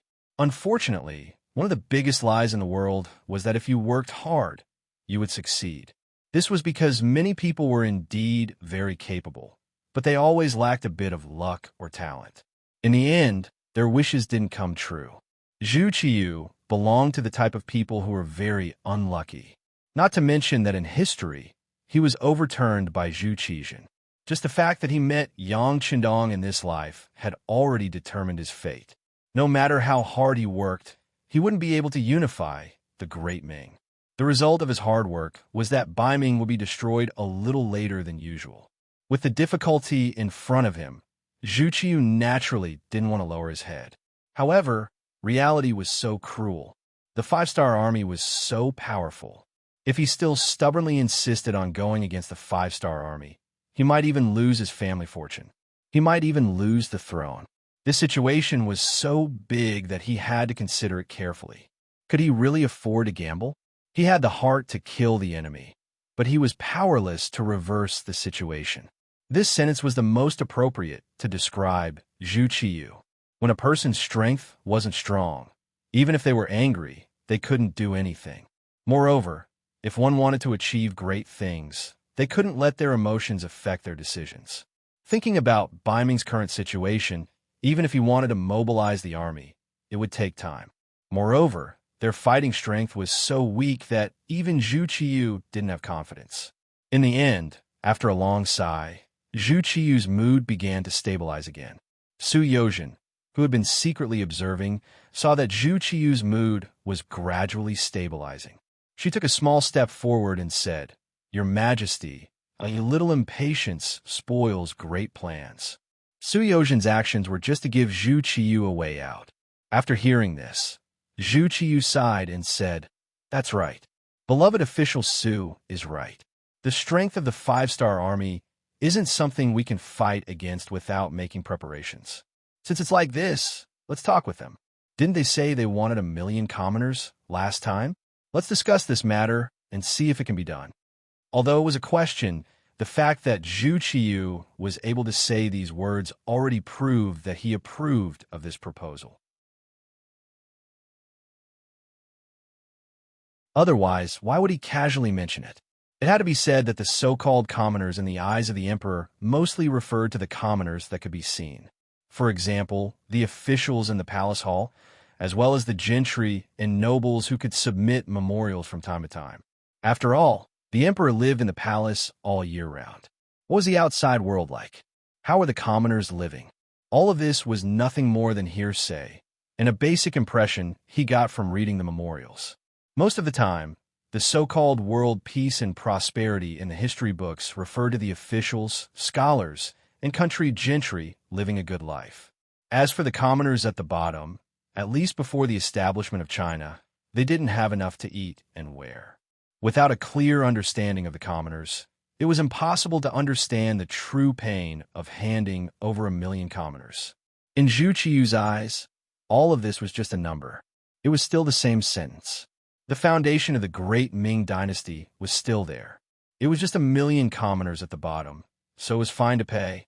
As long as the emperor and the officials could live well, what did this matter? Zhu Qiyu had never taken the people at the bottom seriously and had never treated them as human beings. Only then did Zhu Qiyu casually ask this question. In that instant, the eyes of several people from the 6 ministries lit up. They knew that the time for them to speak had come. As if he was afraid that Zhu Qiyu would look down on him, the Minister of Revenue, Jin Lian, who wanted to make his presence known, was the first to stand up. "Your Majesty, this matter can be discussed. However, the topic needs to be changed. This isn't because we fear Bugnam of Gojoseon and want to give them 1,000,000 commoners. Rather, under the other party's request, we want to reward Bugnam of Gojoseon with the magnanimity of the Celestial Empire." The ancient people cared a lot about face. They opened their mouths and spoke of benevolence and righteousness. It wasn't a problem to ask them to hand over 1,000,000 commoners, but if they were forced to do so, then it didn't make sense. Who knew how the history books of later generations would scold them? Even if it was for the sake of their reputation, they had to cover it up. Zhu Qiyu naturally approved of this. He didn't want the people of later generations to scold him as a fatuous ruler. As a result, he nodded and said, "That's right. Beloved official Jin is right. Then I'll leave this matter to you to discuss. Once you have the results, just report it to me. When the time comes, the Ministry of Rights can send someone to communicate with the 5-star army. I think it will be better for Minister Hu to go personally. After all, Wunan Wang is your grandson-in-law. This subject is unwell. Please retire and return to your hometown." The Minister of Rights, whom Ming straightforwardly put down the board in his hand and knelt as he spoke. This was clearly a trap. To hand over 1,000,000 commoners for his own safety. This wasn't good to hear, but also hard to say. With Hu Ming's shrewdness, it would be strange if he agreed to do such a thing that would go down in history for 10,000 years. Not to mention that Zhu Qiyu had deliberately pointed out his relationship with Yang Chendong. Hu Xiao was even less likely to pick up on this topic. He didn't ask for people to say that he was himself and his grandson-in-law was his grandson-in-law. However, as long as he was the one who did it, it was inevitable that others would mention it and say that he was a traitor. Hu Ming knelt on the ground and asked for his resignation. This greatly exceeded Zhu Qiyu's expectations. The Minister of Rights, Wang Ji, had already asked for his resignation, and he had basically agreed. If he let Hu Ming leave now, those who didn't know would think that he wasn't tolerant. He was venting his anger on his subordinates because they had lost a battle. Zhu Qiyu was someone who cared about his reputation. His face immediately darkened, and he wanted to curse. However, he knew that his deterrence towards Hu Ming was too little. He couldn't casually take him down and anger Yang Chendong, but he also couldn't remove him from his position and make Bugnam of Gojoseon think too much. After realizing his helplessness, Zhu Qiyu could only shake his head with an ugly expression. Since beloved official whose health isn't good, you should rest at home for a while. You are a pillar of the country and cannot be left out. After your body recovers, you still have to share my burdens. I'll leave this matter to the left assistant minister of the Ministry of Rights, Huang Cheng, to handle. Zhu Qiyu backed down. In the end, he still didn't have the guts to remove Hu Ming from his position. This was enough to prove that he was very afraid of Yang Chendong. This old subject, thanks your majesty. After receiving benefits, Hu Ming expressed his thanks and stood up. Then, he turned and strode away. Although he was old, he didn't seem to be feeling unwell at all. After Hu Ming left, he didn't even have the intention to discuss the matter. It was clear that he wouldn't participate in this matter. This was to avoid suspicion. However, in reality, how could he not want to avoid the matter being discussed? That was millions of commoners. If he handed them over, it would cause a lot of discussion. He definitely wouldn't do something that would damage his reputation.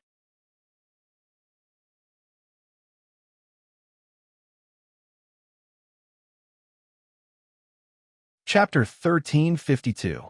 As soon as Hu Xiao left, Wang Ji also strode after him. He just asked to resign, and from the looks of it, Zhu Qiyu had already agreed. Right now, he only needed to go home and prepare his things. He would not step into this trap. The remaining 4 ministers looked at each other, but in the end, they did not say anything. Since they did not have the courage to resign, they had to face some things that they had to face. Zhu Qiyu left the 6 ministers behind. That night, the news reached the ears of the ministers. In accordance with Bugnam of Gojoseon's wishes, Bai Ming wanted to negotiate with him. At the same time, the news of Hu Xiao recuperating at home and Wang Ji resigning also spread. The left assistant minister of the Ministry of Rights, Huang Cheng, was temporarily in charge of the Ministry of Rights. The left assistant minister of the Ministry of Appointments, He Wen-yuan, was in charge of the evaluation and appointment of all the ministers. When the news came out, the houses of the 2 ministers were filled with people and carriages. Countless officials used all sorts of reasons to congratulate them or reminisce about the past. It gave people the feeling that there was no danger at the border. From this, it could be seen that Bai Ming's foundation had already been shaken. On the morning of the second day, one minister and the other temporarily in charge of the Ministry of Rights, Huang Cheng and He Wen-yuan, came to the palace to express their thanks. What they saw was indeed Zhu Qiyu's cold face. It was because the embroidered uniform guards had sent over information. According to them, Bai Ming's 400,000 soldiers were in danger. Even the 100,000 Liaodong cavalry led by Fong Dingshan had been injured by the 5-star army. They had either been killed or captured. This was like a bolt from the blue that smashed into Zhu Qiyu's head, completely destroying his dreams.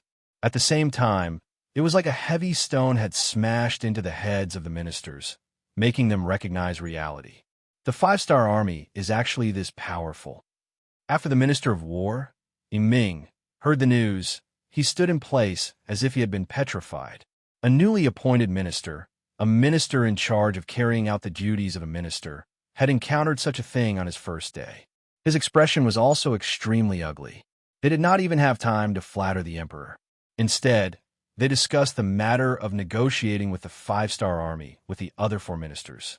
This time, there was also the imperial censor of the left, Chun Yi. The censor represented the imperial censor. This matter was of great importance. In order to reduce the number of accusations and scoldings, Chun Zhao had to participate. Of course, this didn't stop people from poking at their backs. After all, some people made a living doing this. They could hear about things and impeach anyone they didn't like.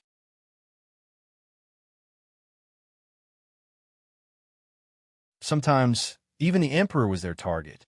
They would often say that the emperor was immoral, that he needed to wake up 3 times, or that he had already committed a crime. Biming didn't have much time left, so he had to quickly come up with a countermeasure. It could be seen that they had no choice but to agree to Yang Shindong's request in a hurry. However, the migration of millions of people was not a small matter, and preparations had to be made. As for the mastermind, Yang Shindong, he had indeed left Origin City long ago. After more than a month, he had arrived at Haiphong City in Yunnan Province.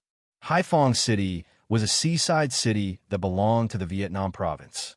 With the continuous expansion of the five-star Army's navy and the destruction of the nearby countries and forces, it had become an important port for the five-star Army's navy. For example, the people of other races from the Vietnam province who had come to support other places would board the ships here and be sent to different places. Yang Shindong's ship also stopped here. The person in charge of receiving them was the commander of the 2nd Sea Division, Zhao Changwang. This time, they stopped at Haiphong City to replenish their food supplies. Unexpectedly, after the ship stopped, Yang Shindong disembarked with 500 black cavalry soldiers. He said that he wanted to investigate the situation of the people. Over the years, Yang Shindong's main focus was on expanding the territory. He only had a simple understanding of the destroyed countries and occupied territories from some memorials and local reports. Without investigation, there was no right to speak. It wasn't that Yang Shindong didn't trust his officials, but he was worried about the situation below. Sometimes, even the officials he appointed would be fooled by the people below. Wasn't there a saying among the people? The king of hell was easy to see, but the little devils were hard to deal with. Often, the performance of the lowest level officials was the most important thing to the lives of the people. He didn't say anything to anyone. Even Zhao Changwang left with the main ship under his orders. Only Shen Xing was left with the ship at the port, ready to set off at any time. Yang Shindong, on the other hand, changed into a set of green robes. He brought the Black Rider Dragon Guards, who were also wearing commoner clothes, ashore and headed towards the nearby fields. Haiphong City was under the jurisdiction of Chu Yi City, and Yang Shindong placed the first target of his investigation here. In a restaurant on Dong and Street in the city, Yang Shindong found a seat by the window. The restaurant's location was not bad, and the view was good. More importantly, it was very lively, and there were all kinds of people. Often, it was this kind of person's personal attitude expressed by their words and actions that was the most authentic. He ordered a pot of wine, 1 meat, and 1 vegetable. On his left was Beta Persei, and on his right was Chiu Vi. Yang Shindong sat there and listened to the discussions of the people at the next table with great interest. Because of Yang Bao, the people of the country were no longer ignorant people who only looked up at the sky and looked down at the ground. They had a better understanding of the outside world, and they had begun to learn how to discuss national affairs. This was just like the capital of the future. Anyone who was found could give some opinions on national policies and national affairs. It gave people the feeling that if they were to become officials, they would definitely do better than others. There were many such people in the restaurant. Through their mouths, they already knew that the five-star army had won the battle in the first city and that they had surrounded and captured 400,000 Biming soldiers. Even the five-star army had asked Biming to provide 1 million Han Chinese people. A young man who was dressed very ordinarily, but had a good spirit and appearance, took a sip of warm wine at this time and began to talk loudly. Bugnam of Gojoseon is wise. After winning the battle, he doesn't want the land. He only wants the people. This seems to benefit the imperial court of Biming. But in fact, without the population, how long can Biming last? This is like boiling a frog in warm water. Before long, without the people, Biming will not have any chance to fight back. When the time is ripe, isn't it easy to take them down? As soon as this person spoke, Yang Qindong, who was sitting there, was stunned. He really didn't expect that there would be such a genius among the people. He actually analyzed the matter so thoroughly. He couldn't help but look at him in a new light. All right, this brother of yours just read the recent Yang report, and that's why he said this. Speaking of which, you didn't see this. It's just what the Yang report said. Another dark-skinned man with a stronger body retorted. His Chinese was not very standard, but it was enough to let people understand what he wanted to say. Just now, Yang Qindong was still shocked by this person's clear thinking. Now, after hearing this, he realized that this was not this person's idea, but a public report in the Yang report. Then he smiled and sighed in his heart. Good, this Yang report did a good job. He opened up the wisdom of the people. Don't think that the people who don't know the reason are the best and the most obedient. In fact, this is not beneficial to a country at all. Other than being useful to corrupt officials, it is useless to a country. If the people don't have a sense of ownership, how can they love a country? For thousands of years, how many people faced the change of dynasties and didn't have many thoughts at all? In their eyes, no matter who became the emperor, they were still ordinary people.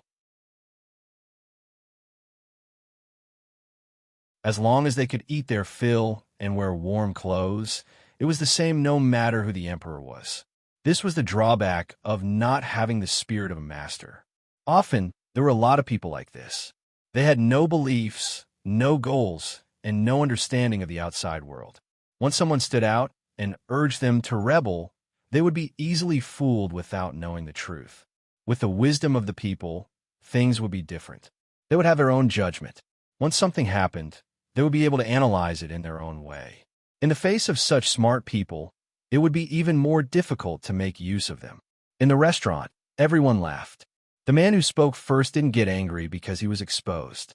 Instead, he said with conviction, "It's true that what Yang Bao said just now is true. However, I agree with him and can use him. What can you do about it?" "Haha, there's nothing we can do about it. You are so wise and powerful." The others laughed loudly and said, the atmosphere in the restaurant was good. Obviously, many people were excited because they could participate in the discussion of the country's affairs. It seemed that this could prove that they were useful people. They were no longer muddle-headed people who didn't know what the outside world was and didn't know what to do tomorrow. Yang Qindong waited for half an hour. He saw groups of people leave and groups of people come. From their mouths, he heard many things about Itu City and even Vietnam. There were all kinds of big and small things. For example, someone in the East City got married. Someone in the West City got a military merit because his son joined the 5-star army. Not long ago, the local Vietnamese auxiliary soldiers beat gongs and drums and sent a certificate of merit and rice noodles. Old Wong in the South City had a better harvest this year than anyone else. He was already named as an agricultural pioneer, and so on. Naturally, there were also some minor officials who were sued because they overcharged a merchant or a commoner. They were arrested and sent to the yamen. There were also people who shouted that Governor Wan was a wise man. From these trivial matters, Yang Qindong's expression had always been good. It was said that one could see the whole leopard from a single spot and see the overall situation from a corner. Just from the information obtained in the restaurant, it could be seen that the entire Itu city was still very good. At least, Yang Qindong was satisfied. Although there were some small flaws, such as some minor officials who did not abide by the law, this was unavoidable. You're tuning into the Romance Rendezvous YouTube channel. We're so grateful for your support, and don't forget to subscribe to join us on this incredible journey through captivating stories. Your generosity through donations truly makes a world of difference, as it's the primary source of revenue that allows me to expand and enhance this channel for you. Thank you from the bottom of my heart for being a part of this adventure.